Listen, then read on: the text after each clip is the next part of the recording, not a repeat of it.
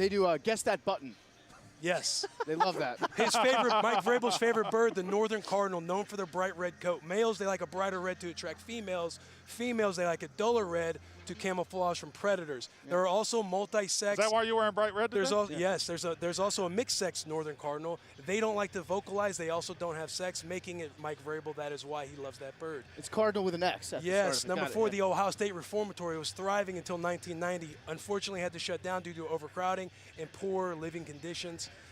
Both wrongfully and rightfully convicted felons. That shut down in 1990. And the last and final one, Ohio is known for inventing rubber.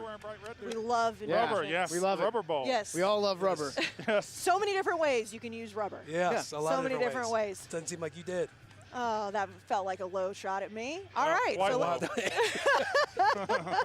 I see what you did felt like there. it was right there. I just tossed that one straight up to you. Okay, so PFT, you came up with a great idea. So we're at the end of college football season, the national championship coming up in a couple weeks, and we looked at all across college football for an all-name team. Yes. I am going to start with the quarterback, and this one is very easy. If you are familiar with the Oklahoma Sooners, you know they have a quarterback named General Booty. Yes. Booty is all the rage right now. Yeah. Guys love the Booty's booty. back. Girls love the booty. Booty is back. General Booty gets my nod for the quarterback all-name team. Will Compton, you have special teams. Yes, I'm going to start off with the kicker. If you are a kicker, you pray that your last name is Legg. My shout-out is Casey Legg from West Virginia. My punter, Kai Kroger. No free shout-outs to Kroger, the convenience store or the grocery store, but he comes out of South Carolina. And finally, the returner. If you're a returner and your name is Smoke Harris, that is a badass name to be fast. a returner. Yes. Yeah. One of Unless the you're top not returners good. in the Smoke country. is a name that needs to be He's up there in both punt returns and kick returns, so I felt like it was a valid name to be on the So list. Smoke is a valid. From Louisiana Tech. Yes, There you that's go. a great name. That's a great name. Okay, Brandon, you were given offense. I was given offense. I actually took offense. I wasn't given it. I took Okay. it. So I've got your standards. I have Tank Bigsby at Auburn because that's still one of the best names ever. Cavassier Smoke at Kentucky. I think he's transferring. Doesn't matter. Dakotas Crawford from Nebraska also transferring. I did not know that UL Monroe had a wide receiver named Boogie Knight. Did you guys know that? Yeah, not. it's incredible. Did Great not. name. Boogie Knight. Boogie Knight with a K, right? Boogie Knight with a K. Yeah. Yes. Fat Watts from Tulane. I like Fat Always as a good. name. Jager Bull, the tight end from Rice. There's Tiger Shanks, an offensive lineman from UNLV. I'll get to the one here in just a second. Panda Askew, an offensive lineman from Charlotte. Wing Green from Georgia Tech, and Damian Smallwood, North Texas. But possibly my MVP for the names on the offense will be playing in this game today. Offensive lineman, number 69 for the University of Ohio, Parker Titsworth. And not only does he Parker get your Titsworth. MVP, Yes, sir. Yes. we also have a present for Will Compton. So Parker wow. Titsworth's parents brought a jersey to us. Parker wanted to give this to you specifically. He wanted you to have the official number 69 Titsworth Nice. jersey. Dude, that is a good good. gift. Shout out to the boy. That's a great Titsworth, gift. man. 69. I mean, that's That's fantastic. a great gift, and it's signed by the boy.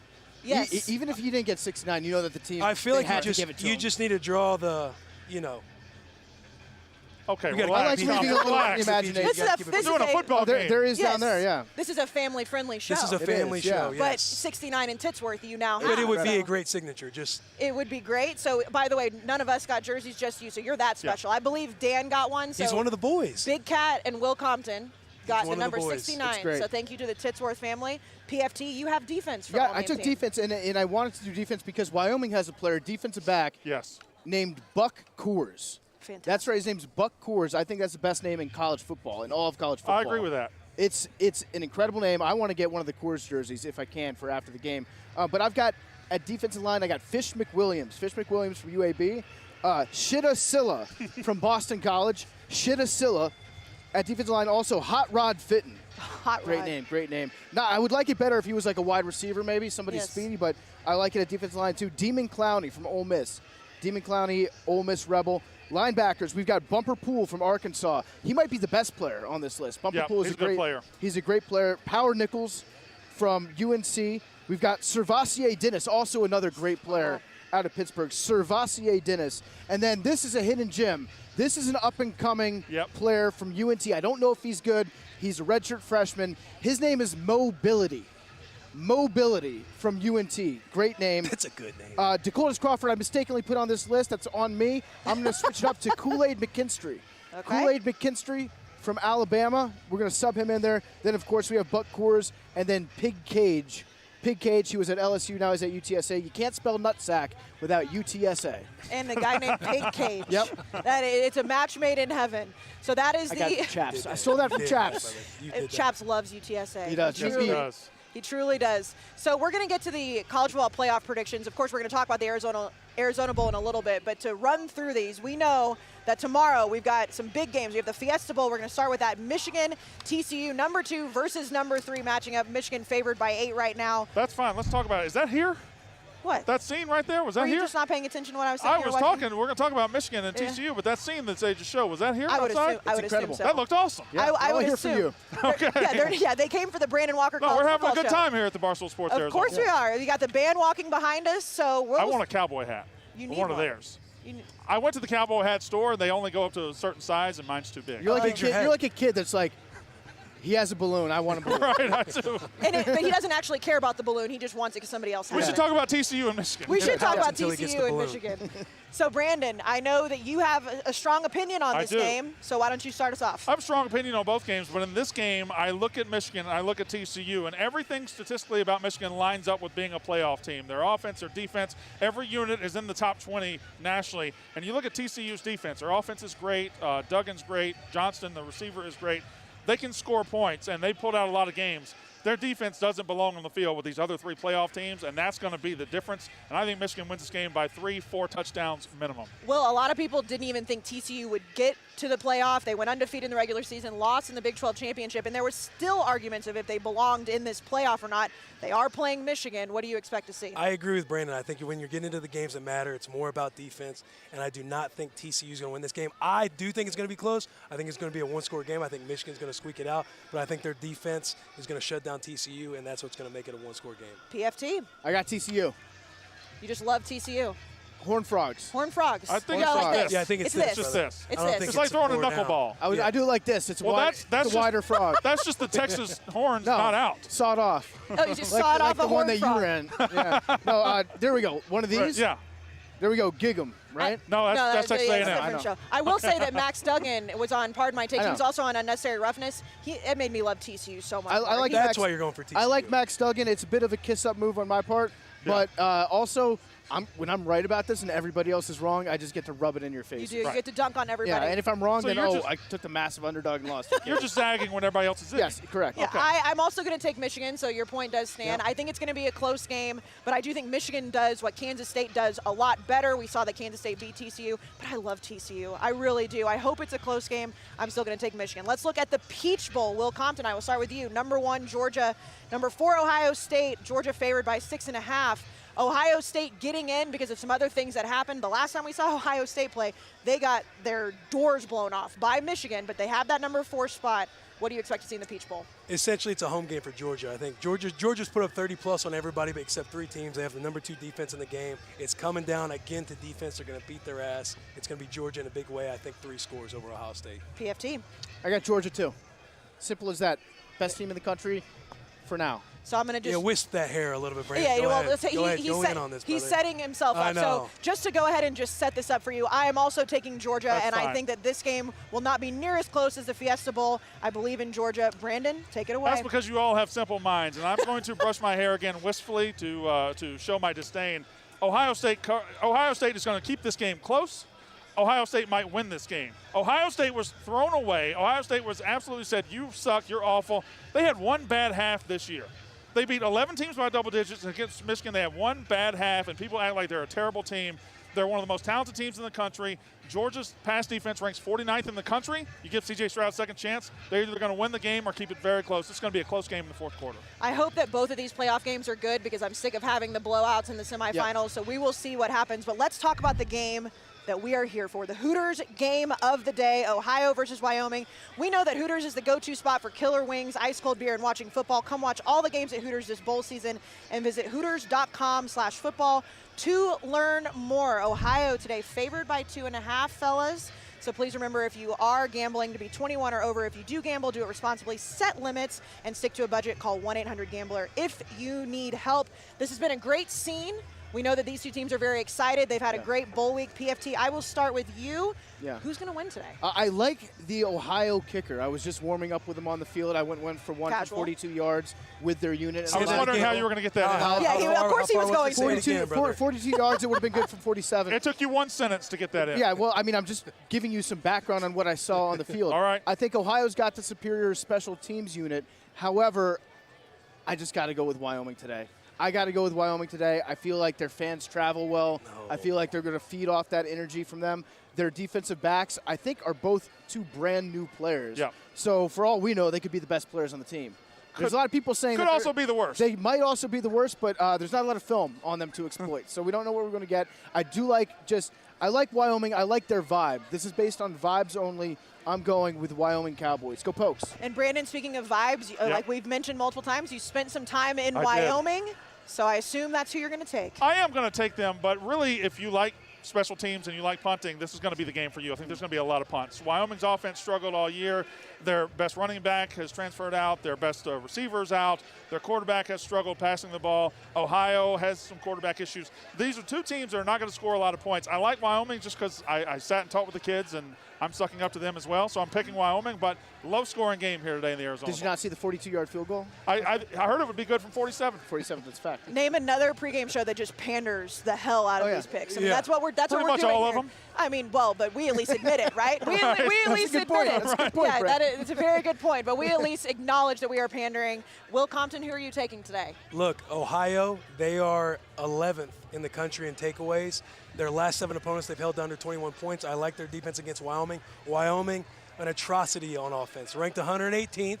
They've lost 7 players to the portal. They're on their 4th running back, a blue-collar kid out of Omaha. If that tells you anything, that means they have no shot. I got Ohio winning 24-10. Did Vrabel tell you to say that? No, Vrabel didn't tell me to He's say in that, his brother. I'm earpiece. just going with the Ohio boys. Atrocity on offense. Yeah, he's An in atrocity. his earpiece. An atrocity on offense. All right. It's going to be a Atrocity. situational awareness. That's what Vrabel would appreciate. I think I'm expecting not many points now. I'll put it that way because you just called it an atrocity. Yes. I am now officially going to expect very few points in this It's game. a I told low-scoring you. game. Yes. I went point by point of why it would be a low-scoring game, but it wasn't until you said atrocity. You did not say atrocity. Yeah. He put it in one sentence. You know, Hey, I'm a vibes guy. If you man. see you took me down 2 scores based off you saying this is going to be a high punting game, I was like, okay, I gotta switch this one up. There's going to be a lot of punts in the desert. We do not expect many points. I'm also going to take Wyoming as well for all the reasons that I've mentioned, lot of especially. haters. A lot, I know, but you have to. A lot of haters out there. You're the one guy, so if we are wrong, you get to rub it in our Yes. faces. So we're going to move on to something that's very special to you, PFT. It's the Chevy's Silverado Lowman Trophy Award. This is a big deal for you. Yeah, I mean, I love fullbacks. What can I say? I know you do. It's very, very close to your heart. Fullbacks are the most underappreciated part of football, and they're making a comeback. The fullback position is been redefined over the last 5-6 years. It's becoming more of an exciting, scoring, flashy type back, but there's still some dudes out there that lay the lumber. And we've got a great panel on the Lowman Trophy Committee. On Part of My Take, we've been awarding this trophy for, I believe, the last 4 years. Sure. And so we've got a great panel of outstanding fullbacks. Lorenzo O'Neal is on the panel. Mike Allstott's on the panel. We've got just a tremendous group of people along with some writers. Hank gets a vote, too. So this year, we've narrowed it down to 4 finalists, and we've got a video that's about to produce them, but Chevy Silverado is the best truck in the world. We figured it would be the perfect sponsor for the best college football trophy in the world. So shout out to Chevy Silverado. So let's take a look at who the finalists are. The fullback is no longer just a misfit toy. More and more coaches are realizing the utility of having guys who are just built different. And just as Rudolph led the way for Santa to get all the credit, the fullback punches a hole through the darkness so his teammates can slay. Standing on the neck rolls of giants, the fullback position has made its way back into the modern game. Names like Kuhn, Neal, and Allstott average 3 yards per carry, so the modern men like Ingold, Ham, and Juszczyk could average 3 1/3.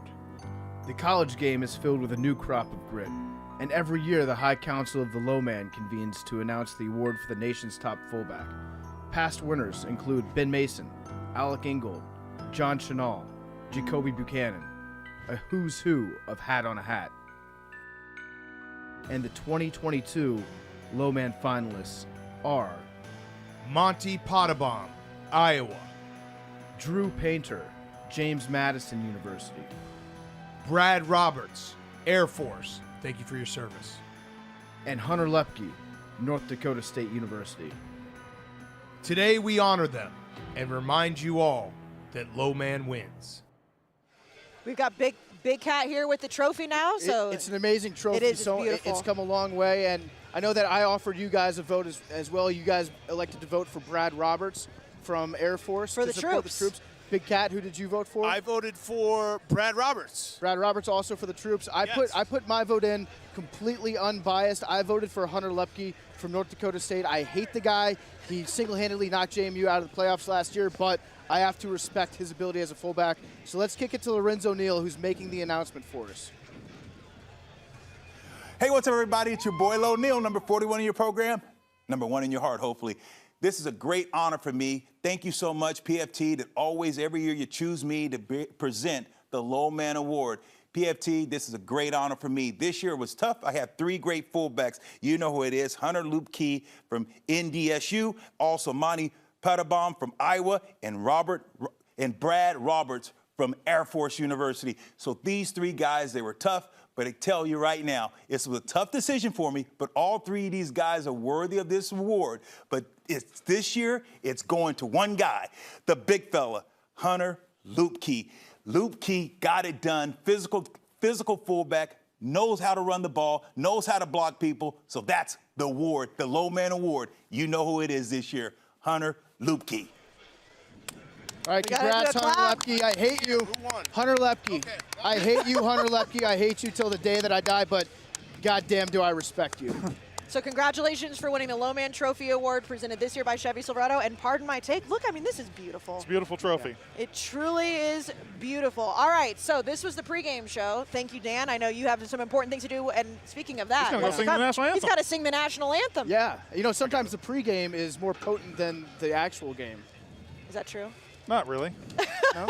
Okay. So if you're just now tuning in, we will be back at halftime. This lovely crew here dressed up, but we've got Big Cat singing the national anthem. We've got Frank doing the coin toss. We've got Jersey Jerry and Spider with a hat cam. We've Somebody got Ron might and kick a Caleb. field goal out there. I don't know. No one is From doing 42? Maybe not. Maybe not 42. No one is doing it like Barstool. Nobody is doing it No like one's doing it Barstool. like Barstool. There is no doubt about that. So make sure you tune into the game. Dan, Dave, and Jake Marsh in the booth. We will be back at halftime. Lots of exciting things. But for now, let's send it up to Jake Marsh in the booth. Jake. Welcome to Tucson, Arizona. Today, the Ohio Bobcats and Wyoming Cowboys close out their seasons in style, and we have a broadcast unlike anything you've seen before. This is the 2022 Barstool Sports Arizona Bowl. History in the making. The MAC meets the Mountain West for a battle in the Sonoran Desert. The highfalutin, scootin', shootin' Cowboys from Wyoming versus the green and white Bobcats from old Ohio. Who will prevail? The first ever Barstool Sports Arizona Bowl starts right now. Live from Tucson, Arizona, you're watching the 2022 Barstool Sports Arizona Bowl.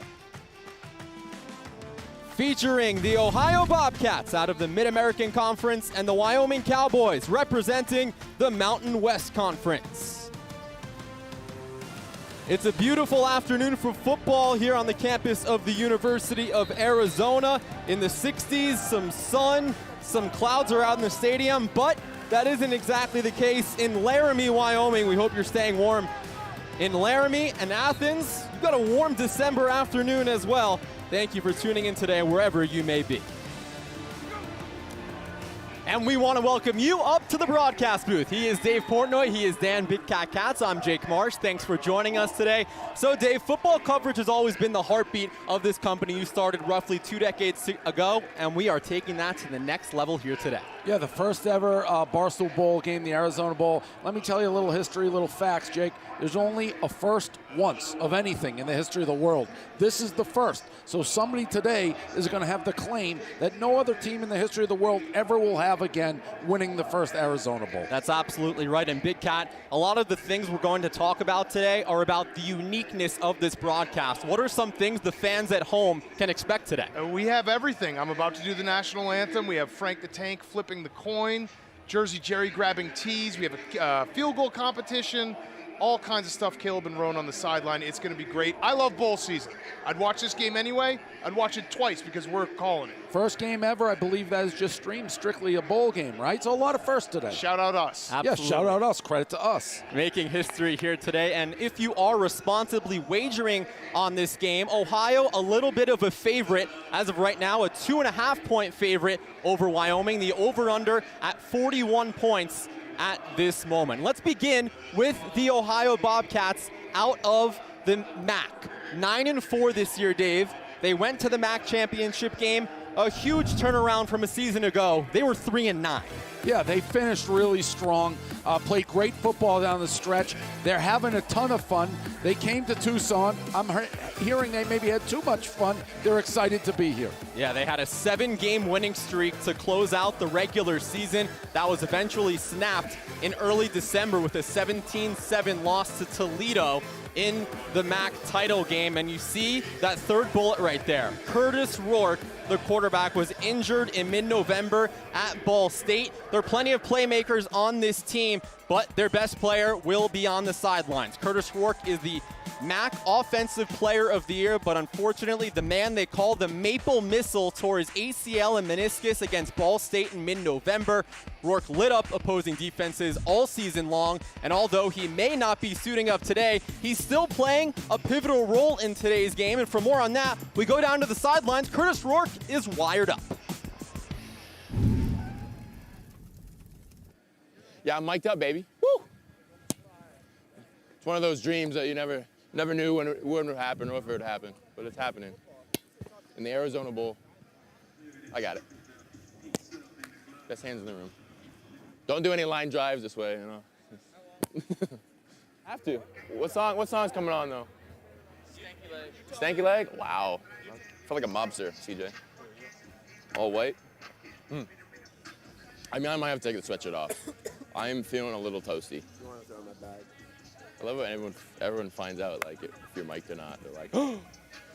And they start, like, triple thinking what they're gonna say before they say it. I know people get razor burn from, like, shaving, but, like, when I don't shave, I shave, like, maybe once every After that, you have to grow out 3 years. Down. Look at that. There it is. Sweet. Sweet. So who is the next man up for Ohio? Meet C.J. Harris, the redshirt sophomore out of West Bloomfield, Michigan. Number 10 is making his third career start today, and he can be a weapon both in the air and on the ground. Harris ran for 3 touchdowns in his first start against Bowling Green.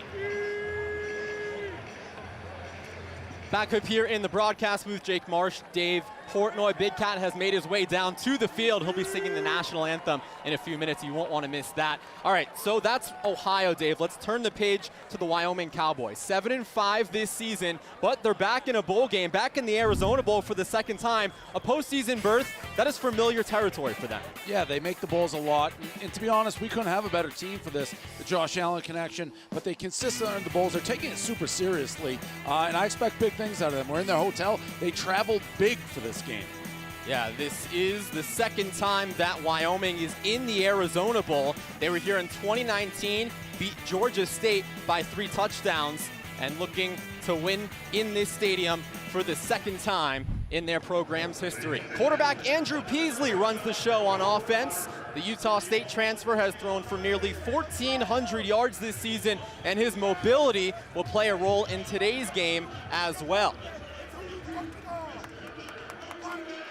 So this game is kicking off in just a few minutes, Dave, and we have no idea who is starting at running back for the Wyoming Cowboys. Their top 4 guys will not be suiting up today. That's one of the biggest storylines of this game, the question marks in the backfield. Yeah, and to be honest, I think if you're going to be hurt at a position, at least running back, you can fill somebody in. I also do like the coach hasn't said who's playing. He won't even put him in warm-ups. To me, again, that shows focus. They're treating this game like it's the Super Bowl. I like that. I think, here's a prediction, Jake. We have a 100-yard rusher from them that we don't know the name yet. I think that happened with Wyoming today. So earlier, you saw Sam Scott, number 22. That's 26, L.J. Richardson. Look out for Sam Scott, a running back, 32 on the roster, 22 today. He might be getting some reps in the backfield. A storyline to monitor as we go along through this game in the Barstool Sports Arizona Bowl. And looking at the Wyoming defense, that is the heartbeat of this team. Their identity, specifically at the linebacker position, Easton Gibbs has turned that role into kind of a linebacker factory for Wyoming. Yeah, and if you look at him right here, it looks like a new age Cobra Kai. They want to keep this low scoring, funnel the play to the linebackers, let them clean up, make the plays, and that's what they've been doing. I think if you ask them where they want this score, in the low 20s probably, 20-team game. That's right up their alley. Yeah, Logan Wilson and Chad Muma on the Bengals and Jaguars respectively. Easton Gibbs following in their footsteps pretty well. He's the captain and the first team All-Mountain West player. Meanwhile, on the line, that's Devon Harris. He leads the team in sacks with 8 of them so far. The sophomore had a career-high 9 tackles against Boise State last month. Defensive coordinator Jay Sauvel's crew has accounted for 34 sacks in 2022, which is the second best number in the Mountain West. So Dave, we mentioned off the top the uniqueness of this broadcast, the uniqueness of this company. Barstool Sports, it's different. There's no tiptoeing around it. And having the broadcast rights is that next step kind of to intersecting sports media. Yeah, and there'll be a lot of people probably listening to us in Ohio and in Wyoming who haven't heard maybe of us before. We're going to call this game like fans, like true fans watching the game. This is the first game we've gotten to sponsor. And to be totally honest, we were happy just to be a sponsor, let a network take it. But it ended up we got the whole ball of wax. We're excited to do it. We did college basketball earlier this season. This is a whole new ball game, whole new atmosphere, and I can't be more excited to do it. Yeah, and if you are not as familiar with Barstool Sports, first of all, welcome. Thanks for tuning in. Let's give you a little bit of a rundown on what we are about here at Barstool. Yeah, how's Barstool have arrived? There's only one person to blame for all this madness. Right here. I'm the boss and the most athletic. Booyah, you all saw it. Roll that dice. Boom. Thank you. One bite, everyone knows rules. Okay, I'm Dave Portnoy, founder of Barstool Sports. Nobody could predict the wild ride that would set my life on. Took me to New York City. I stood in Times Square and I told the world I sold half the company at Turner Group, that I had ambition bigger than the New York skyline. Nobody delivers results like Barstool Sports. That's over 2 decades providing the best results, which has taken us from my mom's basement to what I would say now is the leading digital media company on the planet.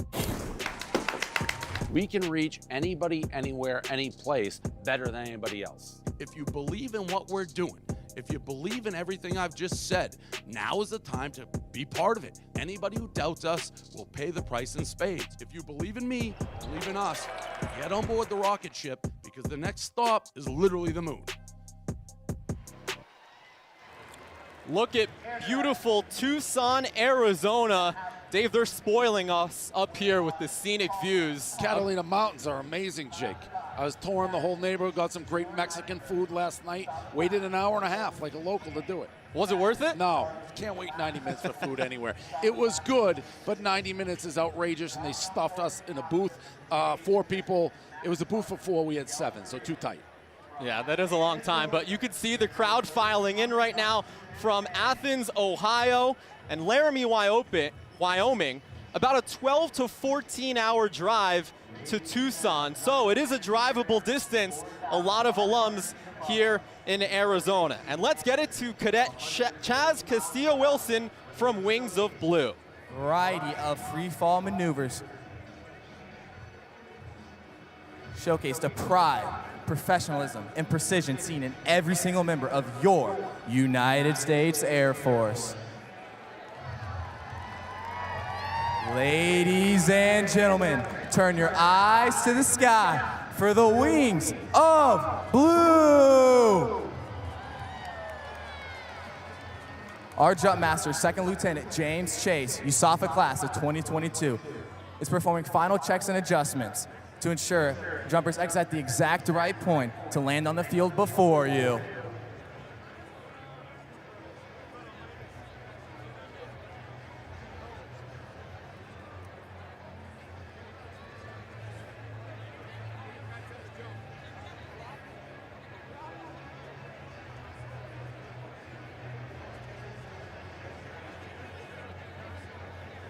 Ladies and gentlemen, approaching from the south is Congo 6'3" with jumpers.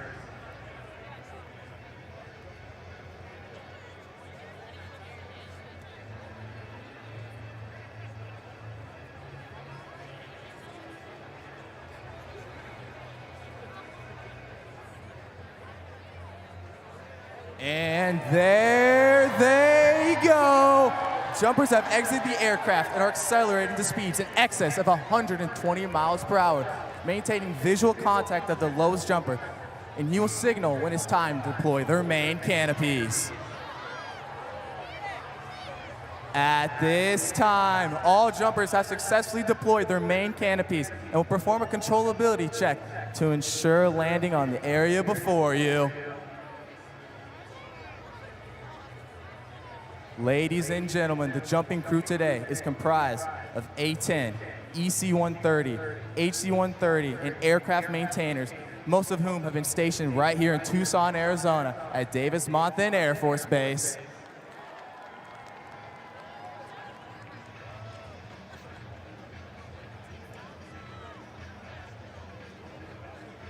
Ladies and gentlemen, the jumpers are low enough that they can hear you. Make some noise for the Wings of Blue!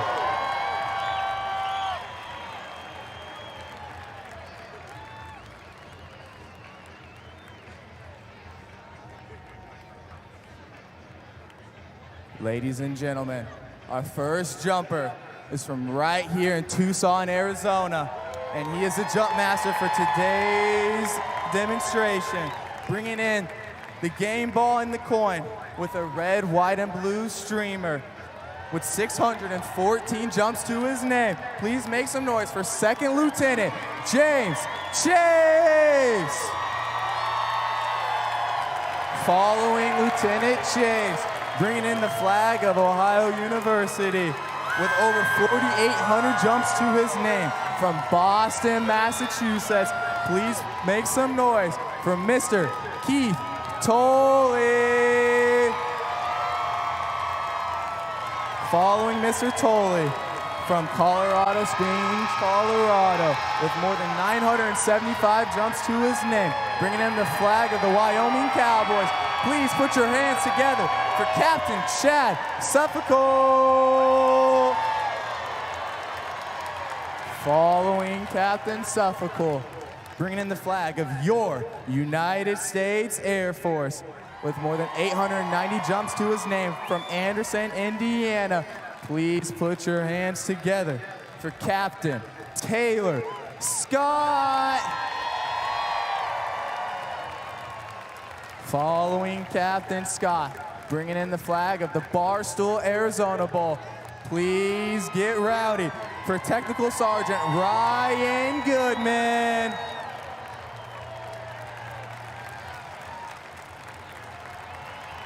Our final jumper for today's demonstration is bringing in 800 square feet of pure American freedom.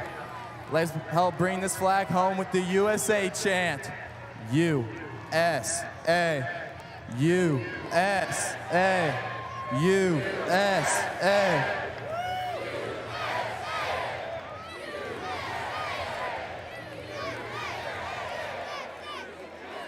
Ladies and gentlemen, with more than 639 jumps to his name, coming from Breckenridge, Colorado, please get on your feet for Cadet First Class, Jason Tilley.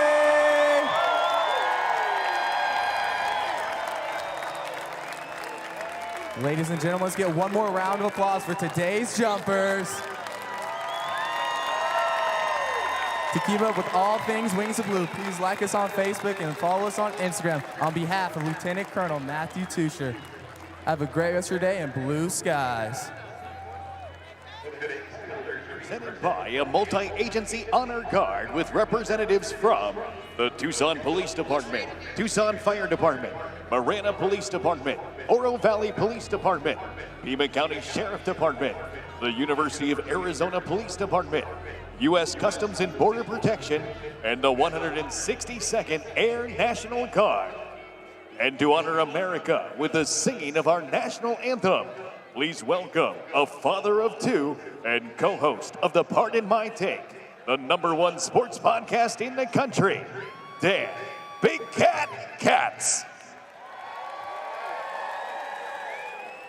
Oh, say, can you see by the dawn's dawn's early light, what so proudly we hailed at the twilight's last gleaming, whose broad stripes and bright stars through the perilous fight o'er the ramparts we watched were so gallantly streaming,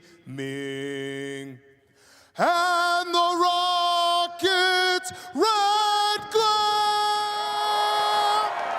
the bombs bursting in air, gave proof through the night that our flag was still there. Oh, say does that star-spangled banner yet wave o'er the land of the free and the home of the brave?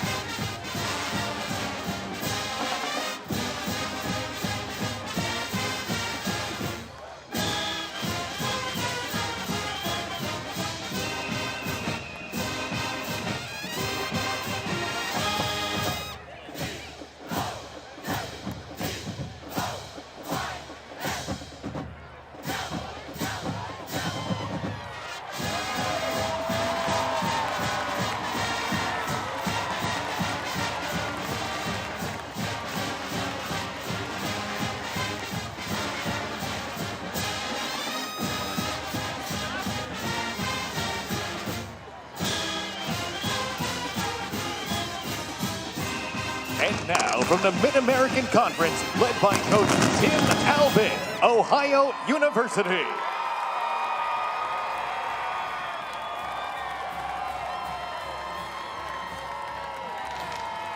Here are the Ohio Bobcats making their 14th appearance in a bowl game, a tremendous turnaround off of a 3-9 season a year ago. They nearly reciprocated that. 9-3 in the regular season, made it to the MAC championship, won the East Division, and eventually lost to Toledo. But an insane turnaround for head coach Tim Albin's team, and they may be without the heartbeat of their team, Curtis Rourke. You see him right there, the captain, the Maple Missile, one of the best quarterbacks in all of college football today, but he will still be playing a pivotal role. And coach, the offensive coordinator, Scott Isfording, told us Curtis wants to win this one just as bad as any other game. Jake, if we were doing this game on entrances, Ohio could turn around, go back in the locker room, get on the plane, go back to Ohio.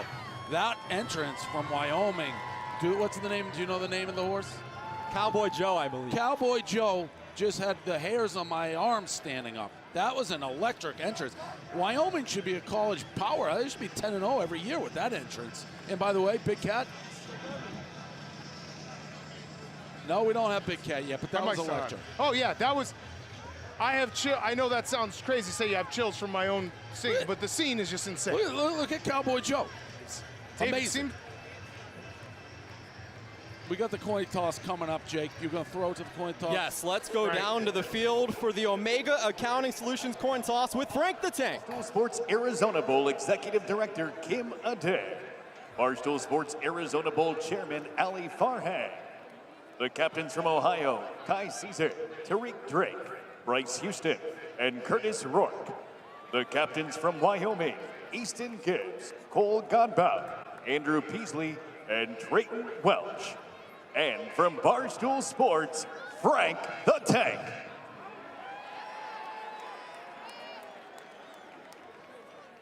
Congratulations on the Barstool Arizona Bowl. Arizona Bowl, Barstool Sports, it's the heads. Both teams is tails. Okay? What would you guys, sorry. What would you like to call? All right, what would you like to call? Heads. He's called heads. He's called the Barstool Sports Arizona Bowl. Frank, would you do the honors, please? Heads, it is. You won the toss. Defer. Definitely want the ball, right? All right.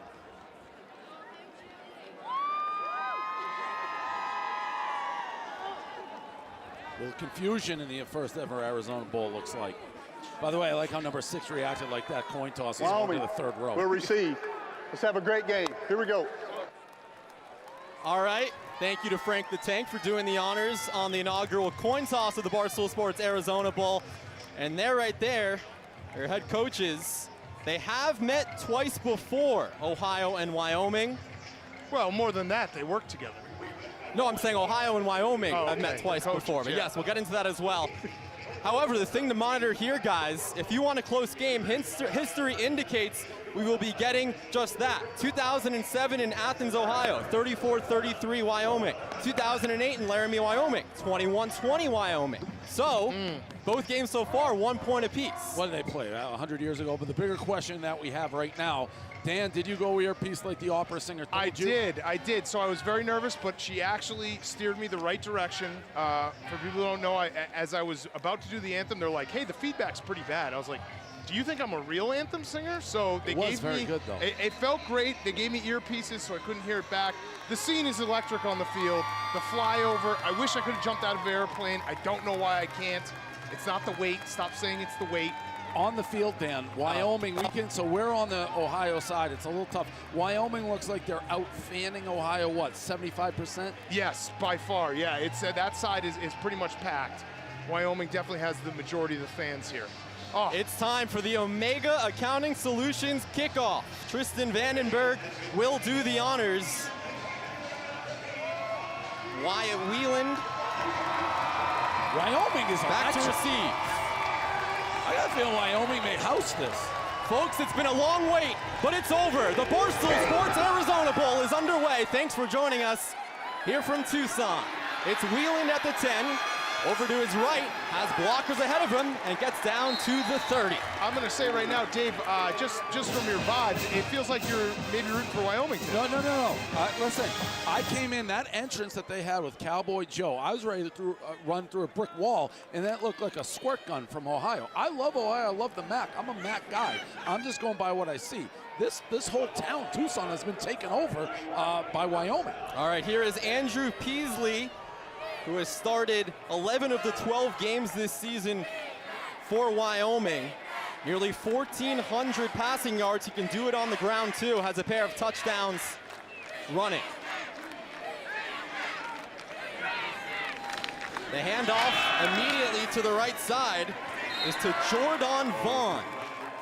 Is that who we expected here? That is the guy who's never taken a snap this year. And Wyoming, by the way, 65% of their snaps, first down snaps, are going to be a run. Yeah, so very predictable. Dan, I said it in the pregame. I think running back is the most replaceable position in football, unless obviously you're talking a Barry Sanders or somebody that ilk. But usually you can fill in a running back, even if you're 5 deep. And they'll run hard because this is the first time they've seen the ball. True, fresh legs.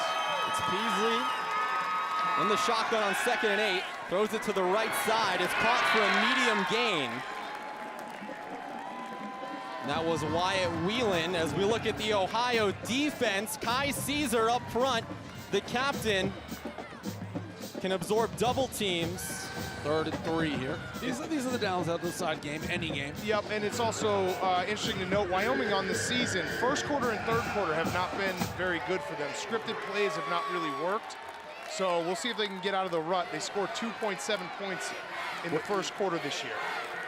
3rd and 3 for Peasley. Danny stats. I got Trying some to stats. avoid a 3 and out on this first drive. Negative thinking. Has good protection. Left side. First It's down. caught. Chains. That's Alex Brown who comes down with it to move the chains. Now, Tyler Jake, Walton on the tackle. Jake, I'm a MAC guy. I'm rooting for Ohio in this game, but I'm going to back up Dave here. We can't have negative thinking. Yeah, that was like trying to avoid a 3 and out. What's Yeah. that? It's 3rd and 3. That's very makeable. It is, and they got it. Yeah, so don't Prove put me any- wrong. That was an explosive 5-yard out for Listen. Wyoming's offense. It was an easy 5, though.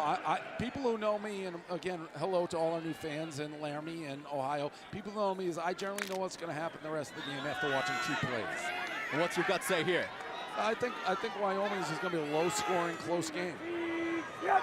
All right, it's Peasley. Hands off up the middle. No, Jake. Oh, I got to be out honest. there. Jake, play 4, and you're already scoring now. I got to be honest. I got duped as well. I knew that. As well. Thanks for the honesty. Yeah. They got all of us. It Oh, happens. no. I knew who had the ball. Okay, they got me and Big Cat then. Peasley. Oh, they're looking at helmet to Oh, helmet. no, targeting. I did talk to the refs before. I said, hey, fellas, let's not do Wait a targeting minute. today. There's no flag. What are we doing here? Maybe a review? Nope. No call right now. By the way, Wyoming is they're gonna have to use their quarterback. for Now, some if run you're a game. Wyoming fan, you already have a gripe because that was as clear head-to-head as you're ever going to have. You should be out of the game 15 yards down the field. Peasley fakes the handoff, rolls right. Wide fakes open. Pressure, but it's caught. That's close to the first down marker. Oh, he that got was it, Jake. Caleb Driscoll, the fullback. Beasley, by the way, those runs, I think you're going to see him run a lot more today because they don't have the running back, so they're going to have to get some. Oh, he definitely got the first down. That was in the headset. Sorry for those on home. I was applying to him, but easily got the first down. That was Vonnie Watkins forcing the pressure. Good first little drive here for Wyoming as the first time they go right into Ohio territory like they came here to play. Maybe the other guys, not as much. Who knows? A lot of football. So it's Peasley in the pistol. Past midfield on this opening drive. Fakes the handoff here. Throws it deep, right side. It's caught. Wheeland. Listen, Wyoming, they look like the 99 Rams right now. Yeah, I mean, they're just coming out, throwing the entire kitchen sink at them. Plenty of time. Guys are wide open, good play action. They're expecting the run game, nowhere to be found. Let them, perfect play. Ohio on their heels. That was Trayton Welch, the captain, on the gain of 21. And it's 1st and 10 from the 26. And we'll see if Ohio's defense can stiffen up here. A lot of bend don't break by them this year. Seems like there's bias in the booth. I would agree. Vaughn in the backfield. Screen to the right side. Great block. The 20. It's Marcus. Look, Dan, if you got the telestrator with that absolute war, the wide receiver on number 6, he's blocking him near midfield. Pushed him all the way back toward the 40 line. That opened the screen. Here he is in the back. Good telestrating. Yeah, look at that. Good telestrating. We Open it missed right him. up. Good job, Big. Great job. Clear that telly. Clear the telly. Brilliant, Cleared it. Dan. And that takes Wyoming into the red zone, presented by Omega Accounting Solutions. That was electric. Anytime you need it, Dave, I got you. And they're kind of going fast. The ref had to get out there in the pistol. The throw up the middle, incomplete. Wheelan dropped it. Dave, you thought maybe that was a flag? No, I didn't look it up here. A 3rd and 1. Maybe I take the first down right up the middle, but they are being very aggressive. Yeah, and they are running a lot faster than they normally do. Big Cat, you think you could have caught this one? Let me see. Right in the chest of Wheelan. Easy catch for me. You got to make that catch. But again, clearly this is 2-down territory for Wyoming. They consider they're a running team. Run the ball up the middle twice. This is your bread and butter. Don't get tricky. Jam it up their throats. It's 3rd and 1. Vaughn in the backfield. He takes the carry and has daylight. Touchdown, Cowboys! In the pregame, I said a Wyoming running back would go for 100. That's the guy who has not taken any snaps this year. They've without their top 4 running backs, and that was easy by Wyoming. I'm not going to lie. The entire state of Wyoming has traveled here, and this is the type of effort and drive they're looking for. Blow them off the ball. Jordan Vaughn, a 17-yard touchdown, his first touchdown as a Wyoming Cowboy. The redshirt freshman from Texas did not play in the regular season. And the PAT from Hoyland is straight through. What a statement, guys. And you can hear from Dave's voice, you know, he is a Wyoming alum. He's very excited about that touchdown. Listen, I like good football. I like coming out aggressive in bowl season. And on that touchdown run, and I love Cowboy Joe. They got the mini horse? Yeah, they got everything, Dan. And look at Roan. Oh, let's go Roan on the telestrator. Look at Roan. Look at him. He's running. That and is got this guy going this knees. way. A 9-play, 70-yard drive. The Wyoming Cowboys make a statement in under 5 minutes. And we had some boots on the ground in Laramie in the last few weeks. Let's see what that was all about. Laramie, Wyoming. Elevation 7,220 feet. Outside of the early 1990s Miami Hurricanes locker room, this is the highest place in college sports. I am Brandon Walker, and I've been sent here to find out what Cowboy Tough really is.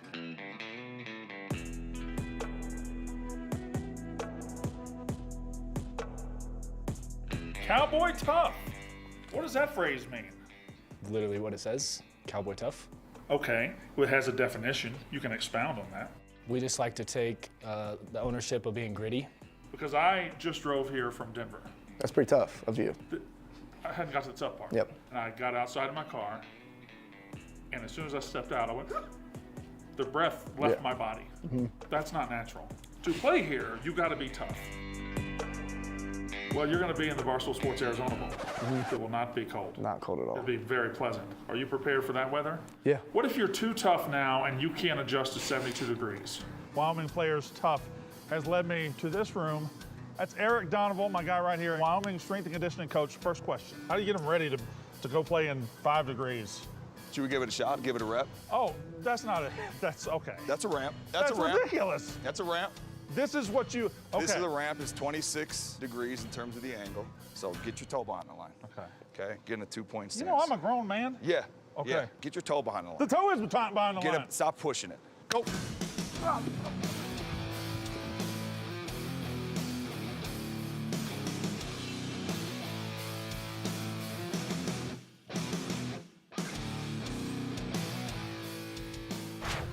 All right, thank you to Brandon Walker. There is head coach Craig Bull.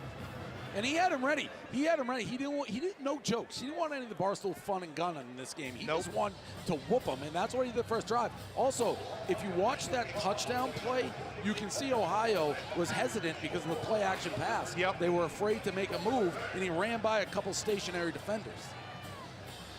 By the way, keep your eyes out. Jersey Jerry's on the Wyoming sideline doing the T duty. Probably see his belly down there. Yeah, he said he's got to wait till they blow the whistle. Yeah, let's go. Here comes the return from Keegan Wilburn. He cuts to his right, breaks one tackle, and gets all the way to their own 42. Great field position to start off for Ohio, but looking back at the Wyoming touchdown, Big Tat, go to work here with your telestrator. Yeah, so they're going to have a seal. They're going to do a great job blocking up front, open up a wide hole, and you can see what Dave is saying. They're worried about the play action pass. This hole right through there for a touchdown. Beautiful. Now let's see how Ohio answers. Jake, it's almost like Jake is rooting for them to score. I'm thinking quick slant here. Little quick pass. 42-yard kick return, Let's by see the it. way. Oh. So here's C.J. Harris. Not so hard, Romo. And a solid That was first easy. play for Miles Cross. There's C.J. Harris making his 3rd career start. He's filling in for Curtis Rourke, the captain. The Maple Missile. The Maple Missile. Was he from MAC Canada? Offensive Player of the Year. Maple Leafs? No, he's from He Ohio. had 3 rushing touchdowns What's Maple for? against Bowling Green, and he has C.A. Bangura, the MAC Freshman of the Year, in the backfield right now. After one play from scrimmage, Ohio already passed midfield. See, you're biased. It's a fake. He rolls to his left, and a gain of about 3. By the way, that's a gain of 2 max, Jake. Take off your Ohio pom-poms. Can we get someone to clip me calling the first play? Because Tony Romo thinks it's so special, anyone can do it. Isaac White on the tackle. 2-yard. 2nd and 8. Well, Screen to the left side. Wyoming is and ready. devoured in the backfield. Wiglis made the catch. Isaac White, another tackle. This one had no shot. Too early to say this is a big play. 3rd and 8. Go. You don't want to give the ball right back to a red-hot Wyoming team? I would say it's a very big play. Ohio going pretty quick themselves. It's 3rd and 11. Let's see if Harris can keep this drive alive. Wyoming crowd making noise, making it difficult. About a 12-hour drive from Laramie. It's Harris. Throws it right side over the head of Willis. Could have been a late hit. And that is. And there it is. That's a late flag. You called that, Dave. Saw it. By the way, you're going to see this from C.J. Harris. I think Ohio's wide receivers are going to get open, but he's got to be accurate. Now, the way he threw that, you almost thought maybe it would be a taunting, but that's a helmet-to-helmet, stupid penalty. Keeps the drive alive, changes the tenor of the game. What are you doing, number 6? And it's something to look out for if they're going to review this for targeting. Personal foul. It's definitely targeting. Number 6, defense. Previous play is under video review. And this is a big deal, guys, because Wyoming was already pretty short and thin at cornerback. If they lose this guy, you're going to now get really deep into your bench. You have different types of targeting. They always review the targeting. You have different types of targeting hits. You have ones that I think football purists like, how can he avoid that? What can he do differently? This was idiotic. This is late. Absolutely late, idiotic, helmet to helmet, clear targeting, what they want out of the game. Just a moron play. He's done. So that's Colby Taylor, See the you later, redshirt Colby. freshman. It's Big Cat, you noted how the secondary shorthanded. Cam Stone, one of their best defenders all season, he entered the transfer portal. So it's guys like Taylor, Duron Harrell, Ja'Cory Hawkins who have to fill in. And Dave, if this is called targeting. If. What are you talking? If. Are you watching the replay? It's targeting. This shorthanded secondary gets even slimmer. This is a debacle. This is an idiotic, stupid play, selfish play. That's the type of thing, if I'm coach, I think about revoking a scholarship. We should have a Dave Portnoy revoke the scholarship counter. Because that may be one. Just a really dumb play. And by the way, it changes the tenor of the game. You're going to get the ball up 7. They haven't stopped you. Now ball's at what? The 35? The whole game's different. And you're going to lose a cornerback. And I like that, Dave. We should do this where it's, the Dave Portnoy revoked scholarship. We end the game. We're playing 7-on-7. Yeah, a bunch of walk-ons. But that I don't even know what they're looking at. Get back. Listen, that was targeting. So I missed it because I was singing the anthem. No big deal. Jake, is Ja'Cory Hawkins playing today? Because he was injured and questionable. So is he out on the field? Because he is their best remaining cornerback. And it will be interesting because they are already deep. They are already deep. You mentioned Cam Stone going in the transfer portal. Will they be able to overcome this? And then on the other side, Ohio's quarterback, C.J. Harris, he's got to hit the guys. Like, that was a bad pass. Horrible he was pass, wide open, and that's his problem is he struggles with some accuracy. Is this ref watching cartoons in there? This should be a 2-second decision. Well, here's the call. After video review, targeting is confirmed. Be 15 yards from the previous spot. Be first down at the 34-yard line. And Number 6 is disqualified. He's mad. I like the anger. But you be mad at yourself. Yeah. So that is Colby Taylor. You can see he's frustrated. Big Cat Ja'Cory Hawkins is on the field right now. One more look at this targeting call. Yeah, I mean, it's blatant targeting. They should really make it that you get to stay in the game, but you just can't play with a helmet. It seems dangerous. By the way, it's not only targeting, it was like a late hit. It was the worst of every world. The play was very much over. So now we're down. They have Ja'Cory Hawkins, but it's the rest of the cornerback group is very slim for Wyoming. Listen, if you're in Ohio, you're an Ohio fan. If you're a Bobcat fan, you're feeling great right now. That was a gift, an absolute gift. Yes, so this drive extends a fresh set of downs for the Bobcats on the Wyoming 34. I noticed they didn't put that replay on the big board. I told them I wanted those on the big board so everyone could see. Harris in the pistol has Bangura behind him. Put a pin in. That's like a turnover, really. Fakes the handoff. Harris now they launches go deep. it. Right side. Caught. Touchdown! Jacoby Jones! 34-yard score! That was offensive pass interference, and number 2. It looked like a little work. That was a great pass, great play. I would feel really bad for anyone that was expecting a low-scoring game. Correct. Myself included. I got to see that again. I thought from up here in the booth, a mile away, that was offensive pass interference. On the replay, maybe not. No, that's fair. That was not pass interference. Yeah, a little hand play. You can allow that. I think that. No. And this is what we were talking about, Dave. Yeah. He's going up against right now, Jerron Carroll. Fake! The fake! And it's caught! Wow. A fake extra point! Match a fake gritty injury! Yeah, he but did. the reception Yeah, that was one of the worst fake by gritty injuries. Major Brown! That didn't do justice to the hamstring gritty that has been taking over from Jefferson in the NFL. He didn't really sell the injury on the hamstring. My goodness! Let's watch the fake hamstring here. I don't think he sold it.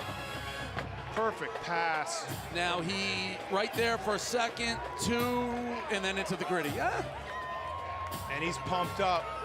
That was Jonah Wieland. Oh, the guns. Put those away. Oh, wait, is that making fun of the Cowboys? It might be, Dave. That should be taunting. That should be taunting. Hey, thankfully it's not. Jonah Wieland split punting duties with Jack Wilson. But my goodness. That was Justin Holloway, correction. But wow, guys, this is fireworks. Fireworks. People expect this to be a very low-scoring game. Not so much so far. Idiots. Dumb people who don't know football. There's Tim Albin, the second-year head coach for Ohio, the MAC Coach of the Year. He's been in Athens for 17 seasons. And a win today would give Ohio just their second 10-win season since 1968. It came back in 2011, and a hot start for both offenses. Well, yeah, a hot start with an asterisk because again, they won't show this in the stat sheet. But what they will, what the three of us know, and everyone in the stadium knows, and anyone in Larium knows, and everyone in Ohio, if you don't do that late hit targeting, it's 7-0, and Wyoming has the ball. Instead of it's 8-7, you lose, and the whole game's different.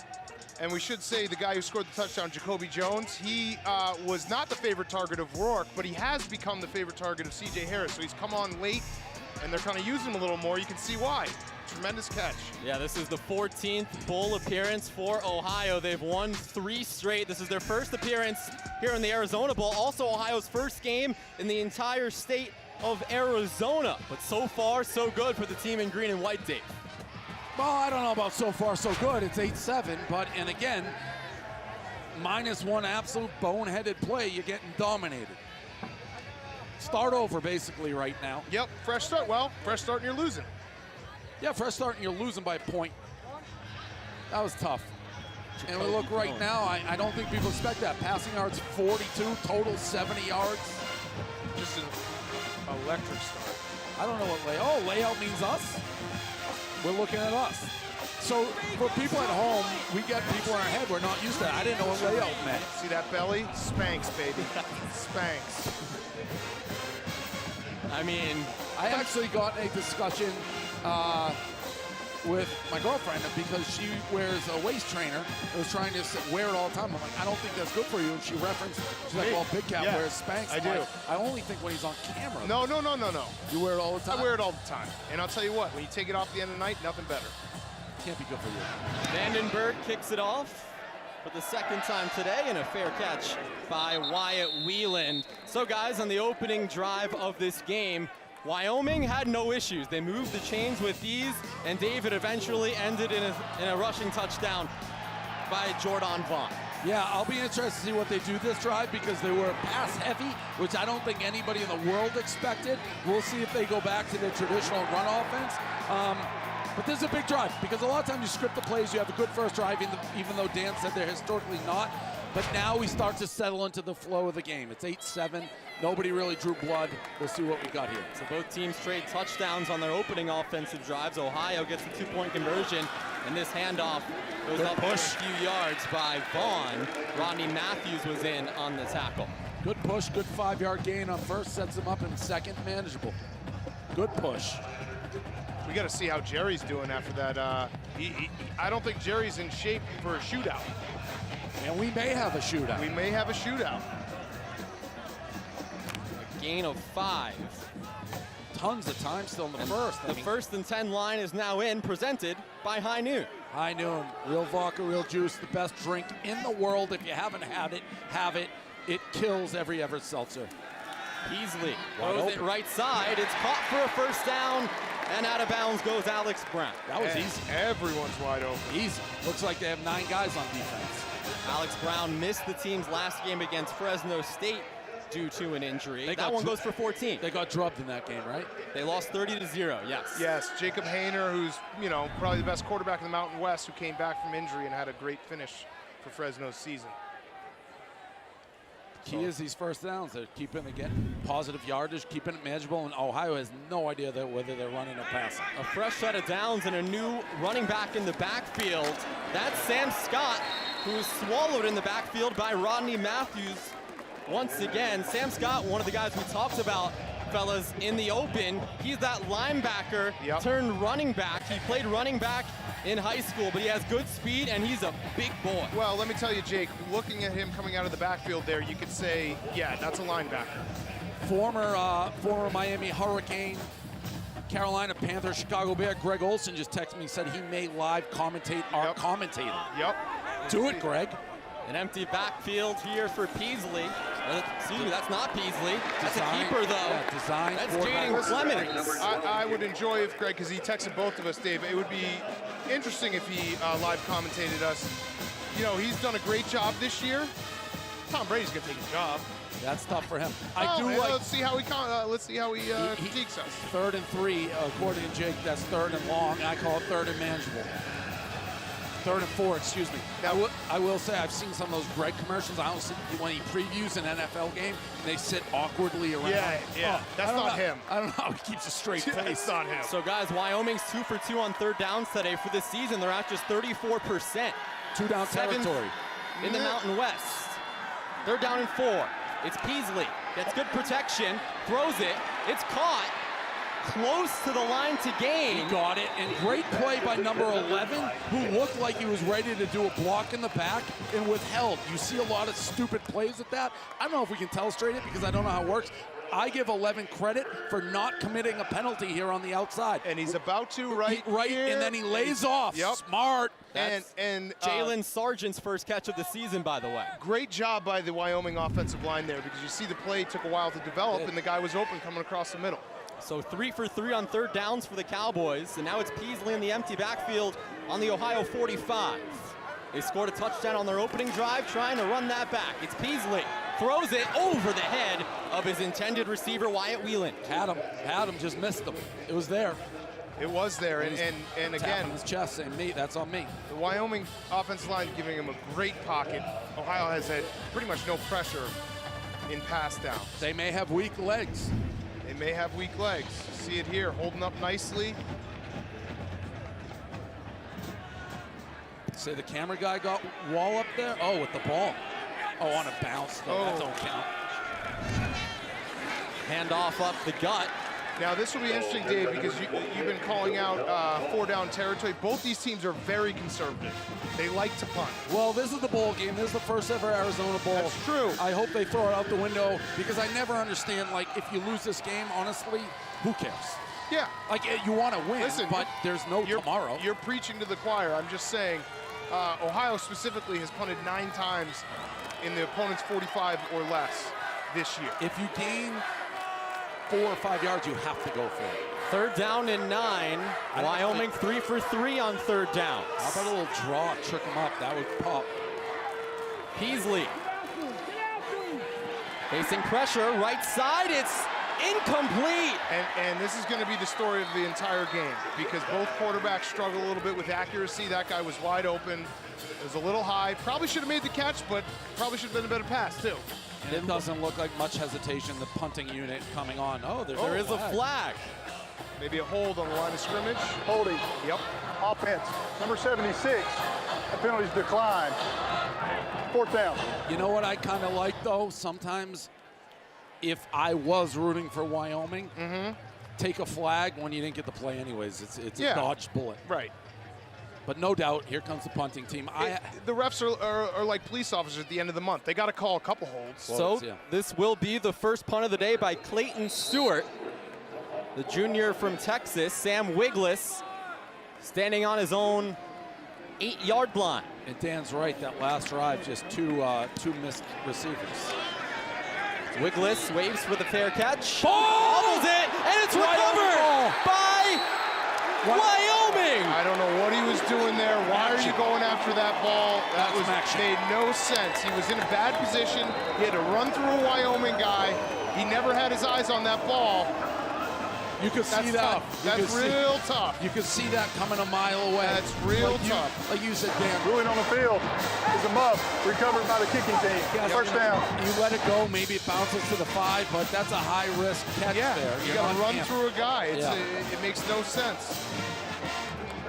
There's more damage that is done on muff punts than like scoring on kicks or punts. Yep, that's action, baby.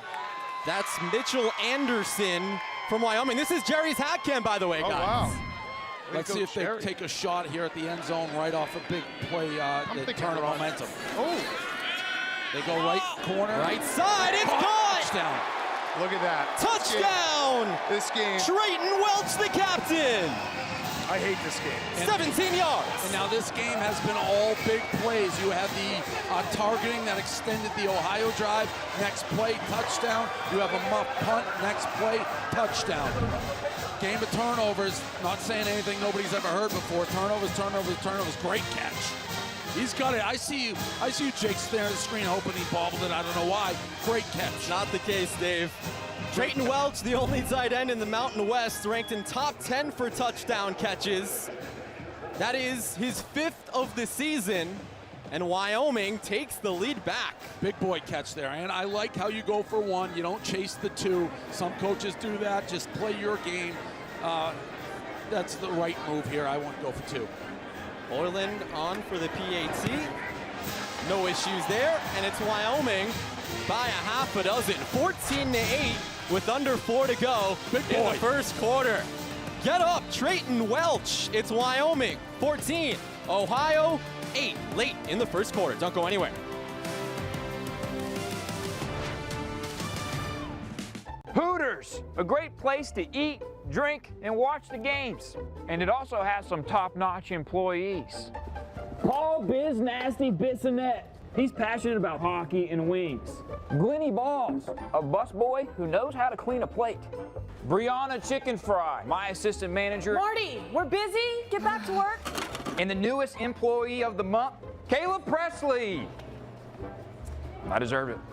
Whatever month it is, make it Hooters. It's been a heck of a game so far. Isn't that right, Kelly Keegs? What is happening? Glenny, how's that watermelon high noon treating you? I love it, Roan. Tommy Smokes, still can't grow a beard, I see. Hey, Ron, you're on the TV right now. How can you even see me? High noon hard seltzer, real vodka, real juice. Coming through, excuse me. Man, look at all those concessions. You must be some kind of king. No, I just saved 60% off my ticket using the Game Time app. Plus, I got an extra $20 off using promo code VIVA. So I paid 2 foot-long hot dogs, 3 beers, nachos, popcorn, and a foam finger more than you? Yup. Where I'm from, we call guys like you a sucker. If you're going to a game, concert, or show, use the Game Time app to get last-minute deals on your tickets. I guess I'm just a better fan than you. Man, I need to get that Game Time app. Sign up now and use code VIVA for $20 off your first purchase.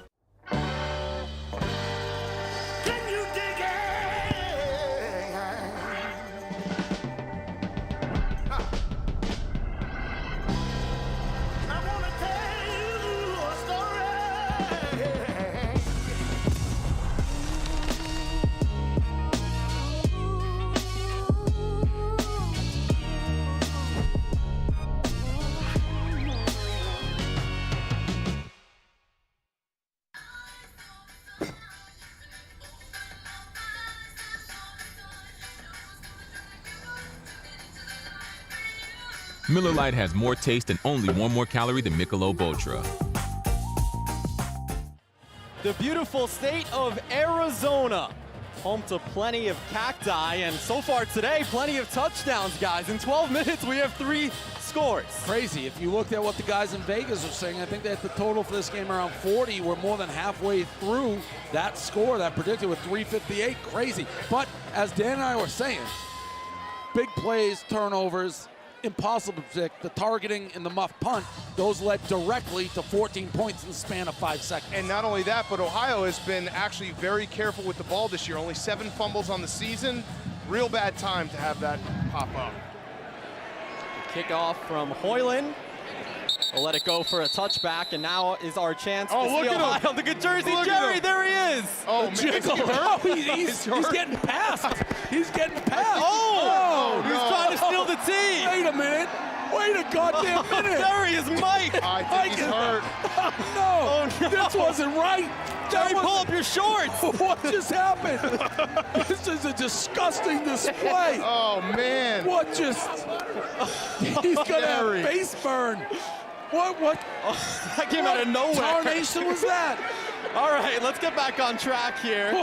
Ohio, a touchdown on their opening drive. You gotta put and that now it's on the first big and play 10 from the package. 25. The handoff to Bangura. A stutter step, a medium gain. And the second effort gets him near the first down. And look at this slow-mo, Jersey Jerry's belly. Stop it. Oh, I'll say right now, humanity. I feel a little bit to blame because I told Jerry he's got to go belly out. That no was huddle for Ohio. They'll get can't- the first down on the screen to Jacoby Jones, who scored that touchdown on the opening Jake, drive. I can't see. I'm fine. We should just replay that after every play. There he is, catching his breath. Jersey Jerry. Get him the oxygen mask. We need a See replay. Spider reaching in his pocket. We need a he wants to see how that came out. We're gonna need a replay of his face hitting the turf. All right, to pose ourselves here. That was disgusting. Harris in the pistol with Bangura behind him. The read option, flips it to Bangura, but he is swallowed in the backfield. Perfect discipline by Wyoming. Yeah, I thought maybe it was a second late on the pitch, had it early, and then they strung it out. Great play, though. And folks, look at his this face. is how you tackle here. Jerry, oh, look at the Wyoming T-girl. Now, did he sell that? I don't know. That was a flop. I'll tell you what, he didn't sell that belly. Look at this tackle from Rook Brown. Great defense there, strung it out. Like as I thought maybe the pitch should have come a second earlier, but they let him swarm to the play. Second down and 14 for Harris in this Ohio offense.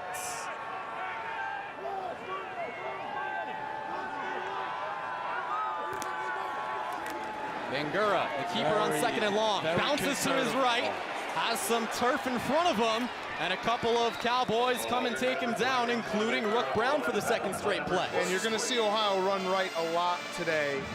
Their right guard is very, very good. Their best offensive lineman by a large margin. That one didn't work. He had to bounce that one out. The sticks are incorrect. No, 3rd down and 7. So Big Cat, that's actually Christoph Atkinson. He's the backup right guard. Hagen Meserve is out today. And I have a good football guy story for you after this play on him. 3rd down and 7. I guess that's right. I got confused by sticks for a second. I wish I had known the right guard was out before I decided to root for Ohio. Wyoming crowd making noise. Harris has time, throws, caught, wigless. First down. He got it. Nice play. Anyways, guys, Hagen Meserve, that right guard, when we talked to the offensive coordinator, Scott Isfording, he dislocated his elbow versus Toledo, put it back in place on the sidelines and went back in, but they took the cautious route. They didn't suit him up today. That's football, guy. I hate to hear that they took the cautious route. You know, player safety is paramount, but also who you root for. I have no shoulder, no cartilage. I'm in the booth playing tough right now. That's facts. That's facts. The final stages of this first quarter, an electric first quarter here from Tucson. Thanks for joining us on Barstool.tv. Ohio pass midfield. Handoff, Bangura picks up a couple. Electric. I mean, can't catch your breath. No. Big plays, mistakes. Jerry's belly, a little everything. Throwing with the pony. There's Easton Gibbs, by the way. We mentioned him in the open. This is the 4th straight year a Cowboy linebacker has earned first team All-Mountain West Conference honors. Yeah, I mean, Easton Gibbs, the day that he's born and you decide to name him Easton, he's a linebacker. Or a green baseball bat. That's true. I gotta tell you, I fall in love with Wyoming's mascot, their colors, their whole vibe. Harris throws it to the left side, and that is caught by Miles Cross. That'll bring up 3rd down and short. And you're seeing it now with Ohio, maybe, you know, realizing, hey, Wyoming's a little bit weak here at the cornerback. Let's start getting some things out quick to our wide receivers, let them make a play. Both teams have had guys fairly open on the 7 to 10 yard patterns. The only really incompletions have been guys who have been missed, who have been open. But the protection's holding up pretty well. 3rd down and 2. I don't think they can run up the middle. Ohio 42% on third downs. That's second in the MAC, and time expires. So we'll have to wait a few more minutes to see if this drive continues or ends. But look at the scenes outside here in Tucson. The vibes, impressive. Thumbs up for a fantastic first quarter here from Tucson. It's the Wyoming Cowboys 14. The Ohio Bobcats 8. Jersey Jerry getting in on the action. Oh, it's one disgusting. quarter down. Stop showing 3 to it. go. Don't go anywhere. That's like a broken leg. Stop showing it. Somewhere on the other side of the world, I found something special. Hand-selected perfection. With a friend. And in order to bring the wonders of the world home, I would fight.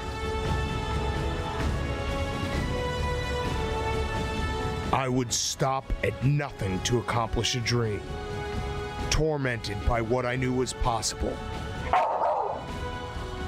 The perfect cup of coffee.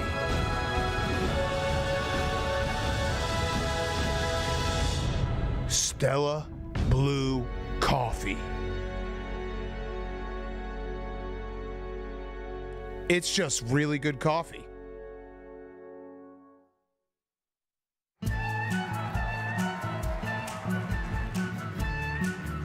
There are some things in life you can guarantee. Coffee every morning, donuts on Saturdays, and the Bears never winning the Super Bowl. But one thing you can never guarantee is a win.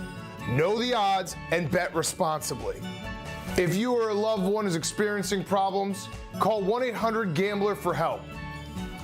And bear down. So, what's for dinner? Dinner is served. Pardon? My cheesesteak! Magnifique! Bon appetit! Pardon My Cheesesteak is a delivery and pickup only restaurant brand bringing you craveable cheesesteaks and loaded fries. Go to pardonmycheesesteak.com to learn more and order now on DoorDash, Uber Eats, Postmates, or Grubhub.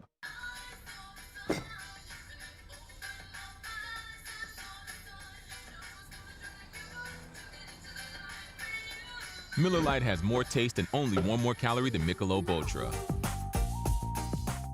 I'm here to get you some deals at the Barstool Sports store. Barstool Sports, ever heard of them? Well, you should. You're watching them right now. Founder Dave Portnoy built that company brick by brick. The Barstool store has everything. Polos for when you're hitting the links. Hoodies for when the temperature gets below 0. Also, t-shirts for when you're lounging around the house. When you're shopping at places that aren't the Barstool store, you're essentially burning your money. What are you still doing here watching this? Go to the Barstool Sports store. Get some merch. It's football season. That means high noon season. Time to rank the original 8-pack. I have pineapple #1. Who do you have, Brandon? Grapefruit is the #1 high noon flavor. No, I said pineapple. I actually think it's pineapple now that I think about it. It's unanimous. Real vodka, real juice, high noon hard seltzer.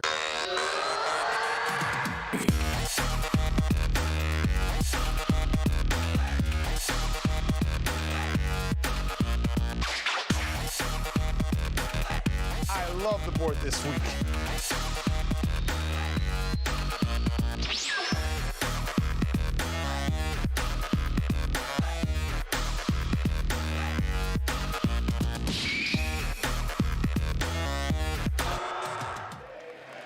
Welcome back to Tucson, Arizona. 1 quarter in the books for the 2022 Barstool Sports Arizona Bowl. It's Wyoming 14, Ohio 8.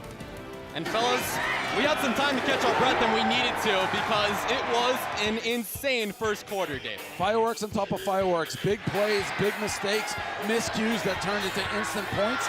And right now, we start the second quarter, and Ohio is on the move. So what people thought would be a low-scoring game has been anything but so far. Yeah, the first half total already hit. And we got a play going, so we got to get back to the action. 3rd down and 2. Credit to me for being alert. Harris, keeper, 1st down and more to the 30 and pushed out of bounds. Oh, and we got a hand down, man down. Gibbs. Young lady on the sideline took a vicious blow. She's still on the ground. Gain of She's 12. all right. Still on the ground. Something to look out for as well. Wyoming's defense has struggled this year on power situations. This is a big hit here.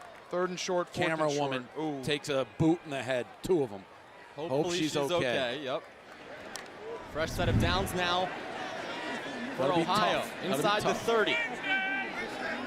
That was Harris has Bangura in the backfield. Has time, floats it up top and over the head of his tailback Bangura. Little shark wheel action there. Good throw by the quarterback. Nothing there. Put it in all the places own guy could get it. Fellas, I got a bad text message that I'll read out loud. Jersey Jerry did text me and said, "Do I look fat? Be honest." Oh, you look horrible. And it looks like she's okay, by the way. Oh, It's great. She's news. texting. Yes. Hopefully her friends. Looks like she's on Instagram. Did you see me take a double kick to the head? I'm back up. I'm good. Tell Mom I love her. I told Jerry, now you looked athletic. A fresh face in the backfield. It's Nolan McCormick. Also, redshirt freshman from Mason, Ohio. Second down and 10. Harris hands off to McCormick. Short game. I got a text that the game wasn't airing properly in our Scottsdale bar. I'm not sure about the others. That has been rectified. Shout out everybody there. We knew it. We had some tech issues. That's on All Business Pete. Yep. Total scumbag. Big play, because Ohio's field goal kicker doesn't have a lot of leg in it. They're very late getting their changes off. The ref's not going to let them snap it. So the late change rule that they have in college, if offense changes, defense has changes, time to get their changes in. Third down and 7.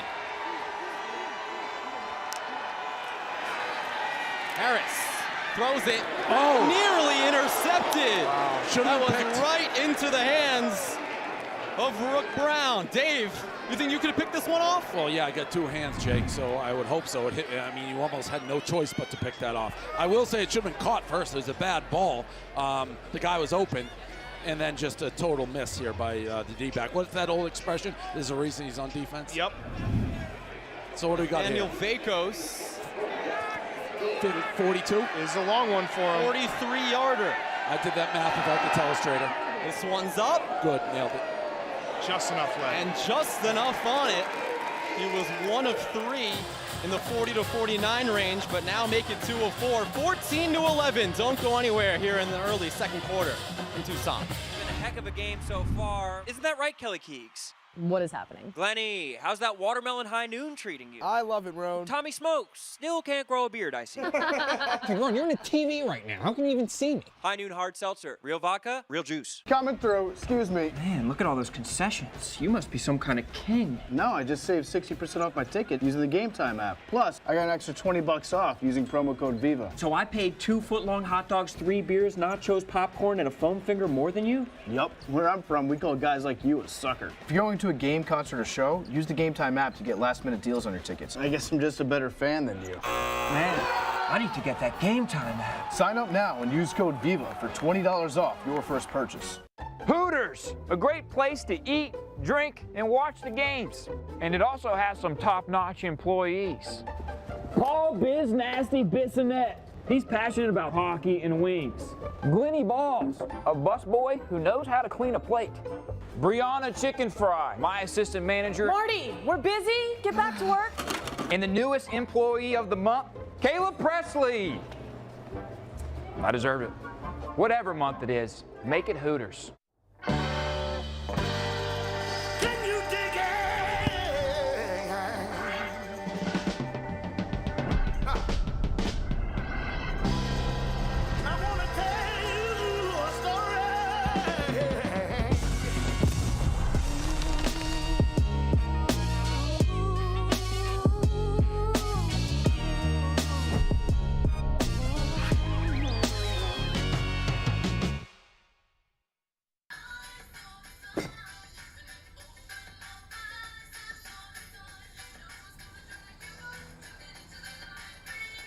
Miller Lite has more taste and only 1 more calorie than Michelob Ultra. The Barstool Sports Arizona Bowl is brought to you by Omega Accounting Solutions. Call 800-300-9-ERC or visit OmegaTaxCredits.com now to learn more. And download the Game Time app to create an account and redeem code AZBOWL22 for $20 off your first purchase. Terms apply. 14-11 Wyoming, early second quarter. Let's throw it down to a Hooters sideline interview with Adam Ferrone. Guys, thanks so much. I'm here with Cowboy Joe and his handlers. I got to ask you guys, I saw Cowboy Joe running. How fast would you say he can actually get up to? Well, a Shetland pony's top speed is about 20, 25, but with us, we probably hold them back at about 10, 15 miles an hour. 20, 25 miles an hour. So a human who could run that fast is probably pretty fast. Oh, yeah, for sure. Wow, that's pretty impressive by me. What are you feeding this guy? Mostly he's on a hay diet, but he does have the occasional bobcat. A lot of bobcat for this horse. It's been running pretty fast. Someone tell it to lay off the ivermectin. Back to you guys. All right, thank you, Roan. Cowboy Joe is mean mugging. He loves the camera. Yeah. Beautiful. Credit to me. I realized Bobcat was the Ohio mascot. Yeah, it's it's a a call joke, for that yeah. one. Yep. And I'll tell you what else. I woke up in the hotel lobby. I was feeling Ohio. I thought Ohio would be who I thought would win the game. I woke up. I saw the mascot. I saw these girls, Cowboy Joe's handler, and it changed my whole opinion of this game. So Wyoming leads by a field goal. I love everything about Wyoming. The pageantry.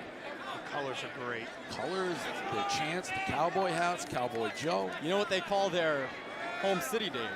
Oh, I don't. Paradise. Ooh. On. Nearly to the first down marker. Good first down carry. Bryce Houston with the linebacker. And now, let's welcome in a very special guest. You may have seen him once or twice before, perhaps in these colors. It's Josh Allen, the quarterback of the Buffalo Bills and a Wyoming Cowboy alum. Josh, thanks for joining us. How are you liking the energy out of your Cowboys so far? It's been electric. I love the broadcast. The color commentating has been spot on. I agree with Dave. I started off that stupid penalty, turnover, whatever you want to call it, cost us points there, but the boys are rolling. Now, Josh, you are my best friend, but I don't have any stories about your coach or former coach, Craig Bull. He's a no-nonsense guy. He didn't want to do the interviews before. Did he ever have, show us a lighter side, maybe sense of humor? You know what? He's funny in his own way. He had a lot of sayings for us. Like he's a big quote guy. I had something written up here. I erased it. I didn't think he was going to show up, but I see you guys flipped it.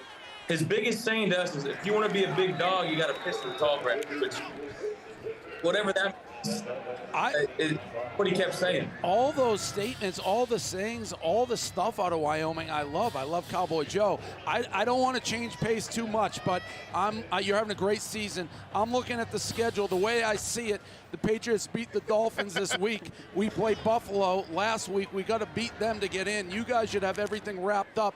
Are the thoughts just to take that last week off and prep up for the playoffs? I couldn't tell you. We're focused on the Bengals right now. Monday night, obviously, it's the biggest game that we got because it's the next one. So maybe Tuesday morning I can give you a better sense on that. Okay, because just to repeat, the Patriots have to win the last two. They got you guys, so you probably shouldn't risk injuries. They are playing for the 1 seed. I know that you don't look at the top of the bracket anymore. Just Dave. a thought. Just a thought. Okay, I'll use that. All right. This is Josh Allen showing off his Coach Bull training right now. The non-answer. It's smart. That's smart. Keep it. Don't let Dave get to you, Josh. No, listen, I love Buffalo, and I love the fans there. And you guys were in our bar in Chicago. I'm all for Buffalo unless the Patriots have to steamroll them. Which, again, I can't thank you guys enough, especially Big Cat, for setting us up with the owner there, Rick. And the bar was awesome. We had video staff, equipment staff, training room staff, coaches, players. Like, it's such a cool group of people that kind of hang out with. And obviously Christmas Eve, I really appreciate the workers for coming in and serving us a little bit, and got to make a tough situation better. It was a lot of fun. So thank you guys so much. I appreciate Barstool River North there in Chicago. Yeah, I mean, I told you the only thing I wanted in payback was when you guys win the Super Bowl, when you do the football life, you're like, hey, Christmas Eve was when the game came together, and maybe a Super Bowl ring. Josh, if you're watching right now, it's a bowl game, 4th and 2 at the 50. Would you go for this? Well, how do you not go for this right here in a bowl game? Last game of the season, nothing to hold back, you know? Exactly. I quote the water boy there, again, let's let the boys play. Question for you, and this may be off. Do you see similarities in the Wyoming fan base and the Buffalo fan base? They're both kind of like cold weather, gritty type fans. Result of the play is a touchback. Yes, and typically the fans drink themselves a bunch of sweaters. So, they got a lot of liquid courage. They have a good time. They cheer us on well. I love the fans of Wyoming. It's obviously the only four-year institute in the entire state. So anywhere you go, I got to go to Jackson Hole this offseason, and everywhere you go, it's the Steamboat logo, and everybody loves the Wyoming Cowboys. So it's a really unique feel. Josh, a few minutes ago, we saw some of pictures from your playing days. And speaking of that Monday night game you mentioned, a little Wyoming versus Wyoming action, you versus Logan Wilson on the other end. How do you see that going? I mean, we'll see. Logan's a hell of a player. He was a hell of a player for Wyoming. We call him the governor. All of his friends call him the governor. He's going to run for governor one day, and Wyoming is going to win it. But he flies around. He makes some plays. It'll be fun to go against a good friend like him. We got a jersey swap after the game, but when it's on the field, it's all business. Josh, I don't have a question. I just want to say I love you. I love you too. Thank you. Yeah. Oh, yeah, did you see, Josh, I do have a question now. Thank you to our producers in the ear. Did you see Jerry, his belly? Did you see what was happening? What are you thinking? What are you thinking? Longer shirt. Longer shirt was good. Maybe some higher pants, too. Also, Caleb Presley just texted me, said I'm blowing it. I don't think I'm doing too bad. I think you're crushing it. Caleb's in his troll phase of his life. He actually looked at me today before the game. He said, "When did you get fat?" Yeah, that's not nice. Yeah, so he's in his troll phase. Come on, Caleb. Come on, man. Yeah. And I don't know if it's airing or not, but our little conversation, I can't say when or if it's airing, but yeah, I love Sunday Caleb. Conversation. That is airing. Thank you for coming on, right, Josh. A little bit of a teaser. Thank you, Josh. Pats need to win that game. Thank you, Josh. Good luck the rest of the season. Thank you, guys. Appreciate it. You guys have a good one. All right, see you, Josh. Love you. Love you too. Bye. So that is Josh Allen. There's Jersey Jerry. Some comments on him. That was pretty cool to have in the middle of the game, Josh Allen. You can't find a really bigger player for both Wyoming and the NFL. By the way, how do you punt there? We were talking to him, not focusing on the game. Here's Jerry's hat cam, by the way. Yeah, let's get into the ground. I hate that punt. You're moving the ball up and down. You punt it, goes into the end zone barely. Only 30 yards change of possession. I really hate that punt. All right, sweep to the right side by Jacoby Jones. Will pick up about 5. By the way, I just want to shout out to people at home who might be following along on Twitter. I got a couple guys who are doing social for me right now. So one of them tweeted the greatest national anthem Arizona's ever seen. I didn't tweet that. Some people are saying that. Yeah, sometimes you run into that. Obviously, we are not like octopuses. We're not tweeting while calling the game. That would be something. Right. 2nd down and 5 for Harris. Parker Titsworth, the center. Off to Harris on the read option. He's got the 1st down and more to the 40 and out of bounds. You're going to just hear me. I hate that punt. Hate that punt. Yep. But that's how they play conservative football by Wyoming. So a nice option here by Harris. Has daylight, picks up the 1st down for a gain of 18. And it really looks like Ohio's starting to get their feet under them on offense. Those are some big holes. And nice work by the linebacker, the tight end 86 out there in space, getting the extra 10 yards. C.J. Harris, 32 yards on the ground on 3 carries. That was his longest, 18. And it unlocks a fresh set of downs, and we have a timeout by Tim Albin. He's upset. He's upset. Ohio. He didn't like it. Timeout.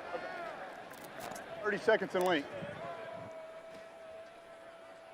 So a 30-second timeout. There is Tim Albin calling his first timeout, and now let's throw it to a Hooters sideline interview with Caleb Presley.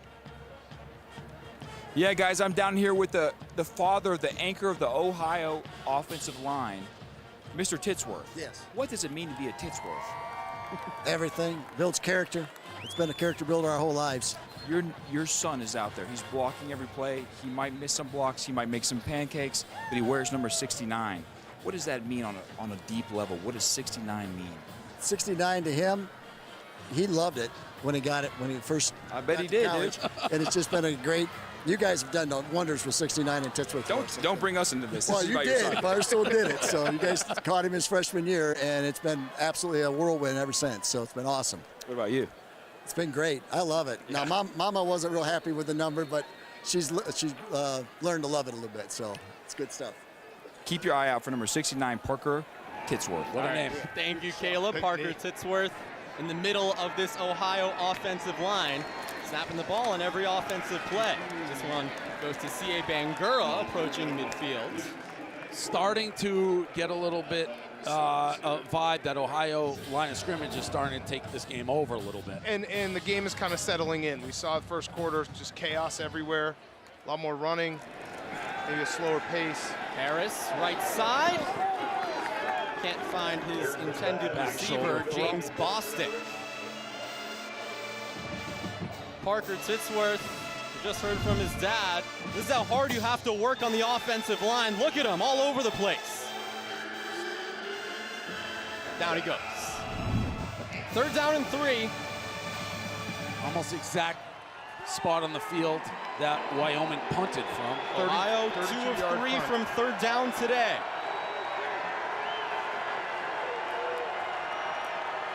Harris, keeper. 1st down, still on his feet. Nice. To the 44. Design draw, made a couple guys miss. Yeah, that was one of those situations where the Wyoming defense did have that kind of perfectly played. It's just a nice juke here and a block. Borderline block in the back. I don't know if they ever call that on a lineman like that. But yeah, listen, the coach said, my guy's better than your guys. I'm going to put the ball in his hands. He made a play. Tough to stop that, especially when it's 3 yards. Isaac White made the tackle.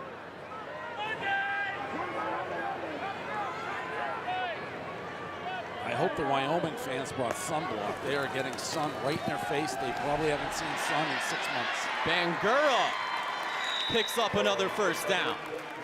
Starting to grind them. They're getting big chunks on 1st down through the ground.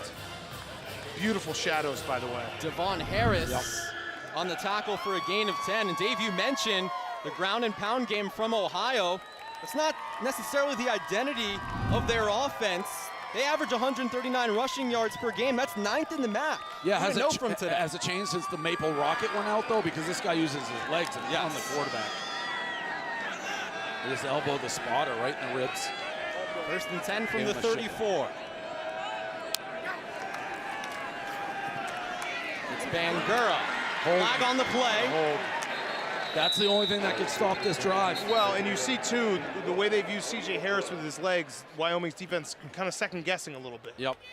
That flag came in kind of late, too. It wasn't an instant. It's definitely a hold, though, in the area of holding, so they'll back them up 10. Officials huddling. Here's Jeremy Parker with the call. Holding. Offense. Number 69. 10-yard previous spot. Titsworth. Second down. You gave him some shine and it backfires. That's the problem when you're 69 and you got the world looking at you. Yep. Let's see this here. Let's see if he... Correction. Replay 1st down. I mean... I don't know. You can call that almost on any play. That's a little wrestling, yeah. What do you want him to do? I don't like that call. I don't like that call. That's very unbiased of you, Dave. Dan. I am nothing but if fair. I have no rooting interest in this Not game. easy being a center. Scott Isfording, the offensive coordinator, said the quarterback and the center have more on their plate than any other position in football. 1st and 20 on the 44. Harris makes the handoff. Oh, my God. And down he goes. Get on the telestrator with the guy who sacked him. Absolutely ran through him like a Mack truck. Just leveled him. And the secondary for Wyoming did a great job of covering there. No one was open. Didn't matter. He ran right over him. That Here looked he like comes. Reggie White with the hump move. He just destroyed him. Destroyed him. They're He's gonna get through there. Look, he just oh my pancakes God, him. bam! Braden Siders, the freshman All-American. Wow, and I gotta clear it faster. That's what Greg Olson said. Olsen's sitting there taking notes. You know that. I'm going to use that in my next telecast. Was that a running back who tried to pick him up? I couldn't see the number, but absolutely flattened. So now back on their own side of the field. It's second and forever for the Bobcats. Harris nearly picked off. Isn't it crazy, guys? They're driving down the field like butter. Handoff, student body, left, right, 7-8 yards. A holding penalty. Titsworth. You got Titsworth. The drive goes tits up. Yep. But that is the game. That ref didn't have to throw that flag. He does, changes the whole thing. They throw on a predictable down, sack, and now what is it, 3rd and 100? Third and 27. That was Shea Suiau-Noah who nearly intercepted the ball. And this is going to be a tough one to pick up, knowing Ohio's offense. Well, that sounded like a jinx. I don't think we'll jinx anything. It sounded like one. Let's see if they go conservative or if they go deep. Harris. In trouble. Pressure. Stays alive for now. This one's caught, but not nearly enough for the first down. James Bostic hauls it in. So what do you do here? Are you going to go? See, I would go for it. It's 4th and 12, but you're at the 36. If you punt it in the end zone, you gain. That's crazy. I told you that Ohio has punted on the opponent's 45 or in 9 times this year. This is exactly what they do. No, this is a field goal. Oh, this is a field goal. Oh, this is going to be a problem. Nathaniel Baco's longest this season is 55. Oh, That's no. the 3rd longest field goal in program history. This 54? A 53-yarder. How do you know? They don't put the graphic. We just did the math. Baco. And that's why you don't kick a 53-yarder. His average field goal make is 24 yards this year. That wasn't only wide right, that was short. It's sometimes hard to tell on TV. That was short by 7 to 10 yards. I'm going to say Tim Albin, listen, I'm not going to criticize coaches, kind of set his kicker up to fail there. I think he kicks out 100 times, he doesn't make it one. So let me ask it. We're going to break. Would you have gone for it there or punted? I would have punted. I would have gone for it. 14-11 Wyoming. They're getting the ball back.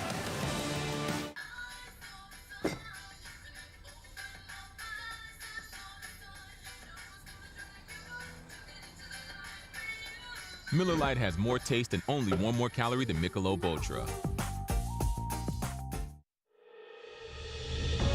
Somewhere on the other side of the world, I found something special. Hand-selected perfection. With a friend.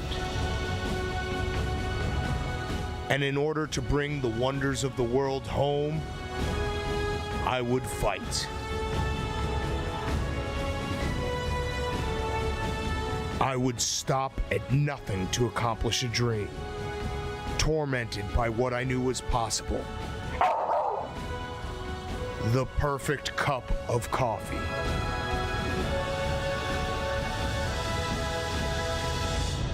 Stella Blue Coffee.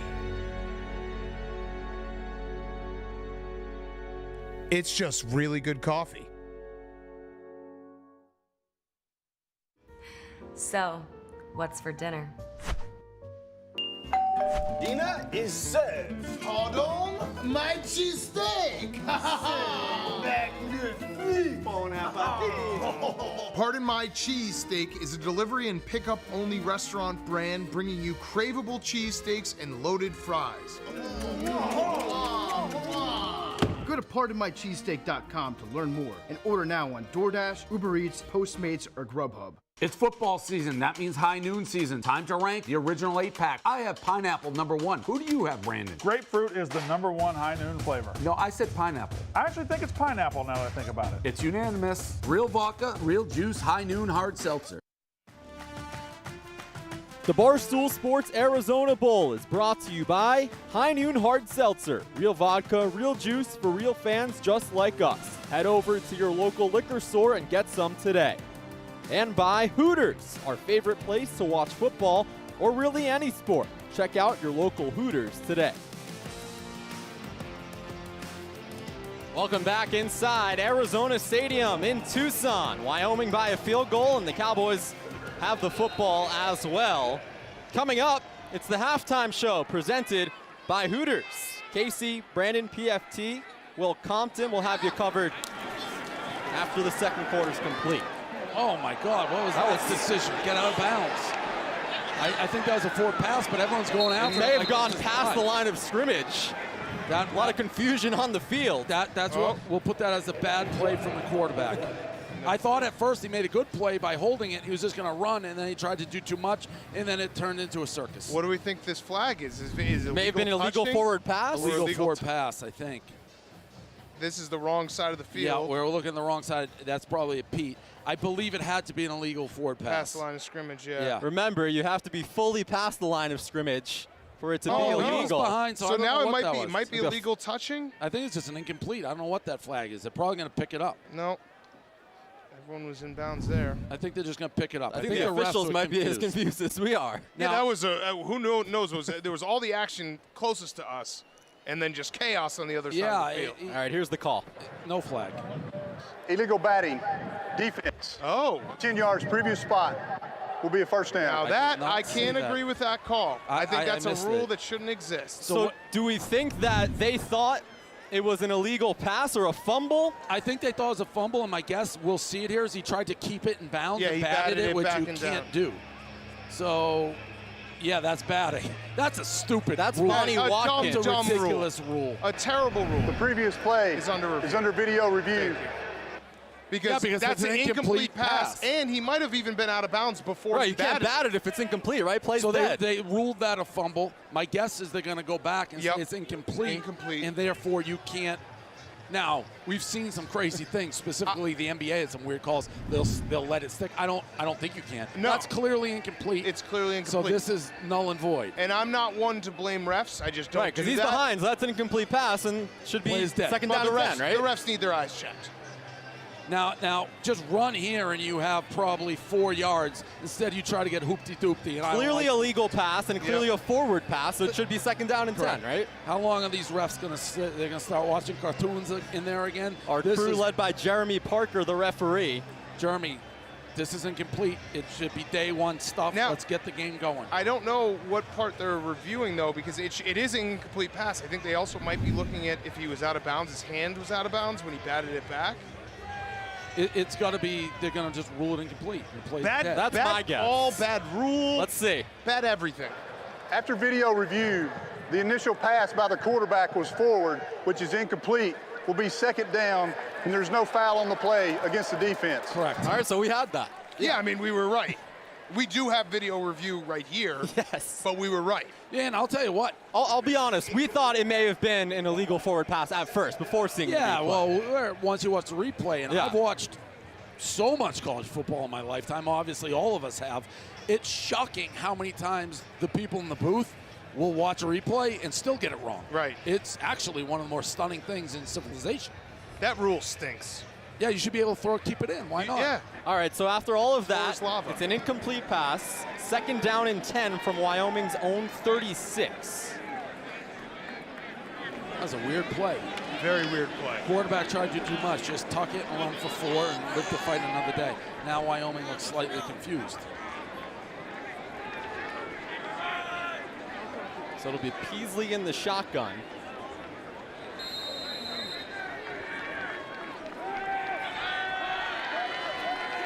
Caleb Merritt now in the backfield. Motions over to the right side. It's the fake. Peasley has some space. Nice run. We'll bring up third and short. And that's how they're going to make up for their lack of running back depth. They're going to probably run Peasley, 5 to 10 times in this game. Alvin Floyd came in on the tackle. Well-designed play. And it brings up third down and 3 as Jordan Vaughn, who had the opening touchdown in this game, re-enters in the backfield. What's the play call here, Dave? I would smash it up the middle and do it twice, but they're obviously not gonna, so I don't know if you can run it. I guess you gotta throw it if you only have one down. They've been living in 3rd and 3, it feels like. There might be another option. Timeout, Wyoming. And a timeout by Craig Bowl. Timeout, Cowboys. Wyoming. It's their first charge timeout. Now, if you, I believe the Vegas halftime line was 1.5, so for anybody who got involved in that, these are huge plays down the stretch. A lot of people get involved in the first half. All right, so a 3rd down and 3 coming up for Wyoming after this timeout. Late in the second quarter, Wyoming leads by a field goal. Been a very good game. What was that Josh Allen line he said? Which one? If you're going to be a big dog, you got to piss in the tall grass. I like that. And he also said that Wyoming fans drink their sweaters. Drink till they get a sweater. All right, guys, now let's send it to Taylor Luan for the Stella Blue Beat Mr. 35-yard field goal challenge. Our contestant today is Anthony Schumacher. Schumacher is playing for $5,000 and 1 year of Stella Blue coffee. It's very easy, friend. 30-yard field goal. If you make it and PFT makes it, you'll win. If you make it, he does not make it, you obviously win. If you both miss, we'll figure it out. Go ahead, on you, sir. Woof. Woof. I got you right here. Don't worry, PFT is not a trained professional.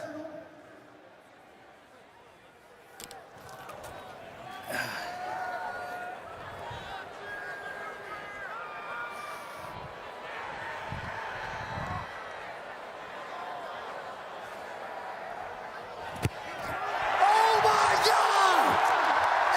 Incredible! Anthony, here at Barstool, we are all about giving back. You are still going to get 1 year of Stella Blue coffee. There you go. Congratulations, sir. PFT, everybody.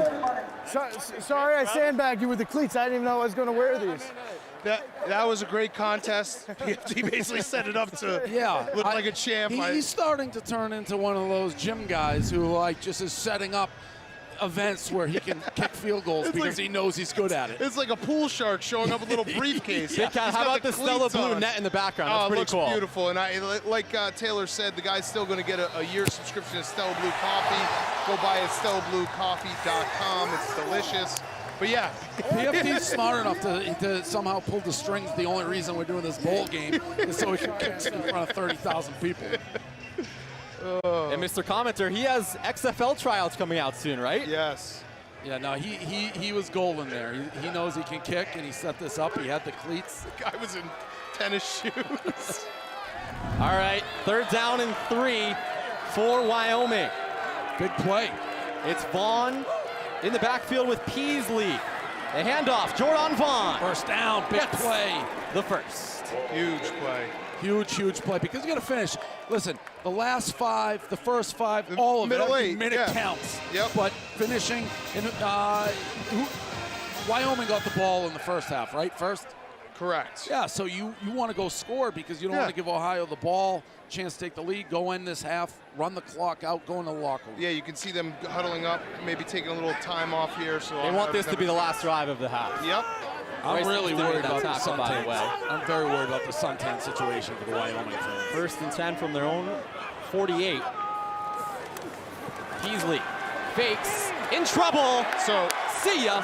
That play was a miscommunication right from the start. Looked like he wanted to hand that off. The running back went to block, left him just standing there with nothing to do. I couldn't tell if it was the bad snap. Was it supposed to be right? Something was off for sure. Yeah. That was the captain, Kai Caesar. So I think it was the snap. Yeah, it might have been the snap, but he also was trying to get bailed out by his running back who went to do blocking duties. It may have been the snap took him away and he couldn't complete the handoff, the exchange, because he wasn't where he's supposed to be. Either way, that play was dead from the get-go, and now they're behind the chains. The defensive coordinator for Ohio, Spence Nowinski, told us that Kai Caesar's absorbed big pressure, sometimes takes a double team. This is a long pass, short. Looked like little hand fighting by both sides, no flags. Intended for Ryan Marcus. Now you got to ask yourself, if you're Wyoming, what do you do here? Justin Burchett was on the pressure there.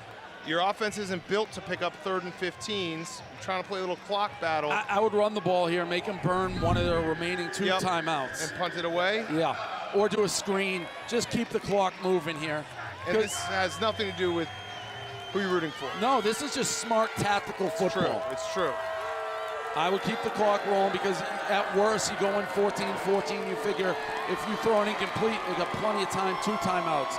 run the ball or a little screenplay here. Peasley goes short, and it will be just that. The conservative play call. But he went out of bounds. And the catch by Jalen Sargent. That was dumb. No, the clock No, runs. it winds? Yeah, under 2. It's under 2, my bad. All right, then that's good. Fourth down. Timeout from Ohio, most likely, right? Yep.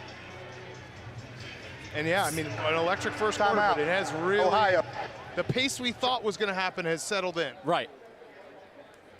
But Ohio is going to get a chance to run a 2-minute drill. With one timeout. Dave, what's the move here? Are they conservative? Do they keep it on the ground, throw it deep?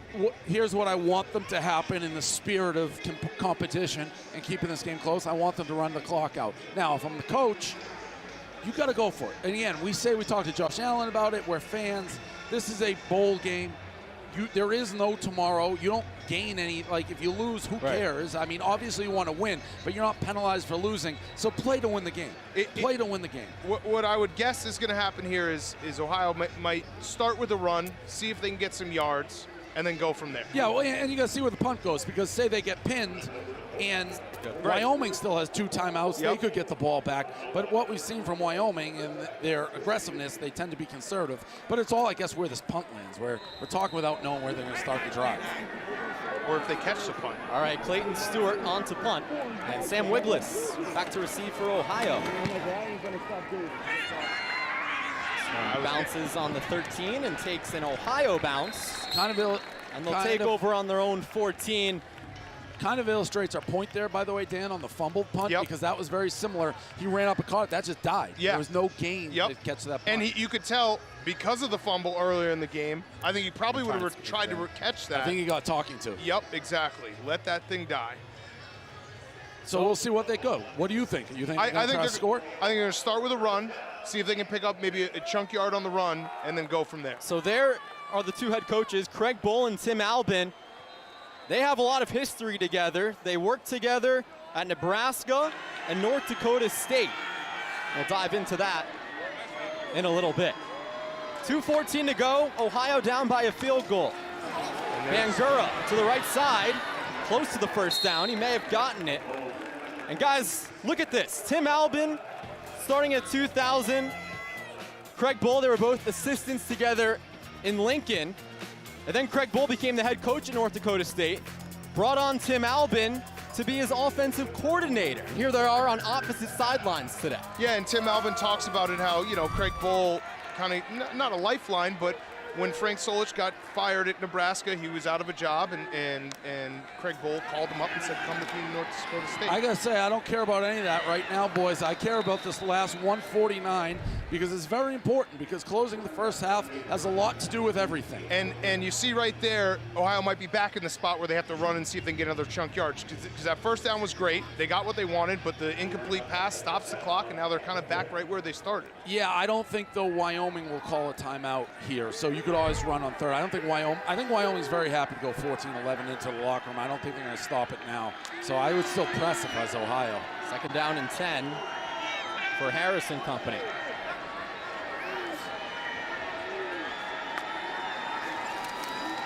Has some time. Now trouble, and a flag. A hold? Comes or in a late. leg whip, maybe a leg whip. The quarterback did go down funny, but I think the way the lineman looked like he got tackled. Looks like a hold where they threw it, but we'll have to see. Let's see, watching it. I think that's a leg whip. That's absolutely Victim. a leg whip. Yep. Can't do that. No, he's not even paying attention. Holding. Oh, Thank offense. you. Come on, refs. Take off The your penalty's Ohio declined. hats Kicked up him. here in the Third booth. down. How's that a leg whip? He's getting dragged. Kicked He him. doesn't know where he is, Dan.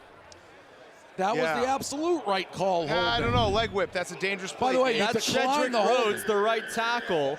You declined the holding, right? Yeah, he declined it, And it's third down. and now you call a timeout. Now you got to call it. Well, the Yeah. clock's not running yet. Right, Now no, it I'm is. saying- Now it is. Timeout Wyoming. Timeout Wyoming. Timeout Wyoming. Third Timeout down and Wyoming. 10. Wyoming does have 2 timeouts. It's 3rd and 15. And why is Ohio What? should snap this ball with They nothing will left? call a timeout, coach. Timeout, coach. Wake up. Bleeding some more clock. This is terrible. 5 terrible. snap. Harris pitches right side. Bangura. Oh, he's got to He'll lose stay a in couple of bounds. yards. He goes out of bounds.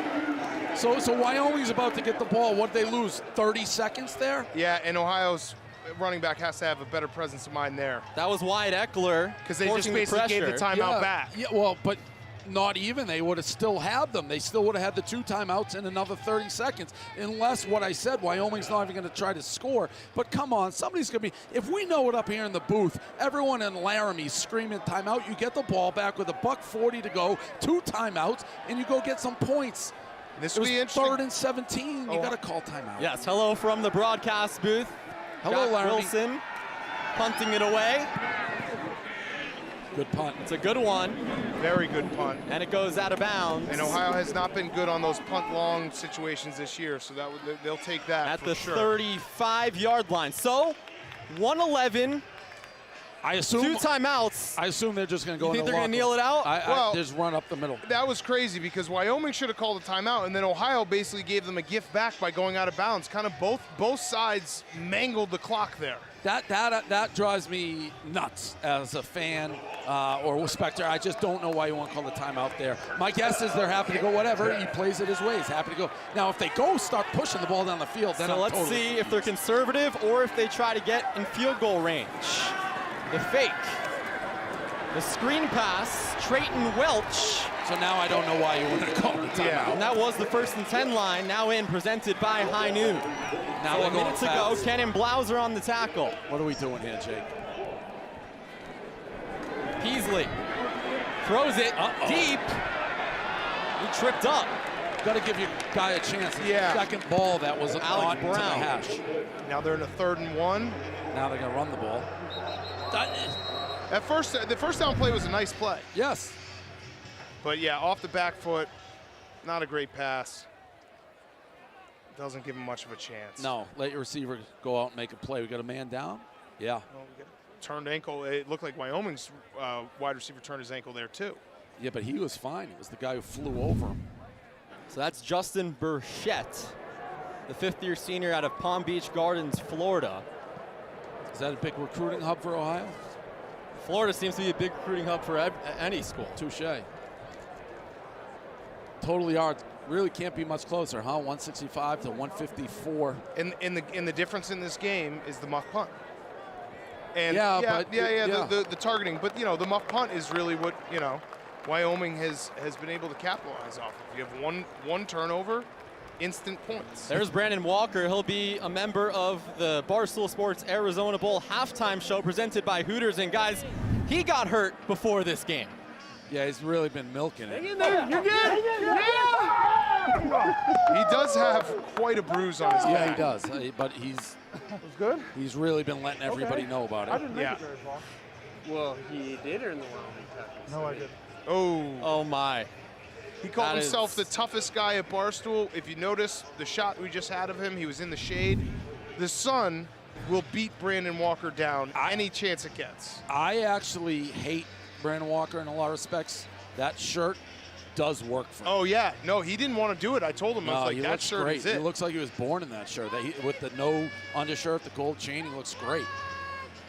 So Brandon luckily is okay to perform at this halftime report. You got to assume right now you run the ball to try to get a first down and then call a timeout. So yes, 2 timeouts for Wyoming. Or spike Vaughn it. in the backfield. 3rd down and 1. Let's see what Peasley drums up here. Hands it off to Vaughn. Gets the first. Second effort gets him to midfield. Now either call timeout or run up and spike it.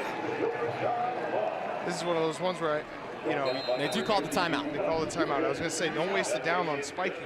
Why? That always drives me crazy. I don't mind. You're not a great offense. You might get stuck in a spot where. Burchett going to the locker room. I just think if you need that down, you're probably going to run out of time. Yeah.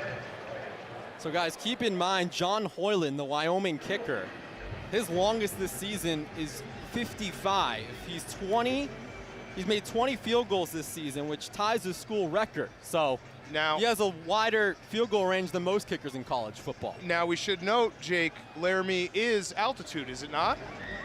Yes. I believe so. So thinner air, it's pretty high up there.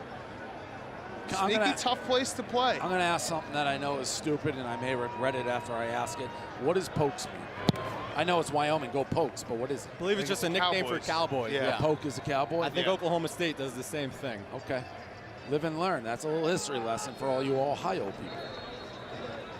Yeah, so John Hoyland. I love the Cowboy See the hat. Cowboy hat. We mentioned him before. He has a long list of accolades. A semifinalist for the Luke Rozo Award for the top kicker, first team All-Mountain West. So guys, this just illustrates that, yeah, you have some work ahead of you to get into field goal range, but not as much as if it were any other kicker. Well, yeah, we don't know the altitude, obviously, but So the altitude in Laramie is higher than the altitude in Denver. I'm unbiased, but I'm just stating facts. 7,000 feet. First set of downs for Peasley. Run. Avoids the sack. Almost. Keeps it himself. Spins, gets the first and more. Oh my! Andrew Peasley putting the team on his back. McCrory comes down with the tackle. It's a gain of 22. An electric run. He almost lost the ball. Did you hear me yelling, holding on to it? Looked like the guy was creeping behind. Now tick, tick, tick, tick, tick, tick, tick, tick. They're wasted. No, it doesn't, Yeah. Do have one timeout. Stops on the first Peasley throws it left side, incomplete, intended for Wieland. Going back to this run, guys. Wyoming now in field goal range thanks to the heroic effort of Andrew Peasley. And look right here, he almost loses the ball, has to reconfigure. Bad tackling. I got nervous with the guy chasing him right there. You get the big strip. But a great play by the quarterback. And guys, his mobility is a big reason why Wyoming's so successful on the ground. They rank 3rd in the Mountain West and 26th in the country in sacks allowed. That also has to do with this superb offensive line. So a true team effort on that play. Interesting to see how they manage the clock here. 23 seconds, 1 timeout. So if you do anything under the chains, you're probably going to have to call a timeout, put the field goal unit on. Peasley, this time, that's the one sacked. You cannot have that. Bonnie Watkins. If you're the quarterback there, you got to get rid of the ball. You can't take a sack. You got to know time and distance and everything. That's situational football. You know, no one was open, but still, dump it off. Your running back's right there as a safety valve. You can't take it. The option now with no timeout. Ball on the 35 now. So, and we're saying this guy's range is 50. So you got to do what? A 7-yard out, get out of bounds, and bring on the field goal unit. Quick 5 to 7 yards at least gives you a shot at a field goal. Yeah. All right. Yeah, here's Coach Bull and John Hoyland talking pregame. We caught up with Coach Bull beforehand. He said depending on what the wind situation is, he can go as long as 55 or 56. If the wind's against him, 52. Doesn't seem to be much wind as a factor right now, but you never know. 5 to 7 yard out, quick, got to get out of bounds because you get tackled inbounds. It's going to be really hard to get the field goal unit on. I will say Coach looked like he could be an extra in Tulsa King in that last outfit. No timeouts for Wyoming on the fringe of John Hoyland's range. Gotta be careful here. Peasley throws it way deep and throws it away. They're gonna take a bomb field goal attempt? Yeah, and that was the exact play he needed to do the last down when he took a sack. Yeah, he had plenty of time there. It didn't look like they ran any outs in the neighborhood of 5 to 7 yards, which is confusing to me. Yeah, they might have been trying to get the first down. Clock stops. They needed 16 rush on. yards. I know. So 35, 42, 52-yarder. 52-yard field goal attempt right on day by John Hoyland. Again, his long is 55. He did that against Tulsa, the first team All-Mountain West member. Whistles before. Timeout. Get a Kick is timeout. good. They froze him. Timeout. I'm not going to lie. Prior to the kick. Third and final timeout. In a twist of fate, I am rooting for Ohio. I love them action. I actually think with the Stella Blue in the end zone, it makes it a little easier. No, it makes it a little easier. That is a big-time target that you can look at. The other end zone, not as easy. What do you think on the freezing? Obviously, it worked right there. He booted it right through. I'm always down to freeze it, especially college kickers. They're kids, you know? The only thing is when you use your last, I guess it's worth it, but now you know you can't be frozen because there's no timeouts. But the odds, I mean, if you hit 2 straight 52-yarders, you're the real deal. Yeah. Yeah. He's got a leg. That's John not Hoyland. altitude. Yeah, that was way easy. Yeah. The first team all-conference. He's 87%, 20 for 23. That's second in the Mountain West. So they believe in this guy, and they're giving him a shot from 52 here to extend the lead to 6.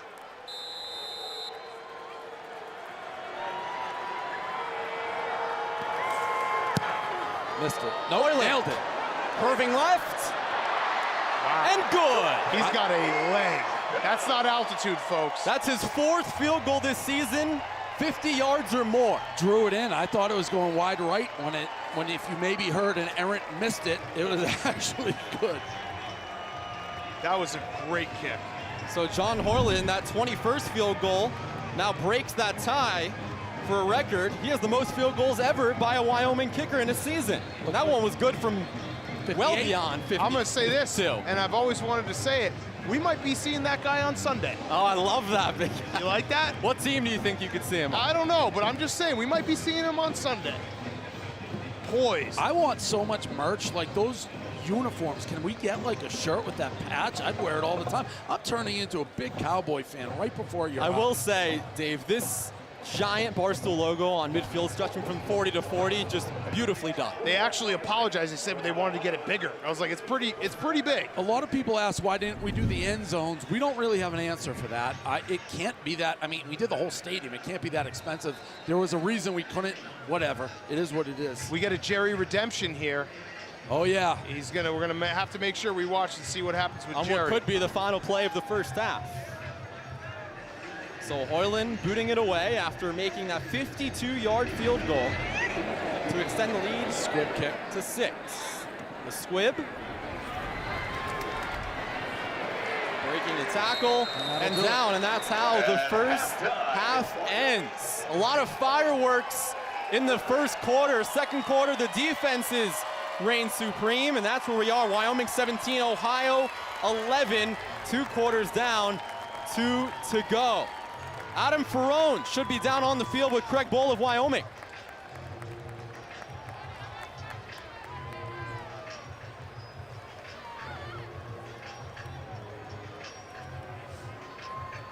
There's Roan in the center of your screen, waiting on Coach Bohl. Good to go? There he is. Coach, it's my understanding that you coach these kickers. Is it time that these boys get the star treatment they deserve? Well, you know what? We're really proud of the group, and John did a great job there. He got frozen, came back and answered the other one. Clayton's doing a good job with that, but a competitive half here. A lot of balance so far in the game. How do you make sure you maintain that momentum in the second half? Well, first of all, I think we've got to do a better job on defense, getting off the field a little bit on third down. Offensively, I think we're mixing things up pretty good. Andrew's throwing the ball well, and we're going to need a couple explosive plays. So we got behind him a couple times, but we need to make him pay for it. How much is that sun playing in? It's pretty hot on that sideline. You know what? Not so much the sideline. The old coach can handle it, but I do think it had an impact on the receivers. Okay, well, thanks so much, Coach. See you in the second half. All right, thank you, Roan. Thank you to head coach Craig Bohl. A happy camper so far with Wyoming up 17-11. Coming up after the break, the studio crew will be back with the halftime show presented by Hooters. Casey, Brandon, PFT, and Will Compton. 2 quarters down, 2 to go. It's the Wyoming Cowboys 17, the Ohio Bobcats 11. The inaugural Barstool Sports Arizona Bowl has been tons of fun so far, and don't you worry, plenty of more fun and football coming on the other end. Fun and Wyoming football. by 6 Fun and football. at the break. Put it on a t-shirt.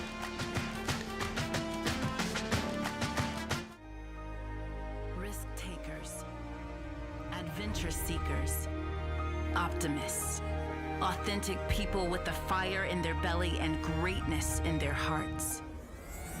You'll find them here, in a place where the spirit of the cowboy lives and thrives. I am a cowboy. I am a cowboy. Soy vaquera. The world needs more cowboys. This is as real as it gets, and it's mind-blowing.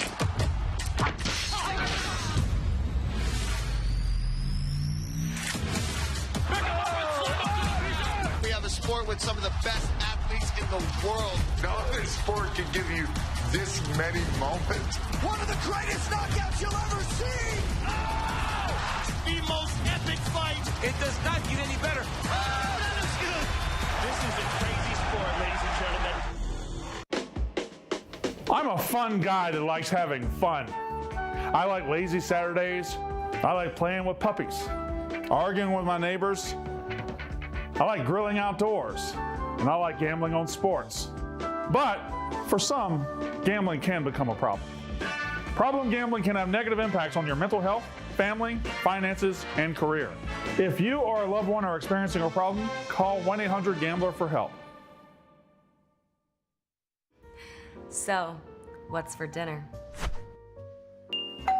Dinner is served. Pardon? My cheesesteak.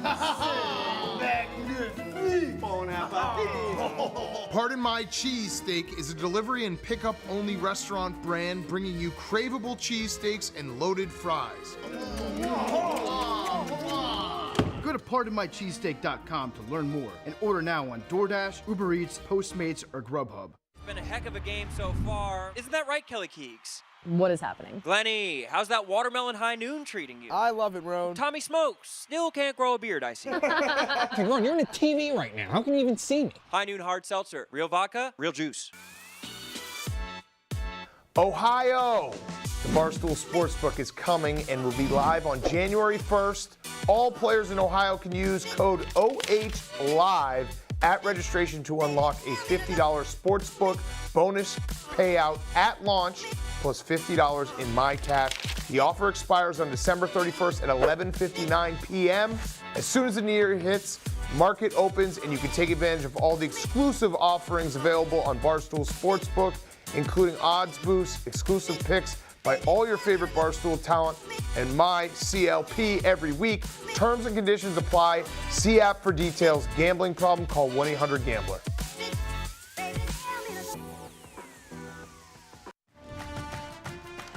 There's really nothing. I'm gonna come in hot with the power stance. Welcome to the Barstool Arizona Bowl halftime show presented by Hooters. We are back here at the desk. Brandon Walker, PFT commentator, Will Compton, Casey Smith, and now joined as well by Taylor Lewan, bussin' with the boys. So it is plural now. Yeah, I found out. Thank God. I found out a part of it. Thank God. Two boys. Number one sports podcast in the game right now. Asterisk. Which game? In the game. All of them. The boys game. All of The them. boys game. Is that true, PFT? Well, we don't just limit ourselves to sports on our show, Brandon. Also, lifestyle. I used to be young too. These kids, they'll grow, they'll realize that life. Oh, his sometimes facial is hair bigger than doesn't sports. say old, that's for sure. And also, you're standing on top of a box right now. I'd like you to admit that to the people at home. There's a box. Yes, they're both standing on boxes. They've and got boxes. I will say we got a lot of feedback from our pregame show, but the number one thing is people want to know what occupation Brandon Walker is wearing this outfit. This is not an outfit. This is my Arizona shirt. And It Taylor's feels great. chains. Yes, and Well, Taylor's they don't chains. have to be mine, And he Brandon. made me go 2 buttons down. You look like a OBGYN that works at a casino. Where is that? Doesn't even make What sense. casino in the world has an OBGYN? That is exactly What it looks casinos have you been to? Because the ones I go to, buddy, they cover the holes. I knew that was coming. Yep, you're back. All right, so the game has been awesome so far, 17-11 Wyoming. And PFT, you do something very cool all the time on Pardon My Take. You do the fastest couple minutes, fastest 1 minute. You've got one for this game. Yeah, me and Big Cat sit down every Sunday. I think I just whipped something up in the last 15 minutes. We'll see if it's good. I don't know. We'll give it. It's going to be fantastic. Okay. Fastest 1 minute man in sports. That's what they call me. Whoop. And other things. Whoop. And other things. Whoop. Yep. We'll get you. We'll get you on the side. Oh, we're excited about Barstool doing the game. I know it's a new venture. I'm personally really excited about it. I know our players are excited about it. And Frank the Tank said, "Thank you very much," as a head hit and a touching tribute to his least injured quarterback of all time, Tua Tagovailoa. And here's Frank Lockwood still accurately trying to predict what's going to happen to give the game a chance. We have a bunch of guys jumping out perfectly good airplanes. That's kind of weird. They stuck that landing. They're more like the legs, not the Army. Frank the Tank executing the Barstool fist bump, patented. And here we go, the national anthem. He said he was going to speed through it, but frankly, that was Barstool Big Cat. Here's a big old animal. I root for the horse. And Jersey Jerry Seinfeld ran out in under 18 seconds onto the field. There's Frank the Tank doing it one more time for the people. And we got a touchdown in the first quarter. Wyoming gets on the board. There's another big old horse. That's a giant horse. Roan, he could go all the way. And here, unfortunately, we have targeting as Kobe One Kenobi Taylor got kicked out for applying unnecessary force. And Sia Bangarang get Ohio off the hook. See you later. But Wyoming responded with a TD of Andrew Easy Peasy. Lemon Squeezy hit Welch's for the go-ahead touchdown. And folks, just say no to crack. Jersey Jerry will tell you that. And then there's a damn sexy man. God damn. Split in the uprights. Lay down a towel for all the ladies at home. Need a mop and a bucket. What was that? That was me showing off the leg, Brandon. Okay. How deep was that? The way you pointed at it was weird. I think I was 50. 54. It looked good 54. from 70, though. It was at least 50 feet. Yeah, it looked good from 70. That was a hell of a kick. Thank you, Brandon. Thank you. So, out of all of those highlights we just saw, the fact that Jersey Jerry got tackled by a girl on the field and his pants fell down is just not something that I think any other bowl game has happened. No, I can guarantee you that no other ball game is going to have I think we all knew Jersey Jerry's pants were going to fall down at some point. Yeah. But I did didn't know you it was going to happen in the first half. Did you anticipate it happening after he got tackled by a girl who was trying to race him? That's what I would have bet on, yeah. Now, I'm going to stand up for Jersey Jerry here because it looked like she had it in for him. It looked like the fix was in. She knew what she was doing. She applied unnecessary force to him. It was a cheap shot, frankly. And Jersey Jerry's well in his rights to respond. I don't think that he can do that. Probably not. Remember, Wyoming and Barstool, we love women. That's what we do here. Thanks, Obama. Let's get to the first half recap presented by Hooters, the go-to spot for killer wings, ice-cold beer, and watching football. Come watch all the games at Hooters this bowl season and visit Hooters.com/football to learn more. Taylor, what have you seen so far? Honestly, I thought in the beginning of the game when we saw both teams go down and score immediately, I thought, boys, we are in for a big-time over game. This is going to be incredible. Firepower started going both ways. Then a little bit more lackadaisical in the second half. Both teams making a little bit of errors, but a nice little run by the quarterback to get into the red zone and get them 3 at the end of the half. I think overall we're looking at a solid second half that's about to happen for both of these teams. You look taller. You look taller and a bit more handsome. What happened to what happened to the low-scoring game? You said the same thing, Will. Lots Why are of you punts. throwing it over here to me? Because you're the one who persuaded my opinion. I to go did lower think it with was the going to be low score. scoring, but I didn't. Andrew Peasley, the Wyoming quarterback, played a lot better than I thought he would. He ran the ball, he threw the ball. This is a team that was 118th in passing this year, and they threw it here. So they're performing above expectations. He's so good at the mesh point. He's so tricky that even Jake Marsh up in the booth can't identify whether or not he's handing the ball off. He's tricked Marsh? He's fooling everybody out there. He does look pretty good, though, and the running game looks strong. He's putting the ball right on the money. The offensive line, they got this one dude on the offensive line. I don't know what number he is, but he looks like he belongs in Game of Thrones. 75. 75. Oh, that's Everybody Frank knew Crum. exactly. His name is Frank Crum. Frank Crum? Yes. And that's a Game of Thrones name, Yes, too. that dude is big and Nordic. Yeah, he's from Laramie, Wyoming. He's an Eagle Scout. Yeah. Okay. I don't know why I knew all that. Brandon Walker definitely did his homework. Oh, yeah. We can tell that. Hey, we can see that. And also, Will, shame on you for listening to him. I don't think he's gotten one thing right this entire year from the show. I just told you the guy was an Eagle Scout.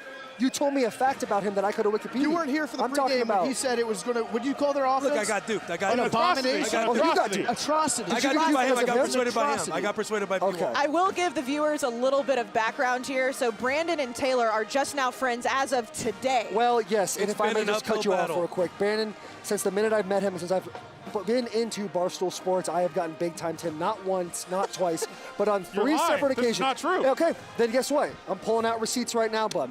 That's your Barstool hand. headquarters, I walk in, the Yak. I say, hey, what's up, bud? Good to see you. And you introduce yourself to me after I met you 2 We times only have before. 12 months. Yesterday, I'm sitting in the stool. I go, hey, man, good to see you. You look up from your phone, tap me on the shoulder, and walk down the stairs. That's Brandon. Yeah, And- Nice. yes. that is Brandon. And it's That's wild. personal contact. Hey. Personal contact. That's Yes. actually much I'll better tell than you Brandon what. treats the producers. That around was a here. tap. Yeah, I heard some things. There's a Brandon, lot you have a line drawn in the sand right now. I'm going to meet you with love every single time, but I need a little bit back eventually, but I can only last so I'm long. wearing your chain. You are. That is it's a sign of love. That was whenever you wear that was chain. olive branch. I lent that. I'm wearing it, and I don't like it at all. Oh, I just got distracted. Joey lifted his T-shirt up. That was Oh, tough well, for me. I mean, Joey loves you. You know that. And I love him back. You need words of affirmation, you just go to Joey Kamasta. All right, Brandon, what do we expect to see in the second half? Well, I think Ohio is a better team than they've shown so far. They're down 6, but really we had a fumble down here on the punt inside the 20-yard line. That's really the only difference in this game. If Ohio, they get the ball first, they have a solid first drive, I think they're going to win the football game. Will? What do Are you we? What do we think about the Wolf of Will Street?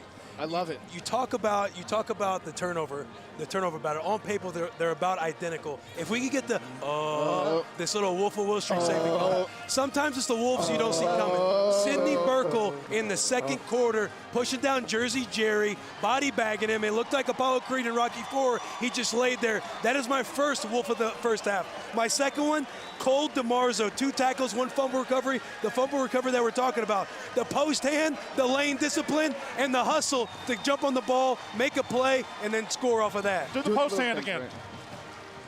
All right. Roger Goodell. Don't rip your headset off. I know I can't make him do it. Okay.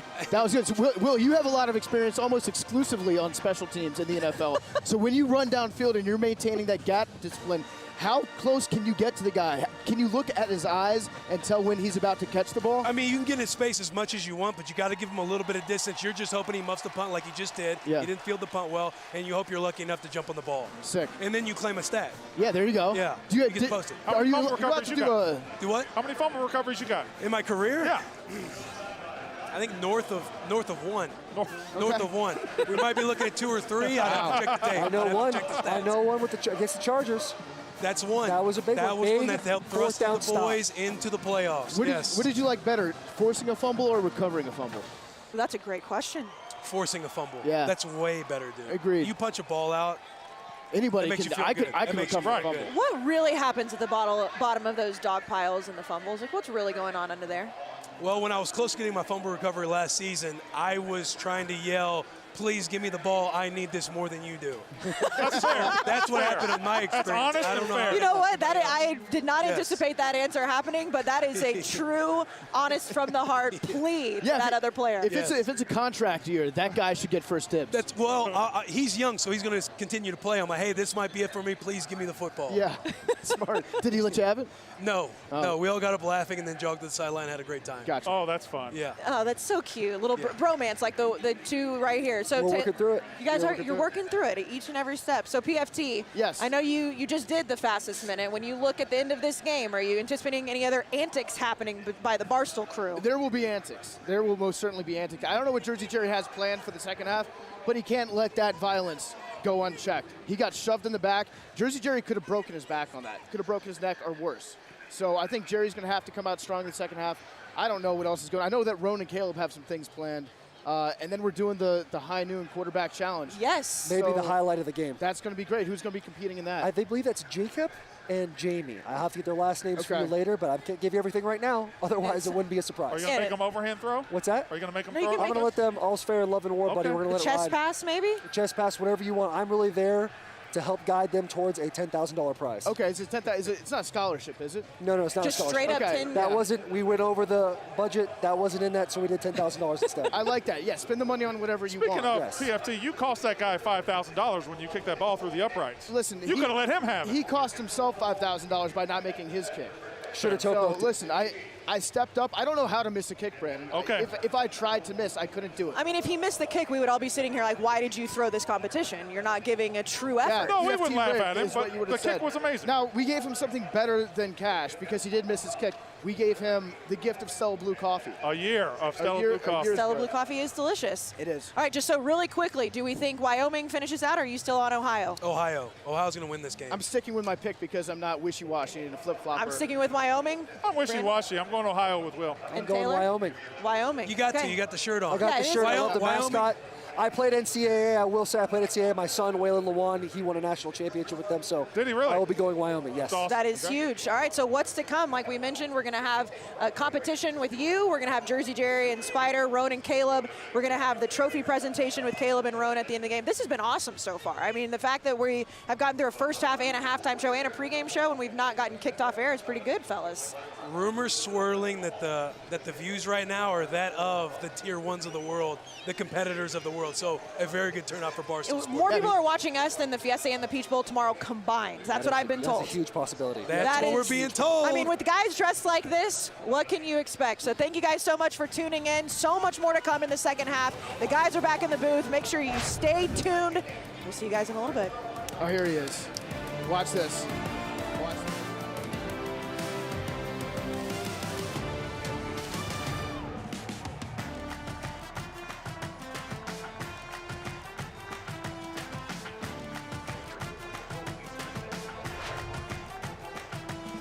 The college experience shouldn't be one size fits all. That's why at Ohio University, our students step onto campus together as one class, then branch off to explore their unique ambitions.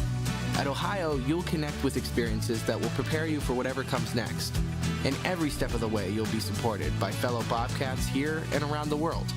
At Ohio, we go beyond the college experience to deliver your college experience, filled with people and opportunities that will move you forward forever.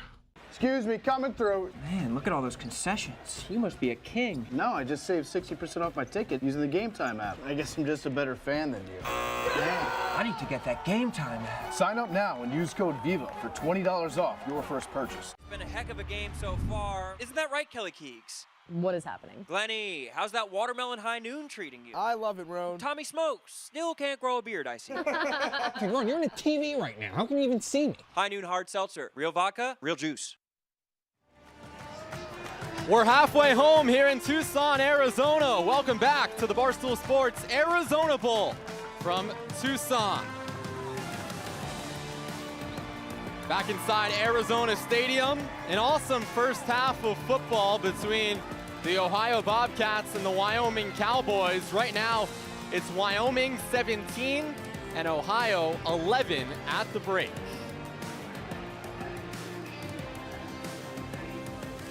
An awesome first 30 minutes, including a field goal by Wyoming right before halftime. John Hoyland.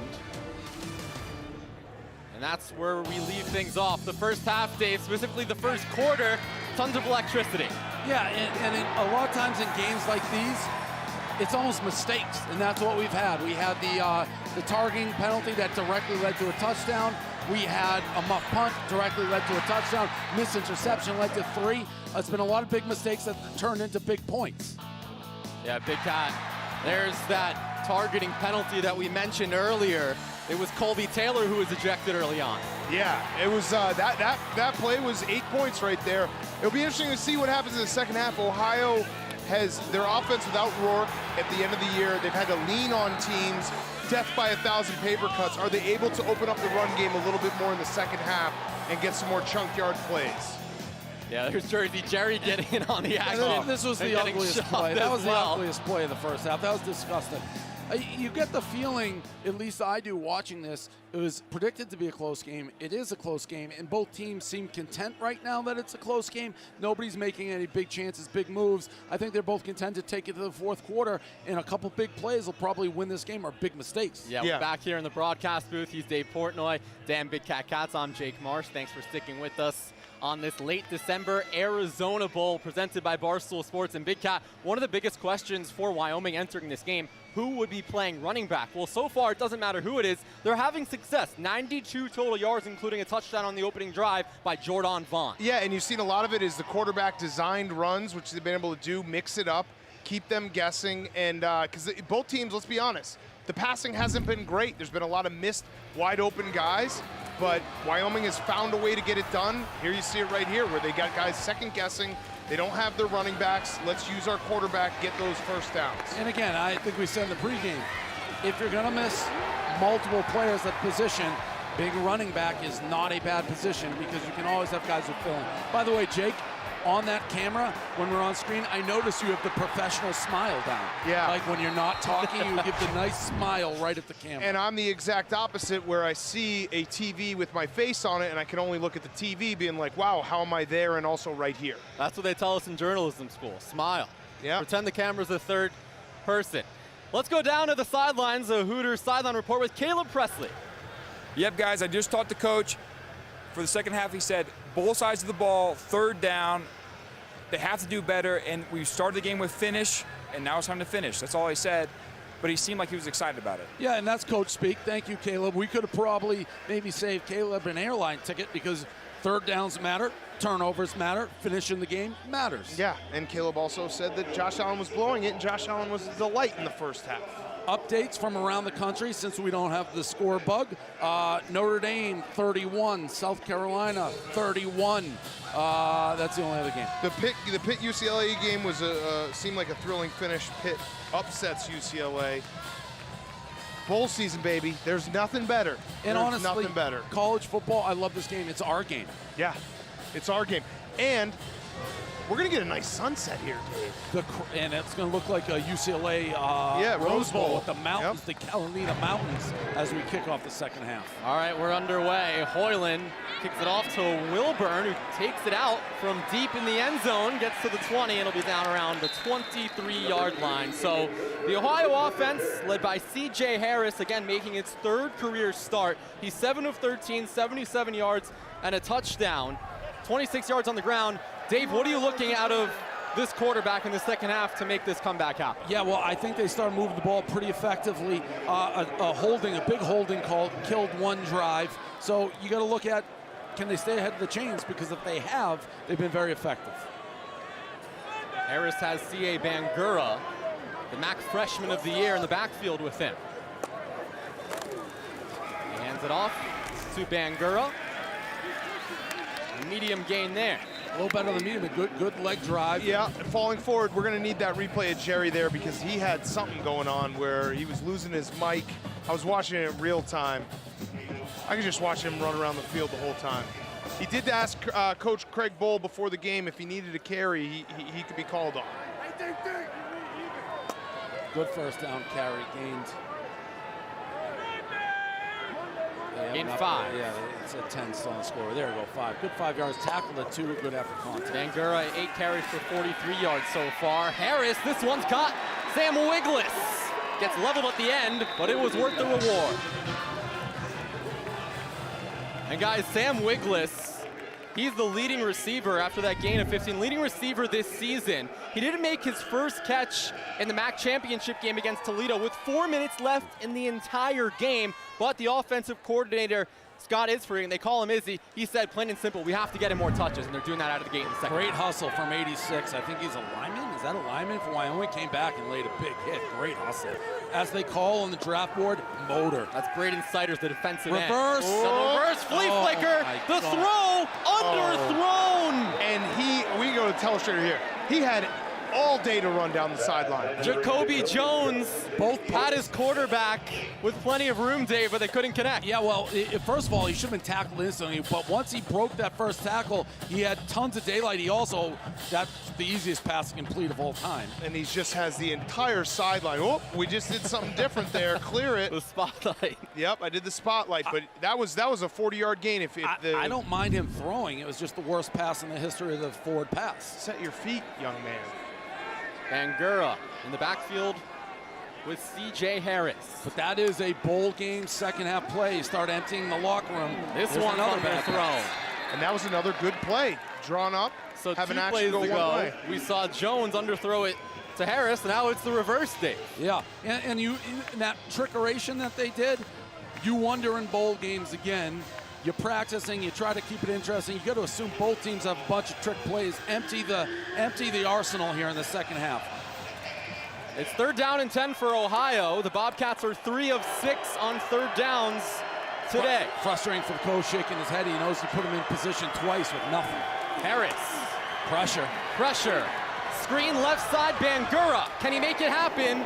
No, he gets to midfield. Braden Siders with the tackle. That'll bring down 4th down and about 3. Decision time for Tim Albin. This is the same guy that I just called out 2 plays ago. Who's 86? 86 is Braden Siders, the freshman All-American. Give Braden Siders credit. This is the second play in 3. He comes from the line, full speed with a huge tackle twice. I called out the first time. He caught this guy's got a motor. And Dave, you mentioned it. That's got to be so frustrating for Tim Albin in Ohio because they drew up 2 perfect plays and just didn't execute it. I'm circling 86 on my pokey big board. You want to say it? You want to say it? You want me to say it? You say it. We might see him on Sundays. Yeah, we might see him on Sundays. I may have circled the wrong guy here. Nick Miles? What, I got 2 86s? Yeah. Insiders. College. Look at Wyoming getting ready to come out after the 38-yard punt. Brushing it off. Andrew Peasley, got to get your QB1 ready to go on this first possession of the second half. I'm doing all the research on Brandon Siders. He's your guy. That guy, that 2 plays in a row, not game change, but plays that would have gone much more. You can't expect help if you're the secondary. You got this monster flying back, making big hits. I may get his jersey. So this is the 1st and 10 line. It's now in, presented by High Noon. 1st and 10 from the 13 for Peasley and company on their last drive before the half. They got into field goal range for John Horland's 52-yarder. He checks it down here to Ryan Marcus. He'll pick up about 5. Ohio has a play there that could be a tackle for a loss. Guy goes high. Those are the type of plays that, changes the entire down and distance. Got to make those open field tackles. That was the true freshman Adonis Williams coming in on the tackle. Look at Vonnie Watkins disrupting him here. Dave, this is right in your living room coming here. Yeah, I'm just still studying Brandon Sliders. He's captivated me. He may be my #1 pick in the NFL draft. A new change in the backfield. Sam Scott, that linebacker, converted running back, takes the carry here. Now that's what close to that marker. You're saying this guy, this is his first game as a running back because he looked like he played running back his whole life. He must have been a running back. He did play in high school. Yeah. He did play in high school. There you He's out of go. Omaha, Nebraska. But you could also see that maybe not the explosiveness. No, but he had a good little cut. Yeah.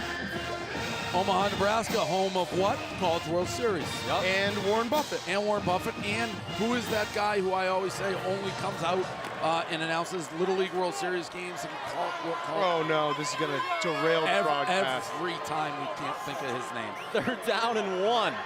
I think he pitched at Rice. The handoff. Break that tackle. Great. Can't get it. Great tackle. Rodney Matthews makes it 4th down. Huge play. It was 3rd and less than a 1. It was 3rd and 1, yep. And this is where it might be hurting Wyoming with their running back depth. Not a lot of explosion out of the backfield. Really well played by the defensive Yeah, I don't know lineman. that anybody would have done that. Yeah. And Hold guys, down. defensive coordinator for Ohio, Spence Nowinski, in our coach's call last week, he praised his defensive front. He said it's pivotal to be strong up front. We rest our hat on playing those guys, and they came up with a big play early in this 3rd quarter. Yeah, I'd like to say conservative, but you're going to be able to get 1 yard. We got anything Wiglitz from the 35. No Gets flag. a yard or flag, two. but they did hit the kicker there. A 44-yard punt They were by going. Clayton Stewart. They were going all out for the block there. Lucky they didn't get flagged. All right, look at this punter get hit. No laundry on the field. Early in the 3rd quarter, it's Wyoming by 6. It's football season. That means High Noon season. Time to rank the original 8-pack. I have pineapple #1. Who do you have, Brandon? Grapefruit is the #1 High Noon flavor. No, I said pineapple. I actually think it's pineapple now that I think about it. It's unanimous. Real vodka, real juice, High Noon hard seltzer. Hooters, a great place to eat, drink, and watch the games. And it also has some top-notch employees. Paul Biz Nasty Bissonette. He's passionate about hockey and wings. Glenny Balls, a busboy who knows how to clean a plate. Brianna Chicken Fry, my assistant manager. Marty, we're busy. Get back to work. And the newest employee of the month, Caleb Presley. I deserve it. Whatever month it is, make it Hooters. Coming through, excuse me. Man, look at all those concessions. You must be some kind of king. No, I just saved 60% off my ticket using the Game Time app. Plus, I got an extra $20 off using promo code VIVA. So I paid 2 foot-long hot dogs, 3 beers, nachos, popcorn, and a foam finger more than you? Yup. Where I'm from, we call guys like you a sucker. If you're going to a game, concert, or show, use the Game Time app to get last-minute deals on your tickets. I guess I'm just a better fan than you. Man, I need to get that Game Time app. Sign up now and use code VIVA for $20 off your first purchase.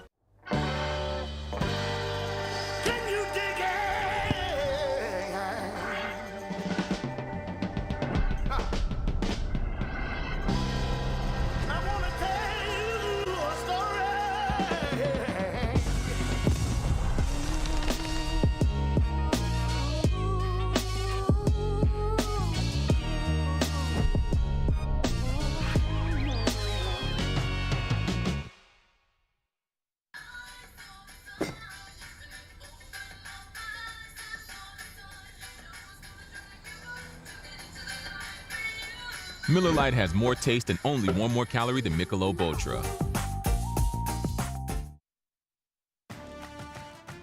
The Barstool Sports Arizona Bowl is brought to you by Hooters, our favorite place to watch football or really any sport. Check out your local Hooters today.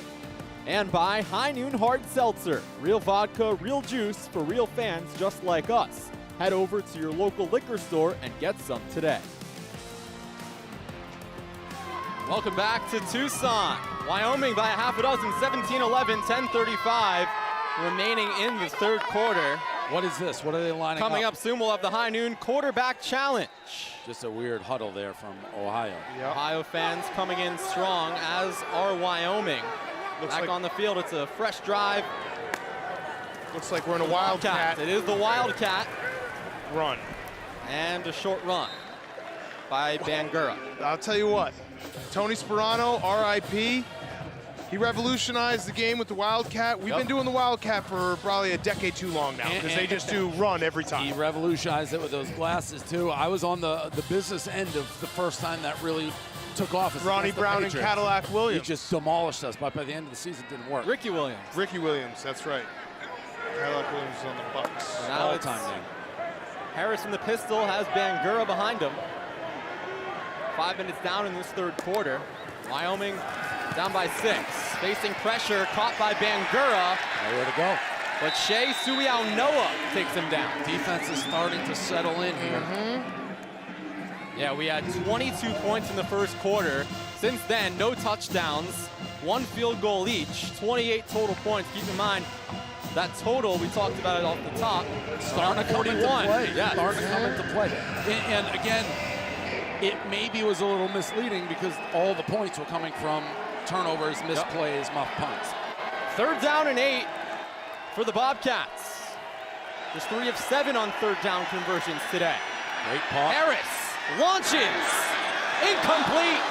Great defense. Miles Cross almost Great defense. had it in, but good defense by Wyatt Eckler, the younger brother of Austin Eckler of the LA Chargers. The D-back there makes a great play at the end of the. He had him. If he threw it a little bit earlier, able to recover and make that play. Maybe lead him a tad bit more. But really, it's a good play by the defensive guy. Good tip his hat. Perfect pocket, plenty of time. I love calling him pokes. So here's Jack Wilson, the Australian. That didn't seem like a rugby punt. And a fair catch around the 23. Jack Wilson out of Pro Kick Australia. Okay, I believe you. We're doing a field position game now, boys. Wyoming 17, Ohio 11, 9:05 to go in the third quarter. Let's go down to the sidelines. Rome with a very special guest. Guys, thanks. I'm here with Jersey Jerry, the T-man, who's been getting that tee off the field. Let's go through your 3 trips onto the field. The first one, what happened? For the first one was a flamethrower. It was not a machine gun. Second one, I got robbed. I got bullied. What happened there? Who was that? I don't know her name, but she's on my shit list. Yeah, she tripped me up. She pushed me from the back really, really low. Next one, I said, screw it. I'm just going to take the tee. Forrest Gump, see ya. A lot of people have been talking about your body. How does it make you feel? You know, when they built this body, they built it to be blue collar. That's all I'll say. It's a blue collar body, and someone has to do the work. Back to you guys. If we could redo that replay one time real quick, look at Jerry's ankles. Yeah, that's I hadn't where. noticed it. Yeah. His ankles. For people thinking that may have been a flop. The ankles on the fall, they were doing things that Look at that, sad day, bad day. Yeah, well, Sneakers. it was a sad day, bad day for his ankles here when he goes down. We're looking at the right one? I think both of them look like. Oh, that right ankle! And again, I mean, that's 18 ACL, MCL. That is tough. Oh my goodness. Look at this sign, the best one you'll see today. I sold my left nut to be at this game. For the boys, I love that. That's a football guy. Yeah, that's a shout out to the boys. Taylor Wan. And obviously, can't get enough looks at this. He did Forrest Gump the last one. I don't know if we have that replay, but he ran straight out of the stadium. This is starting to remind me of that Louisville guy who got injured in the Final Four. And they wouldn't stop showing it. Where? Yeah, this is brutal. We keep showing his stomach. Here he is. I think this is when he goes face first.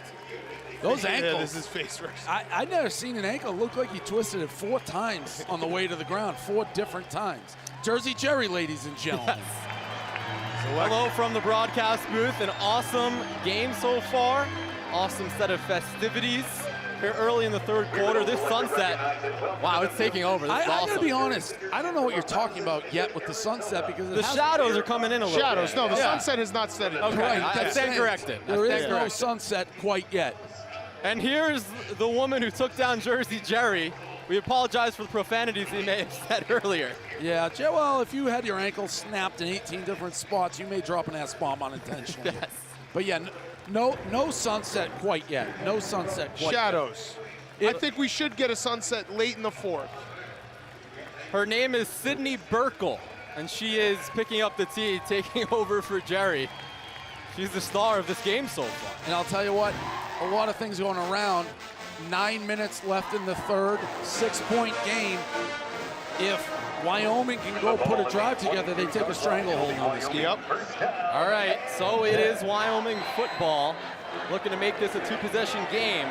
Jordan Vaughn had the opening touchdown. He's in the backfield for Peasley. Here's Peasley with nice protection for the moment. This one is incomplete. Dangerous Welch, pass. the captain, has a touchdown earlier, and that was dangerous, as you guys mentioned. It went from dangerous to almost perfect. I thought it was going to be picked, and I thought it was going to be caught. But dangerous pass. You got 2 linebackers in space there. He gets it right over their head. Woo. That was Rodney Matthews providing the late pressure. That was actually a 1 in a million pass. He dropped it over 2 defenders perfectly off his receiver's hands. But I wouldn't advise that again unless we're watching the next Tom Brady here. That was a perfect pass. Beasley operating in the shotgun. 2nd down and 10. Throws it left side. Caught. A ferocious hit by Torrey Cox. When have you heard this? 3rd and 3 for Wyoming all day long. I'm going to say this too. I do feel like the Ohio cornerbacks are starting to sit a little bit. They are. He just put his foot in the ground and went right after that. Yeah, watch that they don't sit on one of those outs. That was Alex Brown with the catch. Torrey Cox made the tackle. Defensive coordinator Spence Nowinski called him one of the finest cornerbacks in all of the MAC. Okay, big compliment. Also on the flip side, if they are starting to sit, maybe a little stop and go, catch them flat-footed. All right, so 3rd down and 2. Vaughn, the running back. Last time they ran it, they got stuffed on 3rd and 1. See if they try that again. Beasley looking to throw, facing pressure, and down he goes. He kept it alive for a little bit, but a trio of Ohio defenders puts an end to this drive. One of them, Shane Bonner, Kai Caesar, the captain, got involved as well. And you can see Ohio's defensive line is starting to make some plays. They had a tackle for a loss on the last drive to end that drive, and then they get a sack here. They're starting to get some pressure, which they did not have in the first half. A loss of 11. What's frustrating if you're a Wyoming fan is they're getting into very manageable 3rd down situations. Last 2 drives, 3rd and 2, 3rd and 1. One turns into a sack and a stuff. You punt both. You got to convert those. 3rd and 1, 3rd and 2, they got to be automatic. Stewart, the punter, wigless, back to return. This one bounces around the 45. Poison. And we have solid field position ahead for the Ohio Bobcats, looking to erase this deficit. Just a punt fest. Love it. Now it's time for game time trivia. Name the highest drafted quarterback from both the Mountain West and the MAC since 2000. Submit your answer on Twitter using hashtag GameTimeTrivia to win $250 credit and your Game Time account. Download the app and use code AZBOWL22 for $20 off your first purchase. Roethlisberger and maybe Carr? Was Carr? Allen? Well, I was thinking Allen, but it's got to be can't be that obvious, right? No, I think got the answer. I don't think they knew we were going to a little bit later in the show. True. Bangura. I can't remember where Carr got drafted. Oh wait, was he 1? His brother was. Yeah.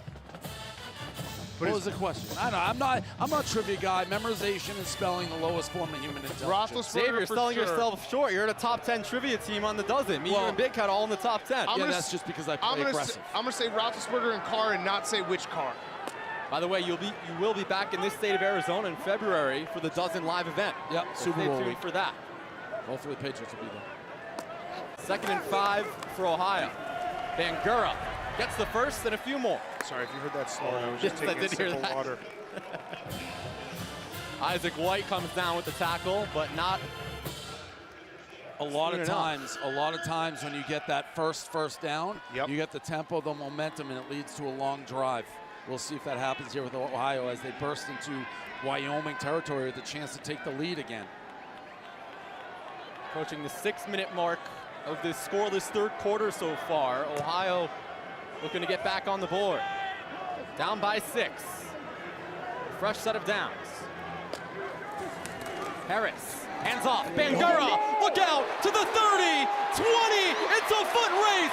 C.A. Bangura down inside the 5. Wide open hole. I could have run through that. Big hole, exploded through. First and goal. A gain of 40. Easton Gibbs saved the touchdown.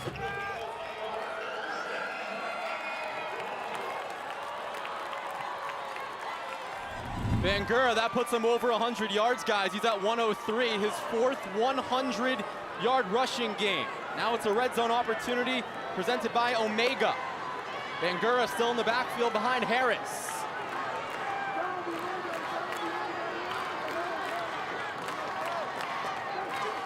Harris pitches. Bangura. Touchdown. We're tied. And you called it, Dave. That first down gave them that momentum. Kind of had Wyoming on their heels a little bit. Big explosive run, and that one was easy. Perfectly played pitch. Ohio taking to lead. First score of the second half. Big drive coming up for Wyoming. Got to answer. Got to at least put together a couple first downs. Defense just looked tired. 2 3 and outs. A little bit gas. Good block there on the edge. What are they doing? Trickiness to the typical extra point. All they need is a PAT to take the lead. Nathaniel Vakos. And there's something so beautiful about a perfectly timed pitch. You can't guard against that. And Ohio is back in front thanks to that man right there, C.A. Bangura. The MAC Freshman of the Year picked up 40 before punching it in the end zone on the very next play. And Ohio takes a 1-point lead, 18-17. Just more than 5 minutes left in the third quarter.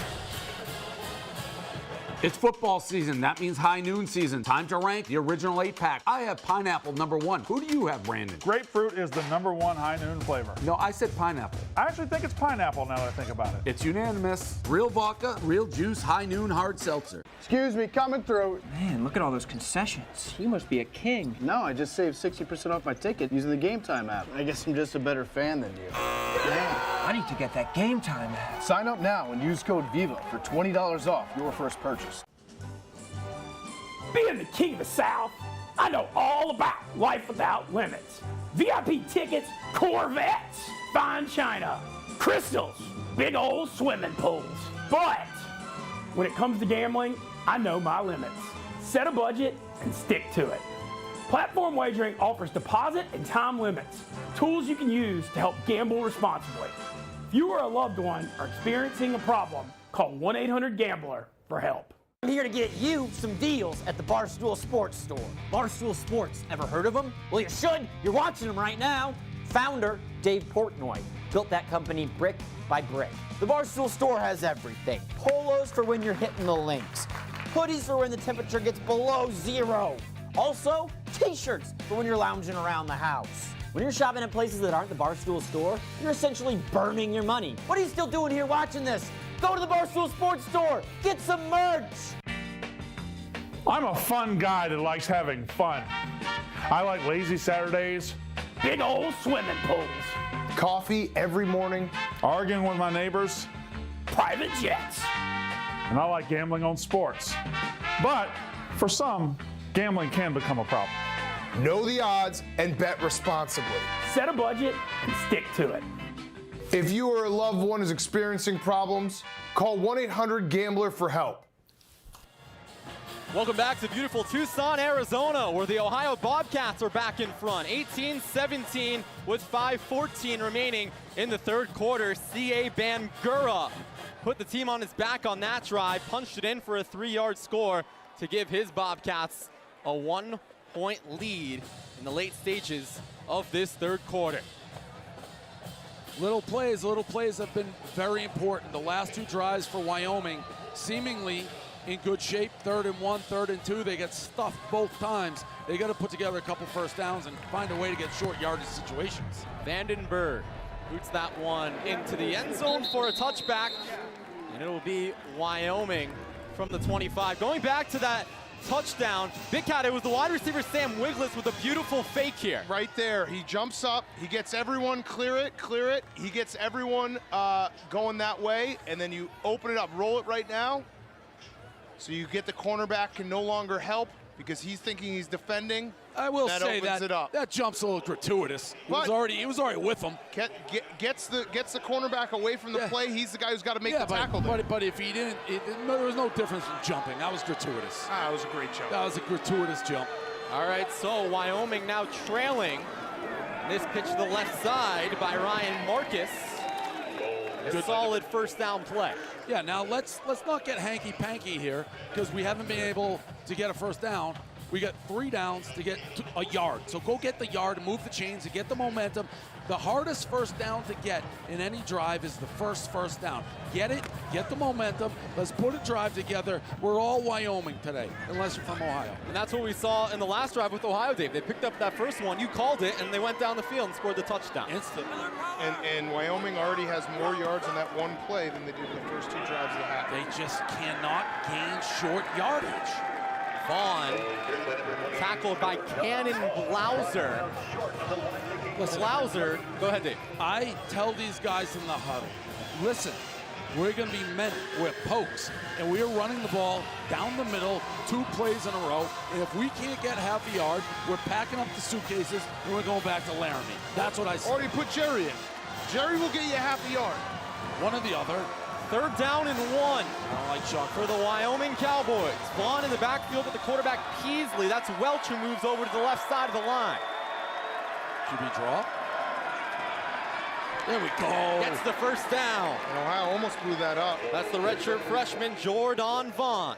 Did Big not first take down. a snap at running back until this game. Roman Perotti makes the tackle. They needed that. They That was really huge. did. Yeah, their first 2 drives, 6 plays, 5 yards. They now have a first down. It feels like they can open it up a little. Good block by one of the big uglies there, 52. So, Dave, they got that first down of the drive you were talking about. Let's see if they can get some momentum. That high noon looks perfect with the color of their uniforms. High noon, a delicious drink. That's the Passion first fruit, down still my marker. favorite. Sam Scott, that linebacker converted running back in the backfield, and he has the ball here. Good charging forward, picks up about 5. And Wyoming's going with what they know, big boy package. They have everyone on the line of scrimmage, just run right behind them. Good run, move the legs. Again, they continually are in very manageable 2nd, 3rd down. Just keep busting this team. Jack You Rory on the Cowboys. There's Craig Bull. What is the saying? A high noon quarterback challenge coming up soon. If you want to be a big dog, you got to piss in the long grass. All right, you got the grass is growing. It's turning late. It's 2 minutes in the 3rd. The long grass pissing that grass. And they got the 2 tight ends on there again. Bully ball. 2nd down and 4. Hand off to Scott. Scott can't get to that marker. Jack McCrory with another tackle, and it brings up 3rd down and short. A lot of those today, Dave. Yeah, that may have been one of the running backs. I thought maybe get a little more, but again, 3rd and 3. It's deja vu. Every single drive they're here, and they've been fairly unsuccessful.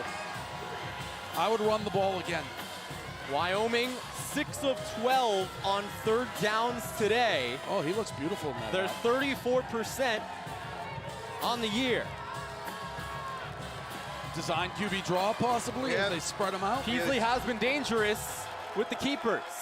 An empty backfield. Miscommunication on Ohio's defense. This trying to get has set. to be design draw. Plant and go. Beats the play clock, Wow. and down he goes. Was not a planned draw. I don't really know what Wyoming was doing there, why they were going away from what was working. They had 2 tight ends on the field, on the line of scrimmage, blocking, running the ball. Then they go light set, spread it out, and a perfectly timed blitz by Ohio. That's Shane Bonner, the 5th-year senior, causing the 9-yard loss on 3rd down. That's a great blitz. Great call by the defensive coordinator of Ohio. Yeah, Spence Nowinski. We caught up with the team during their walkthrough yesterday. I've been told by multiple people that Spence Nowinski is the most intense man you'll ever meet, a true football guy. It's those 3rd and shorts. That's been the story of this half. Good roll. Inglis handles it. A little dangerous, but he'll be down around the 20, a 44-yard punt. Big play, Listen, from Stewart. I'm just rooting for Ohio because I like action. This punt returner is going to give me a heart attack. Yeah, he did bobble it, but if he didn't grab that, that's probably another 10 yards. Look at the great hands here from Sam Wiglet. Little bobble, though, Jake. Big drive. Wyoming's got to get their offense the ball back. You got a feeling right now they're struggling on offense. How many points can they score? And this is what I said at halftime. Ohio kind of leaning on them, death by 1,000 paper cuts with their run game. Keep pushing, pushing, pushing.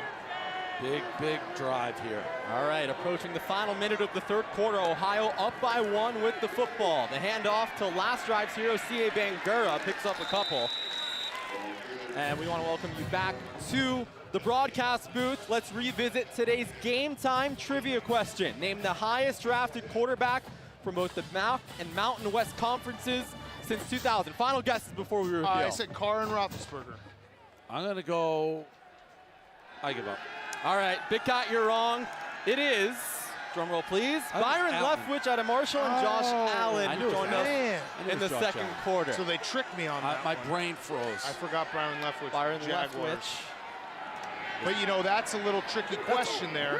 Flip to Bangura. Because Marshall's no longer in the MAC. So that was, I tip my late flag. That looks like it's on number 72 by the reaction of Wyoming. Maybe I'm wrong. I thought, is that a personal foul? I didn't see what happened. I'm guessing. I'm just going on pure reaction. It almost looked like 72 got his hand caught in the cookie jar, but I didn't see what happened. Guys, it's been pretty clean football so far today.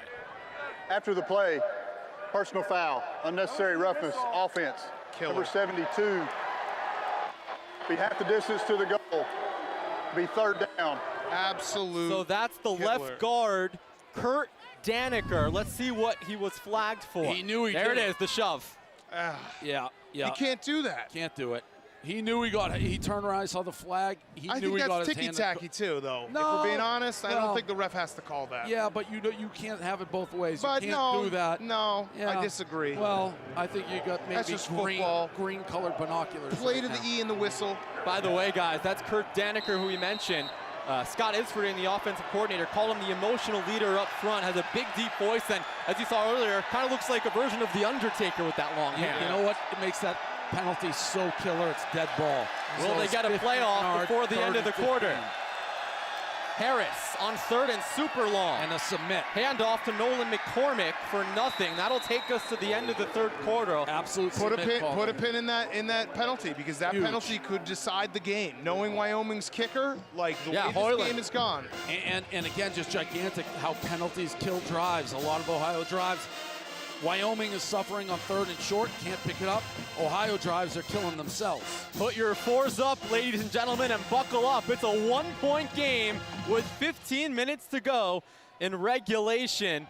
We're going to stick around because the high noon quarterback challenge. Can we telestrator is that coming guy's up. shirt? That shirt right there on the left is electric. The all over Wyoming. There's, guys, C.A. Bangura, a third quarter to remember for the freshman. Yeah, incredible running. You know, that big explosive run that he had is the difference in the game right now. And great blocking up front. I said it, Ohio's running game, they just want to keep pounding and hope it works. So the high noon challenge.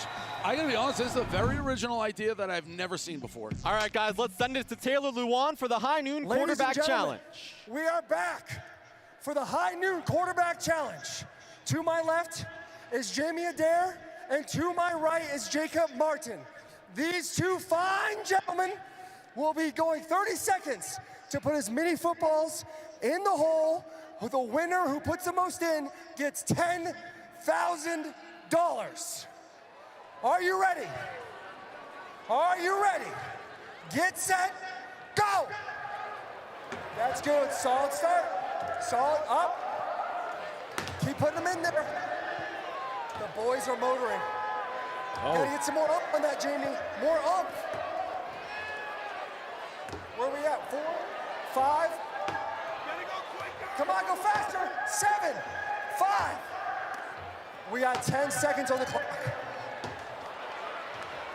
Jacob is running away. Shout out 2 Jacob. seconds. 1. That's it. That's it. Our winner, Jacob Martin. $10,000. How do you feel? I feel like I gotta catch a flight in an hour. He's got to catch a flight. He's got to catch a flight. That was great. He actually threw it. You don't see that. Yeah, well, I think there should be rules that you have to throw overhand if you're a male. Agreed. Like you got to throw. This That guy was great. This guy was hucking it. Yeah, he was very accurate. Got to catch a flight in an hour. One of the more electric winning speeches of all time. Right up there with Do You Believe in Miracles? You're frozen.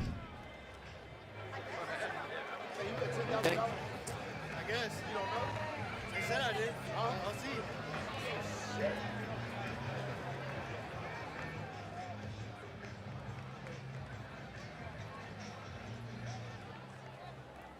There's Frank the Tank. He was Looked shooting some great. raw dogging with Jersey Jerry late last night. Excited to see those. The greatest hat. He's the mayor of Tucson. Whatever city he's in, he's the mayor of. Great job with the flip. You know, something that's got to be revolutionized. The fourth quarter 4 up, since everybody does it. If everybody does it, nobody does it. You got to come up with something else. I don't know what it is. Maybe the good people of Wyoming will start working on that with me. I will say, Jake, now the sky's starting to turn into something over the California. Oh, look at this. These nachos. Uh-oh. Slow-mo. Uh-oh. Oh. Get it in? Yeah. Yes. I don't like nachos with the fork. It's clean.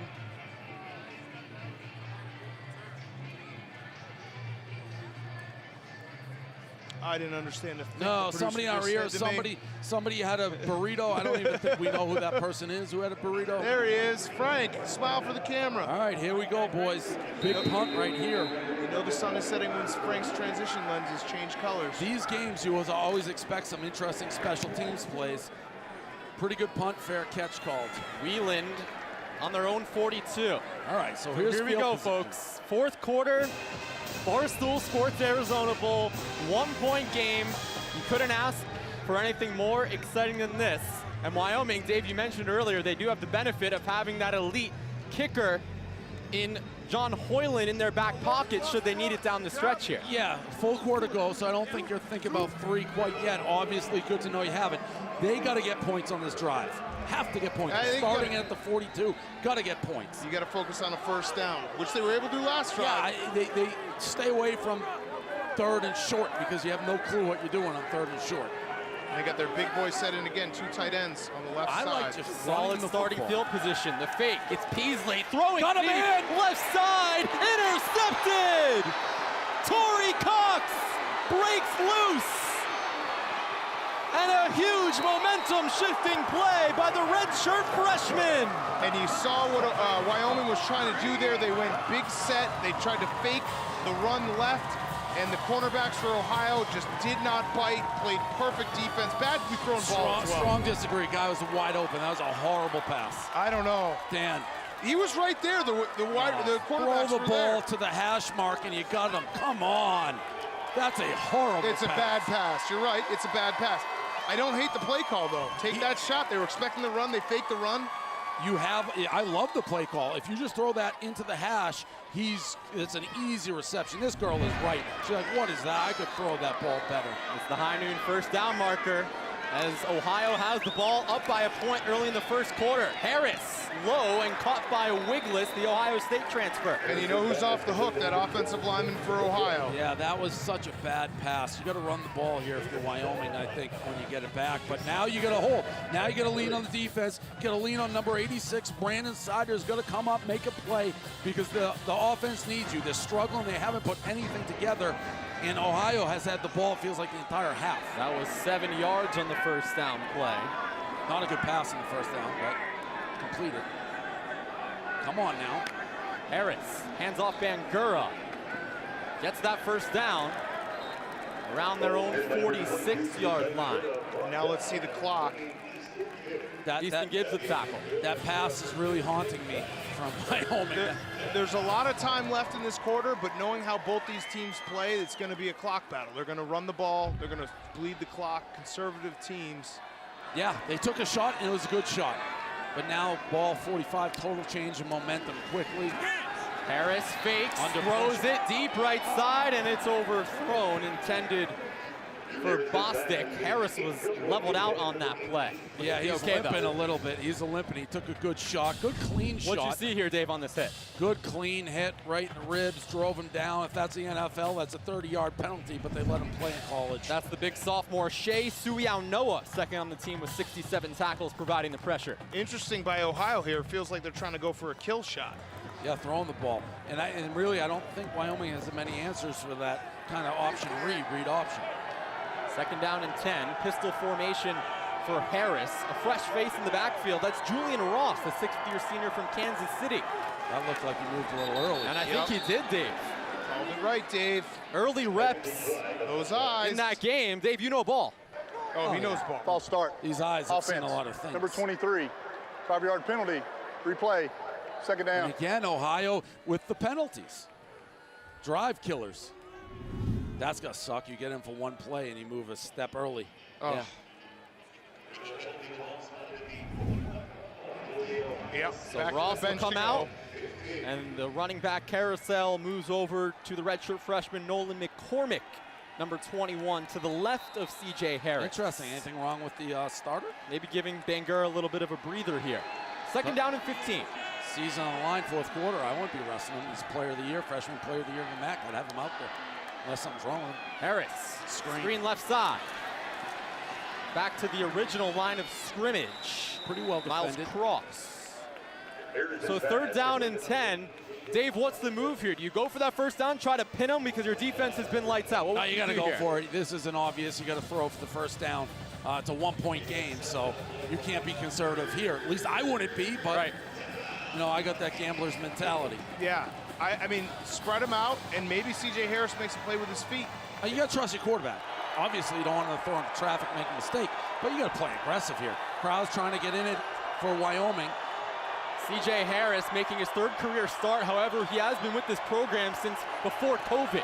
So he has those reps, and he is on the ground here. He's got plenty of room. Gets the first down and more, and out of bounds at the 38. Big Cat, you know ball too. I know ball. I said let him make a play with his feet. That was perfect. Right up the middle. Blitz, absolutely no containment. The Red Seas parted there. A 14-yard gain. Offensive line had it called out perfectly right before. They knew who was coming, where the pressure was coming from.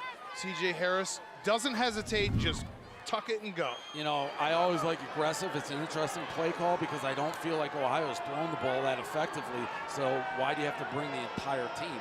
Yeah. He's been beating you on your legs. Harris. Option. Harris throws up the middle. That one's early intercepted by Wyatt Eckler. It looks like the receiver, Bostic, had plenty of room to make the catch, and then we looked, and it was overthrown, and Wyatt Eckler can't come up with the pick. I don't have the information. Is he the guy who dropped the one in the first half? Yes. Too? Same guy? The younger brother of Austin Eckler. Same guy dropped the last one? What a Do you know what called his name earlier? Do you know what I'm talking about in the first half? Yes. That was a bad That was a different guy. Oh, my God. Or was it the same guy? Different guy. Nobody in the Wyoming backfield can catch Stone it. hands, bookmark that play, folks. You have two different perspectives. Wyoming can't come back. Dan's complaining about Bangura. overthrown. It was wide open. That was, but it was a can of Both corn. guys to the were guy. wide open. Can of corn to the guy who dropped it. There's your guy, Dave. This Brady guy, Siders. Siders, #1 pick in the NFL draft. Man, that was Now we're taking him out. What are we doing? Wide open pass. This Third down and 8. I want him on the field. This guy's got a motor that don't quit. A lot of drama. Ohio probably just outside that field goal range for Vacos, who missed one from 50-plus earlier in the game. What's the play call here? Bring the heat again like they did on the last 3rd and 8. 3rd and 8 with 11:30 to go. Ohio leads by 1. Show him blitz. I think they'll back out. Harris facing pressure, ball. and down he goes. Ball is out. Was that a fumble? Who has it? Wyoming has it. I don't know if it's a pass or a fumble. No, C.J. Harris held on to it. Fourth down. That was insane. It looks like it came out. I'll tell you what. Did I get fooled again? No, he never came out. C.J. Harris, rice bucket. That's grip strength right there, folks. That ball grip never strength. came out? No, he had incredible grip. Oh, it did come out. Oh, like a It basketball. came out. All right, well, I like to say rice bucket. Listen, I was ready. And that was a fumble. Oh, It he got absolutely was a lucky. fumble. How lucky did he get that bounced right back? I was ready to walk out of the studio because this is my first broadcast, but I will never be wrong when I yell ball. And guys, if I am wrong when I yell ball, I will put the headset down and I'll retire from this game. C.J. Harris took a beating on that drive. Who else but Easton Gibbs to make that sack? The captain and All-Mountain West Conference first teamer. Huge This hole. has been a lot of fun. Ohio by 1, 10:31 remaining in regulation. Don't go anywhere. Football season, that means high noon season. Time to rank the original 8-pack. I have pineapple #1. Who do you have, Brandon? Grapefruit is the #1 high noon flavor. No, I said pineapple. I actually think it's pineapple now that I think about it. It's unanimous. Real vodka, real juice, high noon hard seltzer.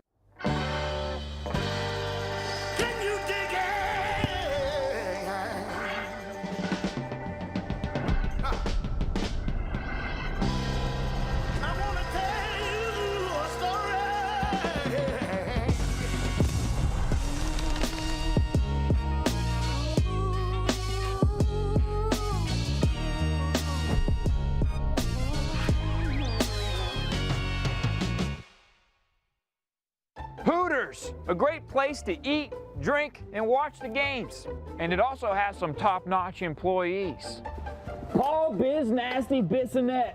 He's passionate about hockey and wings. Glenny Balls, a busboy who knows how to clean a plate. Brianna Chicken Fry, my assistant manager. Marty, we're busy. Get back to work. And the newest employee of the month, Caleb Presley. I deserved it. Whatever month it is, make it Hooters. Coming through, excuse me. Man, look at all those concessions. You must be some kind of king. No, I just saved 60% off my ticket using the Game Time app. Plus, I got an extra $20 off using promo code VIVA. So I paid 2 foot-long hot dogs, 3 beers, nachos, popcorn, and a foam finger more than you? Yup. Where I'm from, we call guys like you a sucker. If you're going to a game, concert, or show, use the Game Time app to get last-minute deals on your tickets. I guess I'm just a better fan than you. Man, I need to get that Game Time app. Sign up now and use code VIVA for $20 off your first purchase.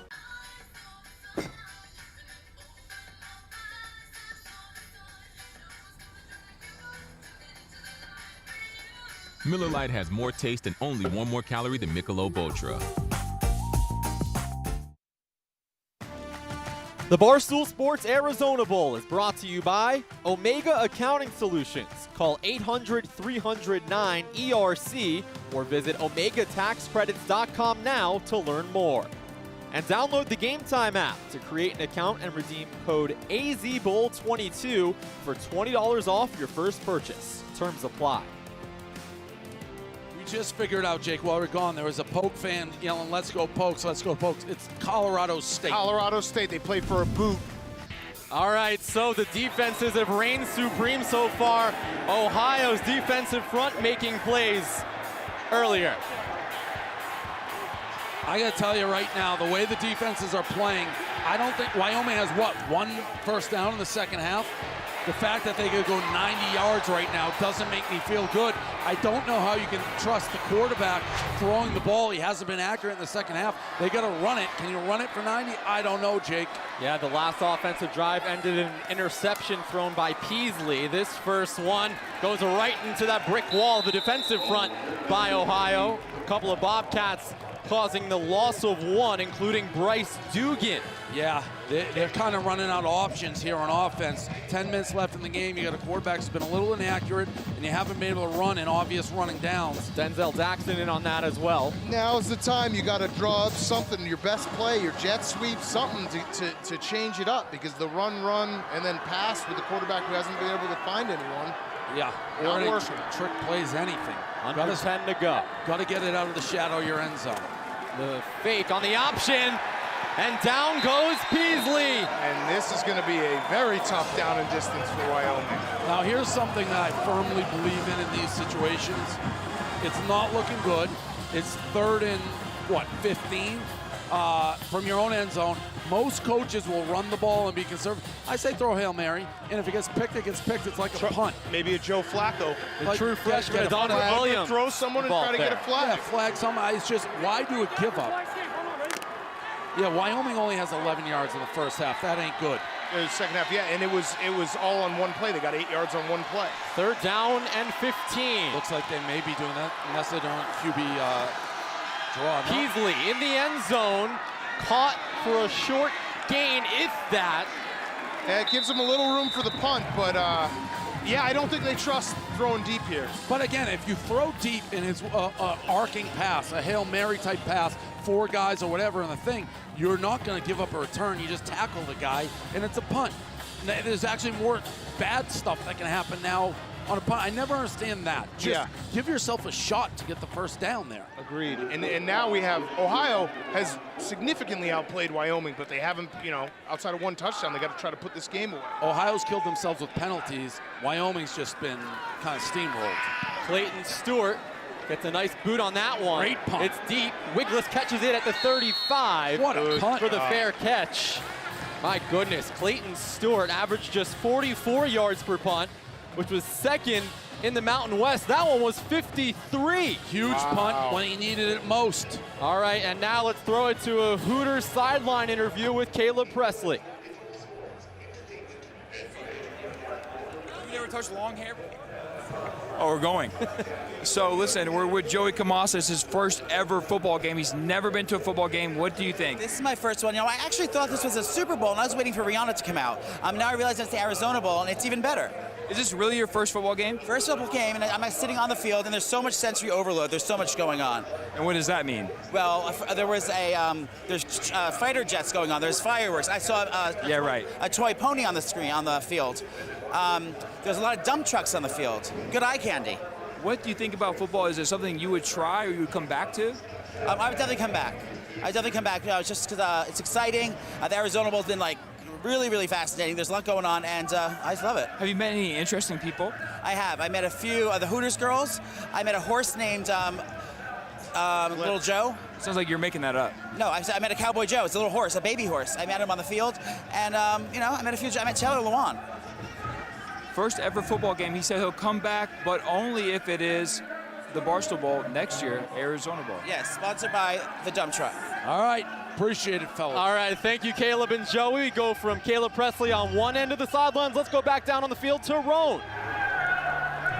Guys, I'm here with a very special man. It's Frank the Tank, a guy who did today's coin toss. Frank, what went into the coin toss? Oh, I just wanted to get it up in the air and get as many rotations as possible. How many do you think it wound up with? How many rotations? I hope at least 10. At least 10 rotations. Well, we're also hoping for a good score on a raw dogging. He's about to raw dog and rate this hot dog live. Frank, have at it. Now, the key is the bun, because stadium dogs are never really good.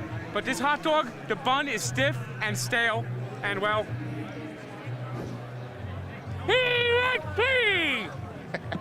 folks, it sounds like that was a strikeout. Back to you guys. All right, thank you. Another look at Frank the Tank's coin toss. Heads was called, and heads is what it landed on. Frank did a great job. All right, here we go. Now it's winning time. Frank munching on that hot dog. 8 minutes left in the game, 8:20, 1-point game. Ohio ball. You got a feeling next score of this game probably wins if there is one. Yeah, and Jake, I've been rooting for Ohio all day. Dave's been rooting for Wyoming. Are you feeling like you should be rooting for Ohio because of their journalism school? Peter King, who owes me $14. My good friend John Greenberg. Ali LaForce, the sideline reporter. Great journalism school. Ohio as well, but here we go. Back on the field, 8:20 to go. Ohio on their own 35, up by a point in the inaugural Barstool Sports Arizona Bowl. All up for grabs in the next 8. Harris throws it up the middle, and it's caught at midfield. Miles Cross, again at 15. I respect that from Ohio, not taking their foot off the gas. I was going to say, as someone who's rooting for Ohio because I love Maction, I'm nervous about the passes. Ja'Cory Hawkins makes the tackle. And that was a dime from C.J. Harris. Good throw.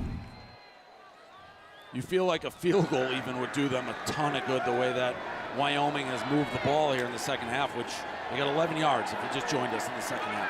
11 yards total in the second half. No rush here for the Bobcats. Harris. Bangura picks up about 3 or 4. Smashed to the ground. Shea Suiau-Noah with the tackle. Look at that view. Look at that view. Unreal. Now we have the sunset on the mountain. That Top is to the bottom. sunset. A lot of people saying right there that shot is going to win somebody an Emmy or Oscar or whatever they give for this stuff. Hopefully not All Business Pete. No, that's beautiful. Beautiful Tucson. Shout out All Business. In this game, by the way, all the proceeds go to charity. Every cent that is made goes to local charities in Tucson. Great cause. I don't know if we're the only bowl that does that, but it seems like we are. No, we're the only bowl that does that. I love that. Don't fact check. Yep. Under 7 to go. It's Champions second and of small 7. business. The fake. Now it's Harris. First down and more. 35. And he gets tackled eventually by Rook Brown. You know what worried me about that play? If he handed off, he had big yardage. He kept it, he had big yardage. Yep. 13 yards. They're leaning on him, and the run game is working real well. And again, it's not just leaning on him, but if your offense goes 3 and out every single time they have the ball, it's tough to play defense. And the offensive coordinator, Scott Isfording, totally praised C.J. Harris. When they recruited him, it was obvious. He said he was going to work harder than the next guy. He has waited his time, and it's worked. He's worked his butt off. He is a very dynamic runner as well, as we saw there. This one goes to Bangura. Nice cut, pick up a 3. Good defense there. They really got to get him off the field. They got to hold him to a field goal attempt. Touchdown to me in this game is basically done. Easton Gibbs the tackle. 6 minutes to go. So if they were to score a touchdown, guys, that would put them up. Still by one score 7, game.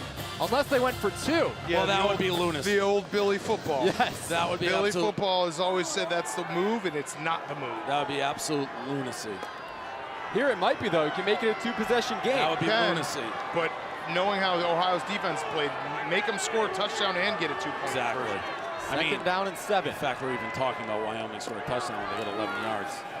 Hand off to Bangura inside the 30, and that'll bring up Dave once again, one of those 3rd and short scenarios. Yeah, now Ohio has not struggled with these. It's been Wyoming who's struggled with these. And I got to be, from up here or the eye in the sky in the booth, this read option, it really looks like it's there almost every play right now. Whether he gives it or keeps it, it looks like it's an automatic 3 or 5 yards. If they run that twice, I don't know how you stop them. I hope I'm wrong, but that's my vibes. 3rd down and 4. You got to wonder if this 4-down territory, knowing your kicker. From the 28. Yeah, Vakos is 1 of 2 today, and we have a timeout by head coach Tim Albin for Ohio. Didn't like what he saw? Yeah, and I'm thinking that maybe this is 4-down territory, knowing that Vakos missed so badly. All right, guys, one quick thought here on the other end. Ohio leads by 1, 5 minutes to go in regulation. Been a heck of a game so far. Isn't that right, Kelly Keegs? What is happening? Glennie, how's that watermelon high noon treating you? I love it, Roan. Tommy Smokes, still can't grow a beard, I see. Hey, Ron, you're on the TV right now. How can you even see me? High noon hard seltzer, real vodka, real juice. Excuse me, coming through. Man, look at all those concessions. You must be a king. No, I just saved 60% off my ticket using the Game Time app. I guess I'm just a better fan than you. I need to get that Game Time app. Sign up now and use code VIVA for $20 off your first purchase. I'm here to get you some deals at the Barstool Sports Store. Barstool Sports, ever heard of them? Well, you should. You're watching them right now. Founder, Dave Portnoy, built that company brick by brick. The Barstool Store has everything. Polos for when you're hitting the links. Hoodies for when the temperature gets below 0. Also, t-shirts for when you're lounging around the house. When you're shopping at places that aren't the Barstool Store, you're essentially burning your money. What are you still doing here watching this? Go to the Barstool Sports Store. Get some merch. The Barstool Sportsbook is the best app to find exclusive odds boosts, custom offers, and promotions, as well as brand new features. There's many ways for you to put your money on the line and win. Through live in-game wagering, cross-sport parlays, futures, prop bets, and everyone's favorite, Parlay Plus. Bet with Barstool this week and check out the Can't Lose Parlay, the Hungry Dog Parlay, Advisors Parlay, and more. Take advantage of the new player bonus. If your first bet loses, get refunded up to $1,000 in bonus cash. Download the Barstool Sportsbook now. Terms and conditions apply. See app for details. Gambling problem? Call 1-800-GAMBLER.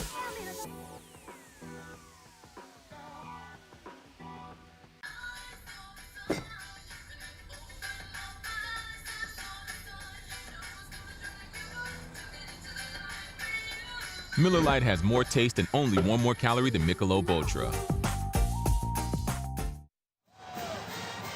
It's turning out to be a beautiful evening here in Tucson, Arizona, and it's turning out to possibly be a beautiful finish here in the Barstool Sports Arizona Bowl. A huge third down for Ohio. The crowd on its feet with 5 minutes to go. We're into the stage of the game where we're going to have a lot of plays of the game. This is the play of the game, though, up to this point. It's C.J. Harris, the quarterback, making his third career start in the shotgun with C.A. Bangura, who has the lone touchdown in the second half to his left. Bangura. Fourth down. And I think he stopped short. Easton Gibbs. Who else but the captain? Yep. Can he make it? So they're bringing out the field goal unit, and Nathaniel Vakos. He's made one from 43. He's missed one from 53. A lot of people in Vegas. This obviously affects the line right here. And this switches it. They took down the Stella Blue backing. That hurts. So right now, Wyoming's covering. If this goes in, it would be a cover at the time for Ohio. A 45-yarder for Vakos, the freshman. Nailed it. And that is a no-doubter. Ohio currently covering that 2.5-point spread. They lead by 4. Back to a couple of football numbers. 21-17 Ohio with 4:17 remaining in regulation, and some breathing room for the Bobcats as the freshman Vakos, a no-doubter, puts his team up by 4. The finish on the other end.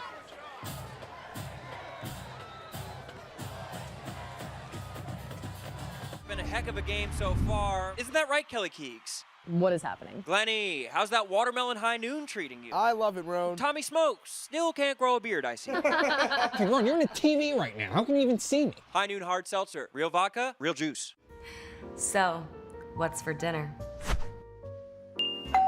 Dinner is served. Pardon? My cheesesteak! Magnifique! Bon appetit! Pardon My Cheesesteak is a delivery and pickup only restaurant brand bringing you craveable cheesesteaks and loaded fries. Go to pardonmycheesesteak.com to learn more and order now on DoorDash, Uber Eats, Postmates, or Grubhub.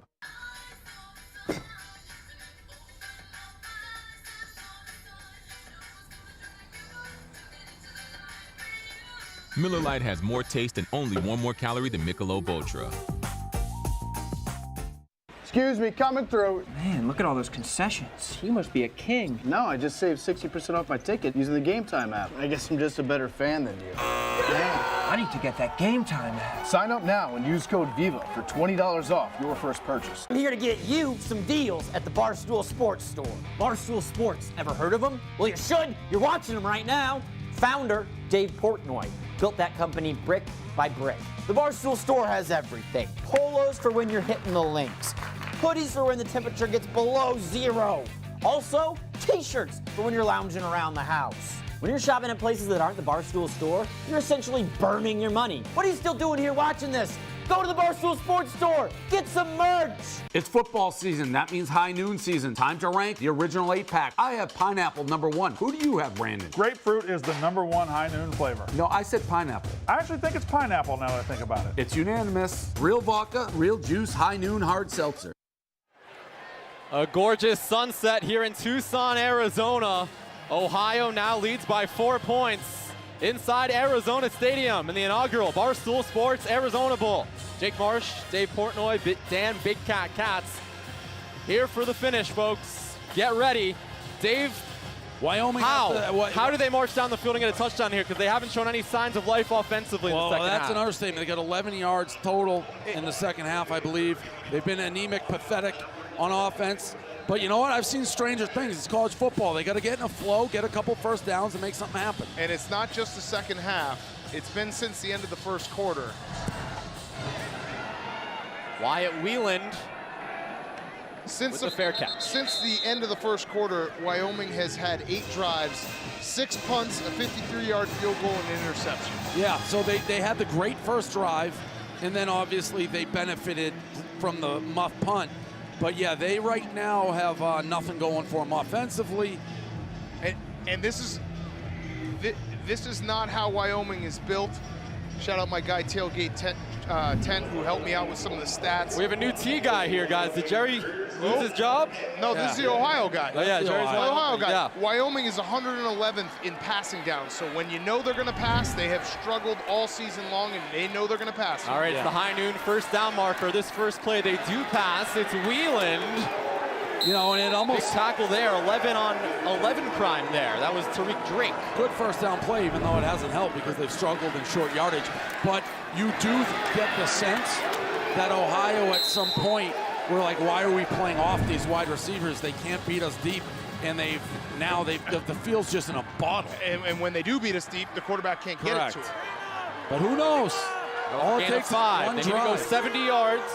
Under 4 minutes, they do have 3 timeouts. Plenty of time. Beasley has time up the middle, and there's a late flag. It's a terrible call. Alex Brown, the intended receiver. A late call. Oh my gosh, was this bad? It was a by the poorly field thrown judge, ball. Grant Jackson. A poorly thrown ball that had no chance of getting there.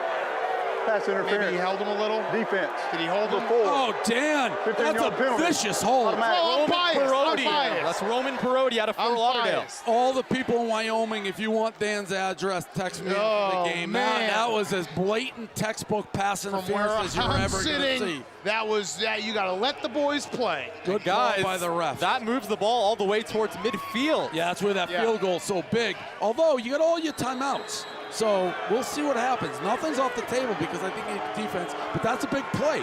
There's the first down. Get the momentum. Watch out. Peasley feeling pressure, throws it up the middle, and it's caught for a first down. And that penalty is going to be Drayton Welch.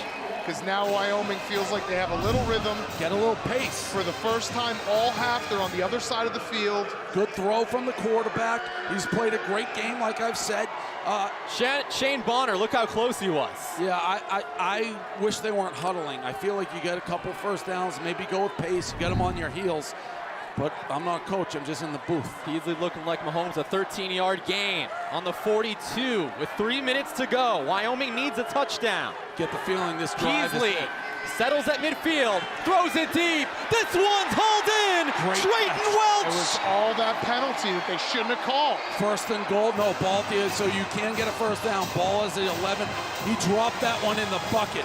What a great pass. He actually had a guy wide open in the flats over to him. What a perfect pass that is. Where's that guy been all day, folks? What a great throw.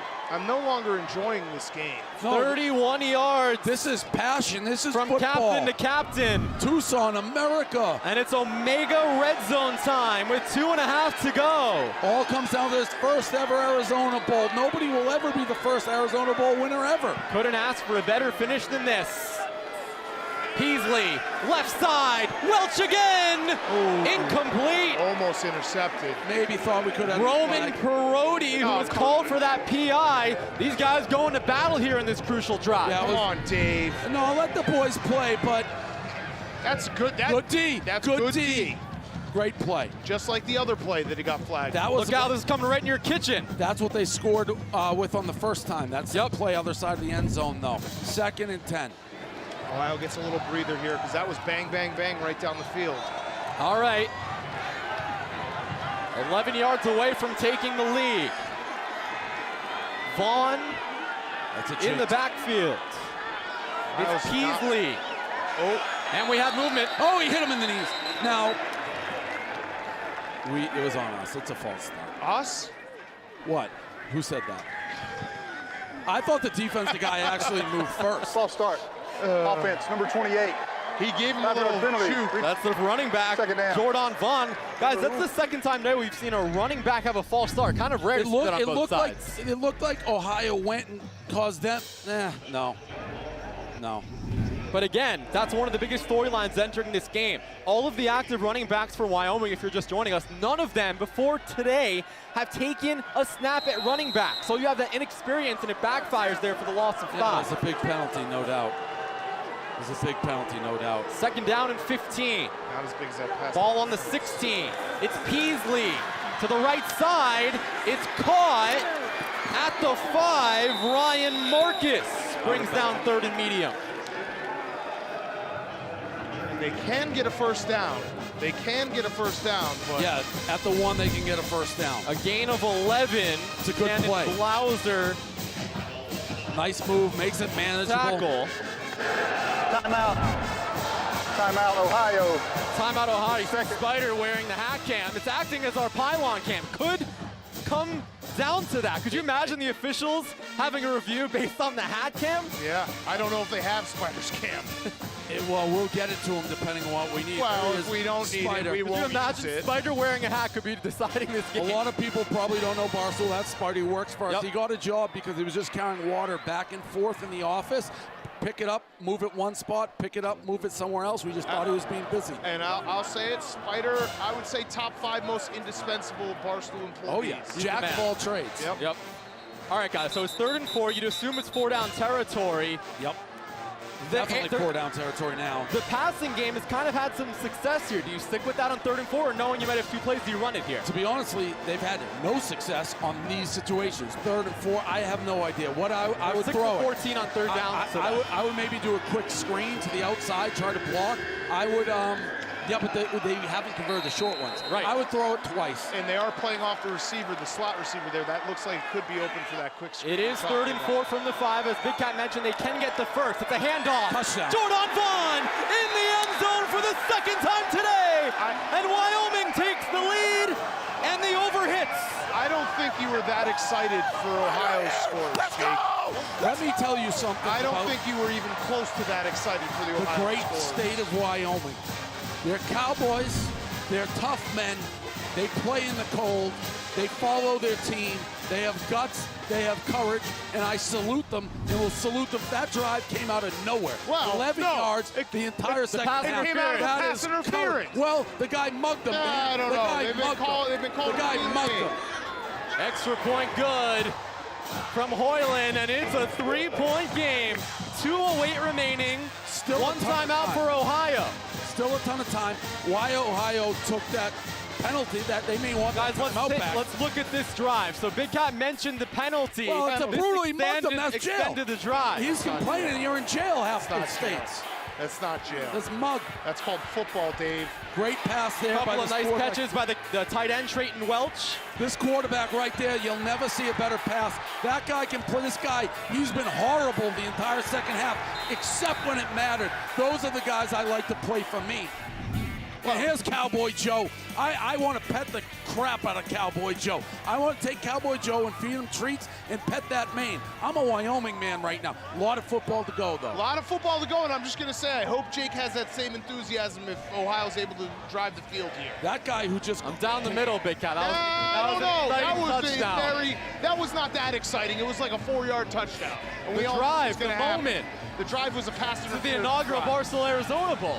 Gotta get excited for that. That drive, if it holds, will go down in the pantheon of Arizona Bowl legend. Here we go. A lot of football left, though. Wilburn back to receive. And he'll take it out from the 1. On the right side. Puts the brakes on and down at the 15. They're swarming. The Pokes are swarming. All because of that pass interference. All right, folks, so it comes down to this. C.J. Harris, the redshirt sophomore. 1 timeout, 2:03 to go. They need just a field goal to force overtime. Remember, Vakos has made 2 of 3. He's made 2 40-plus. He's missed 1 from 50-plus. The eyes of the college football world all on this game. Barstool TV, there's nothing else on. This is history, literally. The Pokes crowd trying to make noise. Wyoming crowd, they traveled in big numbers. Line of scrimmage at the 17. It's Harris.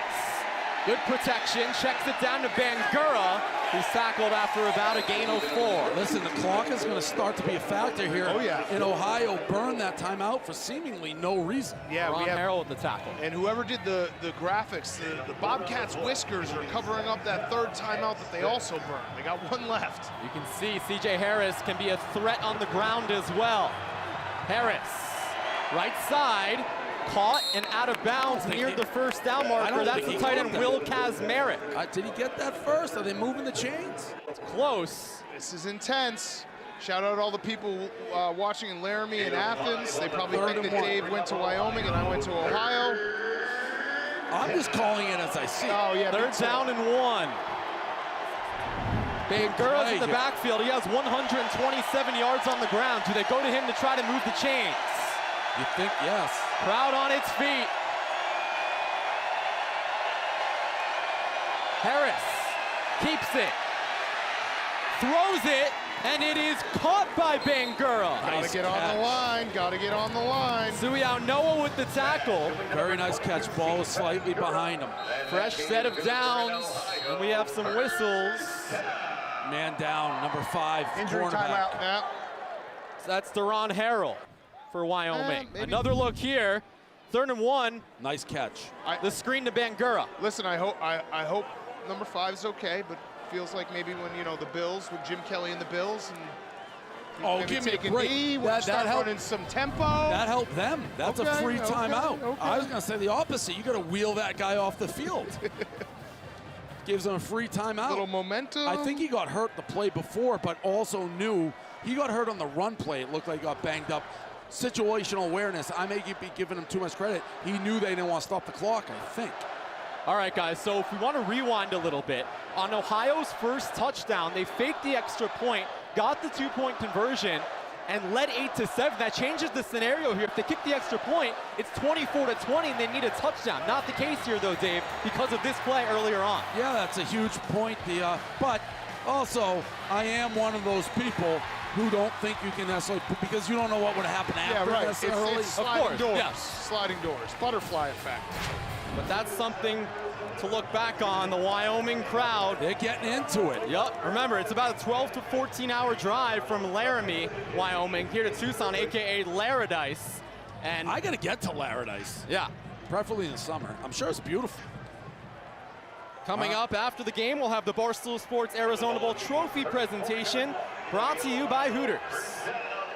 So it's 1st and 10 from Ohio's own 34-yard line. One timeout for the Bobcats. They need a field goal to tie, a touchdown to take the lead. Harris with Bangura in the backfield. Harris keeps it, facing pressure, avoids it, and nearly completes it. Wow, if he gets sacked, that's it. You may burn another timeout. If not, you're 45 seconds. I don't know how he didn't get him. Jordan Berthinoli. The half step up saves him there. Saves him probably the game. Because you either have to burn your timeout or you lose 30 seconds. In these situations, a sack is the most killer thing there is. That was it tight end Alec Burton intended. Great play by the quarterback just to avoid the sack. Really a game-saving play. Wyoming still bringing heat. Crowd on their feet. Now they drop back.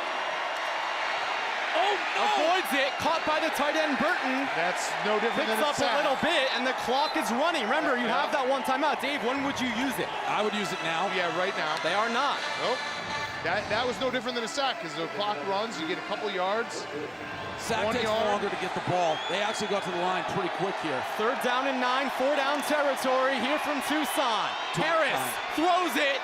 It's caught at the 40-yard line. Alec Burton, back-to-back catches. What a play by C.J. Harris. He's been getting killed this second half. He finds him, throws a seed down the seam there to this guy. A gain of 24. What is this? Why is Under 40 to like go. Harris throwing deep. Incomplete. Oh, a flag. That was a flag. Ohio bench. Nobody likes beggars. If the other side was a flag, that was a flag. Nobody likes beggars. You guys are begging. That was clean football. No. Look, he grabs him. Not he clean. Grabs clean. him. He clean. grabs clean. him. Clean. Wyatt Eckler. Clean. With the coverage. One-sided call right there. What are you talking about? Unreal. That was That's clean. a flag. If anything, that was offensive. If I had a flag in my back pocket, I'd throw it on the field from up here. Ohio still has that one timeout. They're on the edge of the field goal range for Vacos. What is that? And we have a timeout by Wyoming. That's their first. Yeah, they probably are going to Craig Bull. If I know him, he's going to sit down and be like, listen, guys, that was pass interference. Don't do that again. No, that was not pass interference. And I'm not just saying that because I love the good people of Laramie. That was not. If anything, it was hand fighting. It looked like Ohio, although they're booing on Ohio. Let's see the play again. So that's Eckler on the coverage. And he puts his hand Right over. there. His hand Right is there. over. No. Right there. And he No, twists his helmet too. That should have been 30 yards. No. Unbelievable. Look, another angle. All right, grabs him. No, he grabbed space. him. He has Eight the grabs space. him, Dan. He has the space. Dan, Eight puts his hands on That him. was no different than the other flag. This is just hand check. Oh, hand right fight, there. hand Right fight, there. Hand He's check. grabbing him. Right there. I don't see anything. Oh my goodness. I don't see anything. 34 seconds remaining in regulation. Wyoming by 3, Ohio driving. Ladies and gentlemen, welcome to the broadcast booth. Guys, I'm chewing on a straw. I'm chewing on a straw. Let the boys play. You couldn't have wanted anything better than this. It's the Second Arizona down Bowl. and 10 from the 40. Right now it would be about a 57, 58-yarder. Vacos' longest this season is 55. One timeout for the Bobcats. Harris sits back, throws it deep. It is incomplete. Was it God, dropped? it was Wigless had it. Knocked down, almost picked. It would have been a touchdown most likely. Was it knocked away or did he drop it? They're showing 42 like he knocked it away. Isaac White. Did he get a hand on it? Yes. Great play. Great play by the cornerback. It looks like he bobbled it, but that was superb defense. No, that was an easy touchdown, a great pass, and he just made a great play at the end. Great D. All right, third and 10. Ohio still has that one timeout with 28 to go. They are taking shots. And now they got to think field goal. Still would be a deep field goal. Well, it's going to be four. Harris Oh, they don't get it. up the middle. Oh, that and it is denied. Great D. Thank you. Flag. Another flag. Thank you. That ref Oh is in my a different goodness. country. Thank you. That was a flag.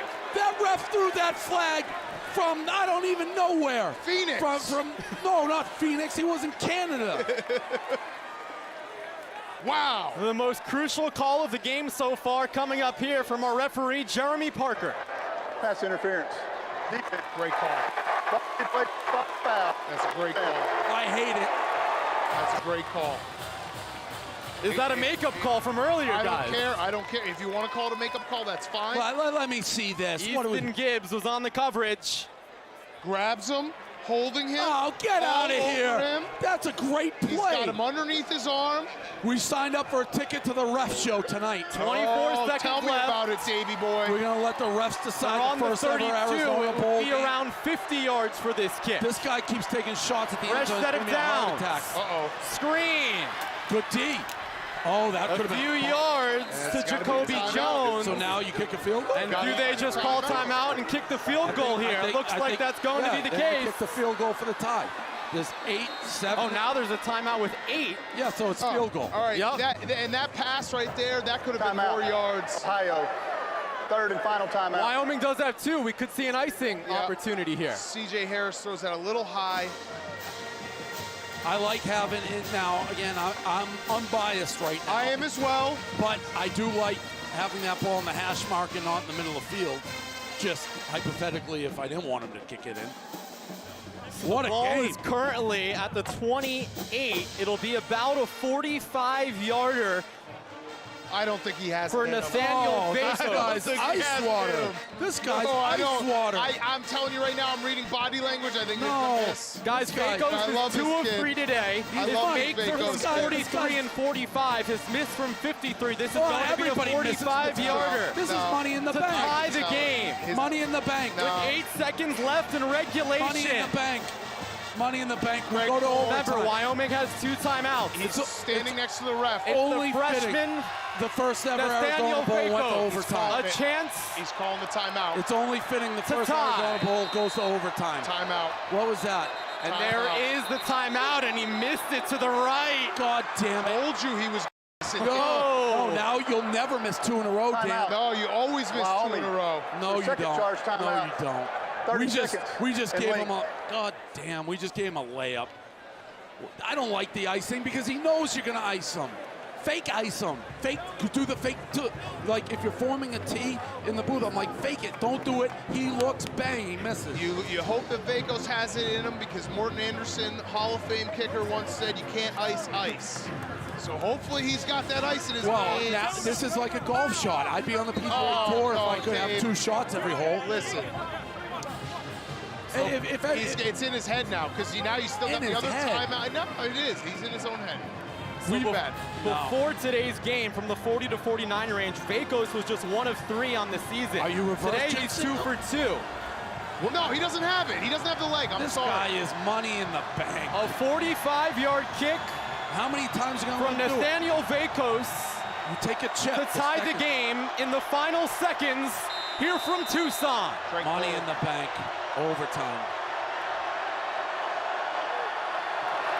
Bad snap, hit it. And that one is straight through. What a kick. We're tied at 24 with 4 seconds left. Maybe the greatest kick in Arizona Bowl history. Absolute money, ice in his veins. We might have some free football, folks. This is amazing. What a kick. Dave, I'll tell you what, and I want to apologize to Dave. He was right. The second kick, you're going to make it. I was wrong. I was wrong. Come on now, we can't be icing a guy and then he hits it. I mean, I'm unbiased, clearly, but... Same.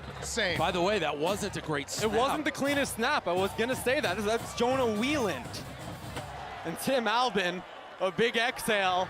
This game is even. 24-24 with 4 seconds left. Craig Bull. It's only natural the first ever Arizona Bowl heads to overtime. That is most likely going to be the case. Now, do you think the coach is like, well, that timeout cost us the game? Or that's just cost of doing business? Yeah. Cost of doing business. Hit it. And that one is straight through. What a kick. We're tied at 24 with 4 seconds left. So the squib falls down, and it will most likely see a kneel down here and head to free football. There's the hero right now, Nathaniel Vacos. Oh, man, what a game. What a game, the crowd fellas. going, rightfully so. What a game, fellas. Wait, if we get overtime, does that mean Frank the Tank goes back on the field? Oh! I don't think we evaluated that possibility. Oh, my God. They got to get him ready. We got to get him down. Someone's got to get in Frank's ear. We got to get him ready. Frank would have to do the overtime coin toss, right? Did not even think about that. Wow. Something to monitor if we go to overtime. Thank God, just in general gambling terms, this game's already over, so it can't hurt people who bet that total. It's already decided. It only will have Wyoming or Ohio, which is both in doubt. Dave, I don't want to actually you, but, they are going to hand it off. I don't know why you hand that off. So, I've seen if we things go happen on handoffs. Big Cat had this scenario yesterday. If we go to a third overtime, a team can win by 2, and That's I believe true. the closing line was 2.5. Yeah, you are correct. So that could be the case. I don't see could have gotten teams 1.5. being able to score that. Although there was a game like that. There was a game. I love this guy. Tell us straight, that guy. That guy's a cowboy. Look at him. That guy's. Guys, here comes Frank the Tank. Oh my God. He is. He was ready for it. Second coin toss. What a game. There he is. He's coming out for another. Frank. Overtime in the Barstool Sports Arizona Bowl. Guys, this is the third overtime in 7 Arizona Bowls. This game knows drama. Wow. Unreal. I'd love to. Look at Frank. He's happy to get another shot. The Score app, which is a great app to get all scores. They have those chats on the Score app where they try to troll people on what's happening. Imagine the trolling on a game that is only on our network. So people get it. The take comes out. Nobody knows what's going on. You're getting our calls. Unreal. Unbiased calls. So we mentioned this is the third overtime game. The first 2 came in 2017 and 2018. 2017, New Mexico State 26, Utah State 20. 2018, Nevada 16, Arkansas State 13. It should be noted, Nevada won that game in overtime. They're the only team to win the Arizona Bowl twice, and Wyoming can join them as 2-time winners of the Arizona Bowl if they win this game in overtime. Just incredible that we get free football for the first ever Barstool Arizona. What an ending. I mean, we had a very slow, and here's another Cowboy. We are now just finding the Cowboys that are coming out. Very slow third quarter, even quarter and a half, and then fireworks down the stretch. Huge drive from Wyoming, answered. Couple huge plays from the quarterback of Ohio, avoiding sacks, keeping plays alive. Cowboy. We're getting Cowboys. Look at that mustache. That guy is a cowboy. Oh, man. Oh, so here's looked like Peasley. the ref was a little chumpy there with Peasley.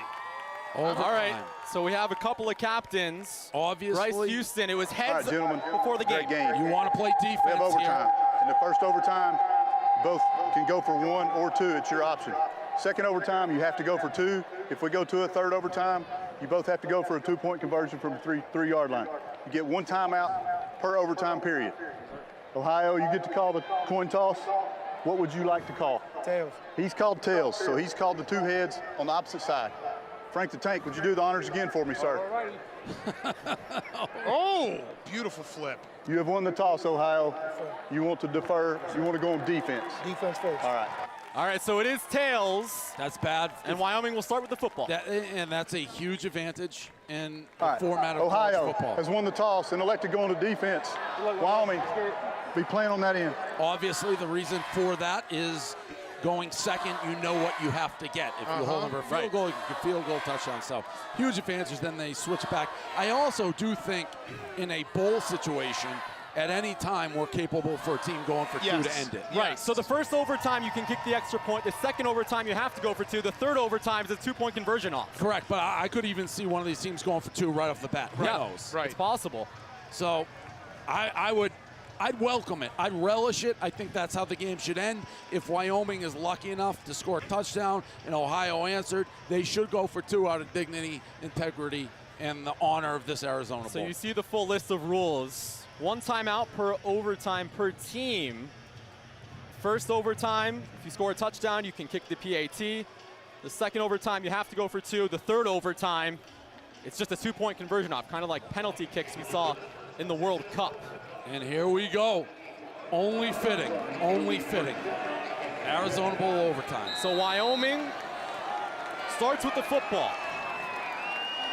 They had some success On the through 25. the air. Peasley sits back, throws it to the right side. It is caught near the first down marker by Marcus. I'd be lying if I said I didn't have a heart palpitation that I thought that was a pick hung up 6. there. That hung up there for a while. Serious arm strength, though, to get to that side of the field. But a gain of 13. I thought maybe this was going the other way for a second. Nice catch, good first play. Ball now at the 12. It's a good spot to be, too, because, again, first down near the goal line. And Vaughn's in the backfield now. Keep throwing. Wyoming, remember, before this game, he had not taken 1 carry in his collegiate career. A fake. Peasley rolls right, incomplete. Great off his defense. chest, or is that better defense? That was great defense. Great defense. Roman Perotti. Ball ricocheted into like the 3rd row, so I'm not exactly sure what it hit. Oh, yeah. Oh, that's great a hole. defense. That's a Helmet. Great defense. That's a Like hold. I said, great defense. Listen, you know I'm unbiased. I don't mind them not calling that. It was a hold, but it wasn't as blatant that you need it. It's 2nd and 10 from the 12. Looks like they're going to try to run here. No, they're not. Peasley on the keeper, and he is taken down in the backfield. Huge play coming up. This is why going first is such a disadvantage, because if you don't get it, you kick free. Cannon Blauser. And then the other team, Ohio, knows what they got. Touchdown ends it. And keep in mind, Key Thompson is injured, one of the best defensive players in the MAC. So Cannon Blauser's a guy who head coach Tim Albin has counted on to step up. He does so there, forcing 3rd and 10. Yeah, if you got any trick plays, anything in the arsenal, now's the time to use it. They have around this area like to go to number 81, the tight end, on muscle, just trying to out-muscle. They can get a first down, but there's not much room to work with. Peasley on 3rd and 10. Nice move. Faces pressure, avoids it. Still alive on the 15, and he goes out of bounds. It's 4th down. Great job by drawing up the blitz there, get him moving. I mean, great job to not get sacked by Peasley, but cut the field in half with that blitz. Not a lot of options. No. So it looks to be field goal time. And this for guy John is, Hoyland. This guy is as money gets. Oh, Dan, that's low, man. No, I mean, he is. Hoyland's one kick Monday is good for 53 yards at the end of the first half. This one's from 28. The all-Mountain West first teamer is good. Dan's a real loser to try to jinx him right there. That wasn't a jinx. Don't I'm beg unbiased. for 29. I'm unbiased. Don't beg for 29. You're in perfect shape. The game's over. You're going to score a touchdown. Game's over. All right, guys. So we mentioned earlier in the broadcast that these two teams have met twice before, and in both of those games, it was a one-point game. So we said, be warned, we might get a close one today, and we will. I'd say we have. Yes, we're in overtime. Yep. All the people on the score right now who are listening, watching this, just start tweeting, game over, Ohio touchdown. No, because don't it's gonna do that. happen. Elio's probably already doing that. You can be a thought leader and beat us. It hasn't happened, but everyone who knows football knows they're about to. That's the way they get the late game time field goal, hold them to 3, and now they're going to go in and probably be 2 plays. All right, so a touchdown wins it for Ohio. A stop wins it for Wyoming. A field goal forces double overtime. C.J. Harris and the Ohio offense on the field. First and 10 from the 25. Harris fakes the handoff, pitches it back. It's Bangura on the near the 15 and near the first down marker. They're calling him out early. They're calling him out early. It looked like second and short. It looked like he got the first, but he might have stepped out. You're almost better off being second in inches. I used to do that. I used to do that in Madden. Just run out before and then take a shot. That's Wyatt Eckler down right now. It looks like he lost his cleat. Blew a tire. There was nobody there on that option. Just absolutely went short side option. Pretty good play call. And I think if he pitched it a little earlier, he might have even gotten more. Look at C.A. Bangura's stat line. 136 yards and a touchdown. This is his 4th game of at least 100 rushing yards. What a game, fellas. Great game. Congratulations to Ohio. No. It's Maction still. Second down and 1 from the 16. Again, a touchdown ends the game. Bangura in the backfield. Should take a shot here, right? Second in inches.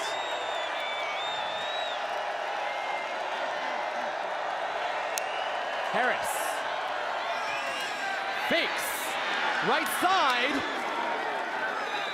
Looks like he got the first down, a few more yards, so a fresh set for the Bobcats.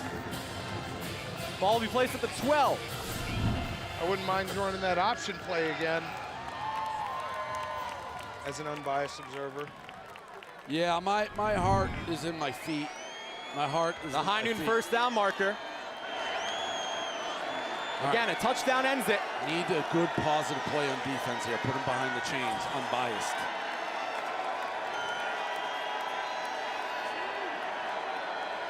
There's the blitz coming. Harris. Bangura 2. Pushing forward. Picks up a couple, and they're inside the 10. Maybe a little more than 2. Yeah. There's your guy, Braden Siders at the tackle, Dave. Yeah, I have him number 1 on my NFL draft board. He is a redshirt freshman, so a few more years. 2025, there's Correct. the call. I wasn't overly familiar with his game till today, but he's impressed me. It's like that shot quote, right? I apologize, I wasn't familiar with your game. Yeah, What lines. is the Ohio coach mad about on the sidelines? He's saying something to the ref. 2nd and 7 from the 9. Come on now. Ohio doesn't feel like they got everything lined up correctly. A little confusion from the tight end. Remember, each team does have a timeout. This is going to be a false Is Alvin going to call his no? A handoff to Bangura, and they get nothing. That is Braden Siders. Cowardly football. So here we go. 3rd down. They can get a first down, I believe. About 2 yards to work with. Yep. So if you stop them, you got to... Injury timeout. Injury timeout. You got to assume if they stop them here, we head to a 2nd overtime. Yep. If they get a first down, you got to assume they're going to win the game because it's either a touchdown or inside the 2. So this is the play of the game. This is Jordan Bertinoli, who's down right now. He actually missed the last 2 games with an injury, but defensive coordinator Jay Sawvell said they were very excited to get him back for this bowl game. Guys, you couldn't have asked for a better football game. It's a great game. Obviously, it was going to be an overtime classic thriller. Yeah, I mean, and that's what we got. Yeah, it's been a great game. I mean, this play will decide how great of a game it's been. Both teams landed on the line, both making big plays when they have to. And this play will decide whether we play on or the first ever bowl. And They're fighting for that. Yeah, Wow. a lot of people say it's one of the uglier bowls of bowl season. Beauty is in the eye of the beholder. It is a custom-made blown glass from a local artist, so I say it's beautiful. Almost looks like honey. Yeah. The sweet honey nectar of victory. All right, here we go. 3rd down and 8 for Ohio. A touchdown wins it. And if they get a first down, it'll be first and goal from inside the 3, so you gotta figure this is the play of the game. Here we go. C.J. Harris with Bangura next to him in the backfield. Crowd making noise for Wyoming. It's Harris. Sits back, fakes, throws, it's caught! Touchdown! Tyler Foster wins the Arizona Bowl for Ohio!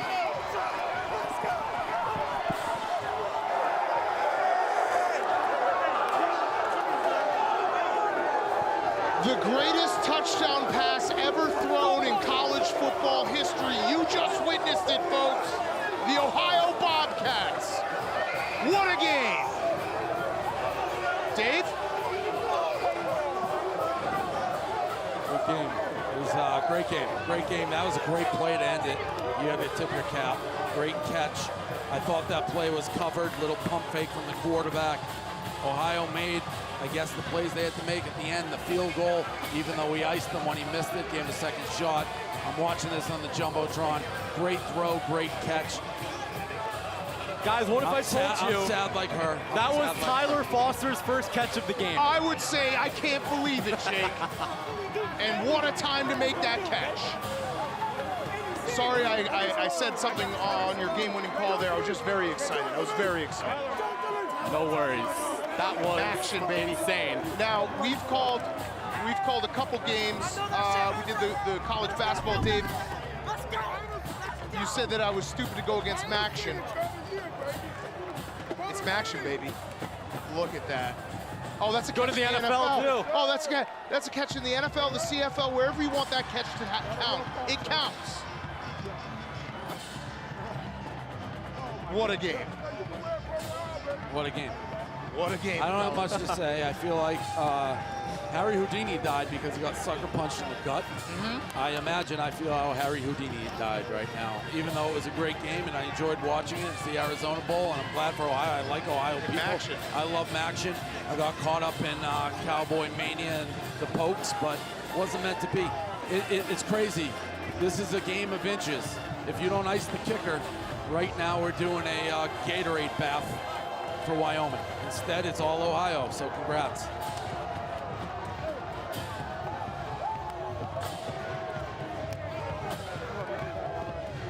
Noise for Wyoming.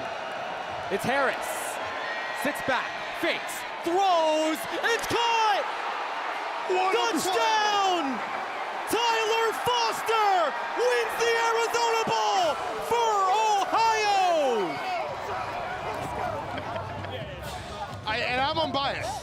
I just love football. I love football too. I was just sad we won't get more free football. just love If you football. like football, you want to see more football. Listen, that's a fair point. I just love big football plays. Yeah, That's really all it I comes didn't down want to. this game to end. I just wanted it to keep going and going. Forever. See, I just like football. I love football.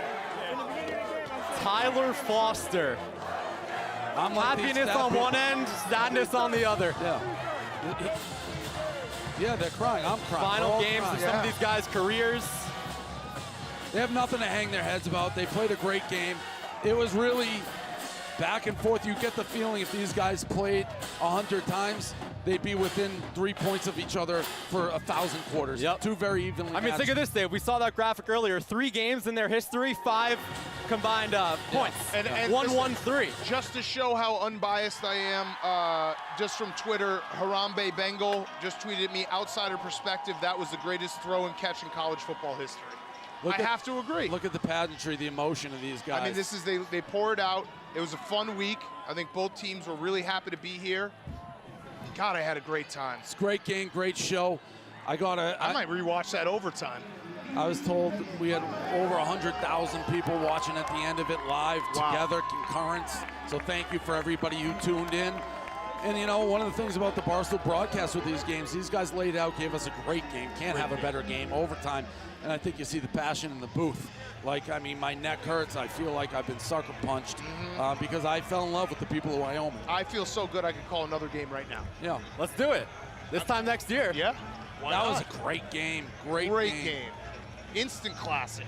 Yep. I'd probably rewatch it. That's how classic it was. At least that overtime. Happy campers for Ohio. They'll be bringing back a trophy to Athens. I hope those guys know that, I had their back. I just unbiased, but I love action. I had their back. There's the hero, Tyler Foster, a redshirt junior from Pickerington, Ohio. And Jake, you said that was his first catch of the game? Yes. Oh my God. Oh my God. His first target as well. First time we said his name. Wow. Big time players make big time plays. And there's the kicker. Moments. They're showing the kicker who had the clutch kick. Vaco's forced overtime. Yeah. They made all the big plays at the very end when they had to. Here's another look at the game-winning play. C.J. Harris, Tyler Foster. Good night. I mean, again, they say that fade kind of route is undefensible if it's thrown perfectly. That ball was thrown perfectly and a great catch. Too big for him. Game over. Hearts broken to Laramie. And you got to think back, Dave, to Craig Bull's timeout. Yeah, they're icing the kicker. Yeah, they. For those who missed it, at the end of regulation, Vacos had that 45-yarder. Craig Bull called the timeout and iced them, and he missed that kick. Yeah, I don't know that. I mean, it stinks. I wouldn't have iced, but you'll have just as many people on the other side if he hit it, be like, why'd you take the timeouts and not ice him? So that's a 50-50 coin flip. I don't know what the math, I'd love to see the math on icing the kicker, what that does. I don't know if there's any stat that could accurately tell it because you got to factor in the kicker. Let's send it down to the field for the Barstool Sports Arizona Bowl trophy presentation, brought to you by Hooters. Ronan Caleb, take it away. Arizona! What a night it's been. The inaugural partnership between Barstool Sports and the Arizona Bowl. But tonight was owned by the Ohio Bobcats.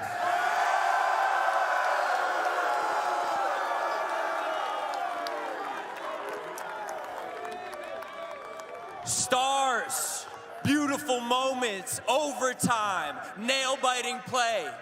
But only one man could go home with the MVP tonight, and that's your quarterback, C.J. Harris.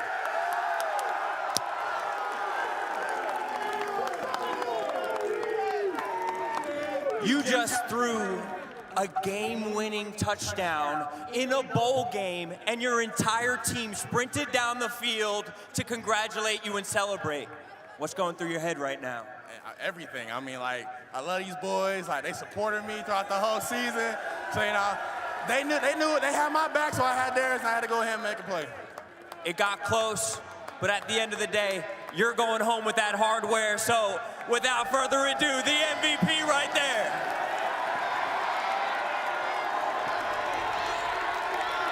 Hold that thing up, brother.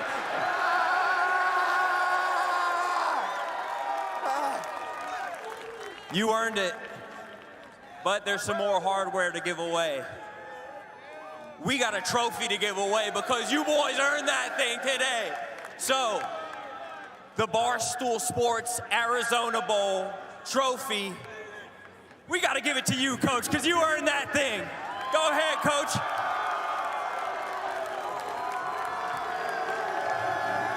Yeah, pump that thing up there.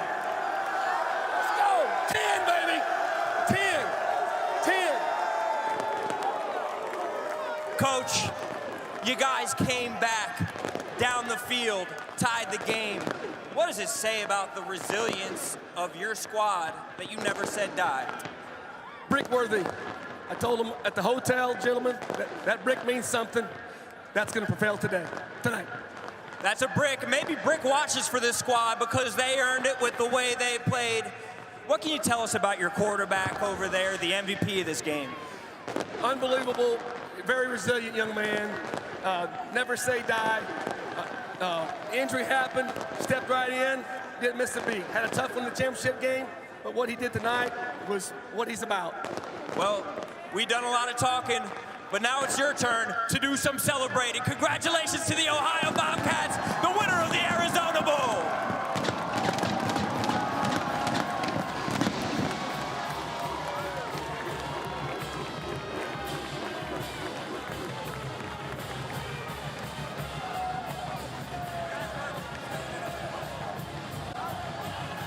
Well, guys, C.J. Harris certainly deserved that MVP trophy. Tim Albin, a 10-win season for the first time since 2011, and Big Cat Maction reigns supreme here in Tucson tonight. What a game, what a season. I also just want to say shout out to everyone in the booth, in the truck, the producers, the Barstool staff. We have so many people here behind the scenes that make us look good. We just show up and do it. And Dave, I'll remember this game for the rest of my life. Yeah, so will I. And honestly, if you're going to get beat on a perfect play. It was a perfect pass, perfect catch, perfect ending to a great game. Thank you to all the fans who came out. And overall, it was a surreal experience to be part of it. Congrats to Ohio. I feel bad for the Cowboys. Yeah. There's your MVP, C.J. Harris. We may have to give them all brick watches. Listen, Dave, if I could... final thoughts here, guys. Wrap up the night. I just want to say, if I could give the win to Wyoming, I would, but I can't because the game happened. So I would, though, Dave. I want you to know that. Dave, how do you think the inaugural Barstool Sports Arizona Bowl went from top to bottom? It was a great, the game lived up to it. You are always at the mercy of the game, right? We had a great game from the opening gun to the final whistle, so that helps. I had fun doing it with you guys. I think people enjoyed it on the telecast. And they deserve it. It was a great game all the way. Listen, I'm not a sore loser, and I love both squads. Ohio is dead to me now for the next 48 hours or next 72 because Michigan, I'm a Michigan You're grad. going to the game, aren't you? Going to the game tomorrow, so I got to refocus to get my energy. I like Ohio University, but I got some other Ohio's on my mind. Great Arizona Bowl. Thank you, everybody involved, like Dan said. It was fun doing it, and hopefully the first of many. Absolutely. A true instant classic here at Arizona Stadium in Tucson tonight. My goodness, you'll always remember where you were for the inaugural Barstool Sports Arizona Bowl, an overtime thriller for Ohio. Electricity in the beginning, excitement and fun all around on the field and outside of it. But in the end, it's the Ohio Bobcats who hoist the championship trophy, a 30-27 overtime win over the Wyoming Cowboys. For my broadcast partners, Dave Portnoy, Dan, Big Cat Cats, and everybody behind the scenes, both with Barstool and in the production truck, I'm Jake Marsh signing off from Arizona Stadium. Thank you so much for watching the Barstool Sports Arizona Bowl from our entire crew. Have a Happy New Year.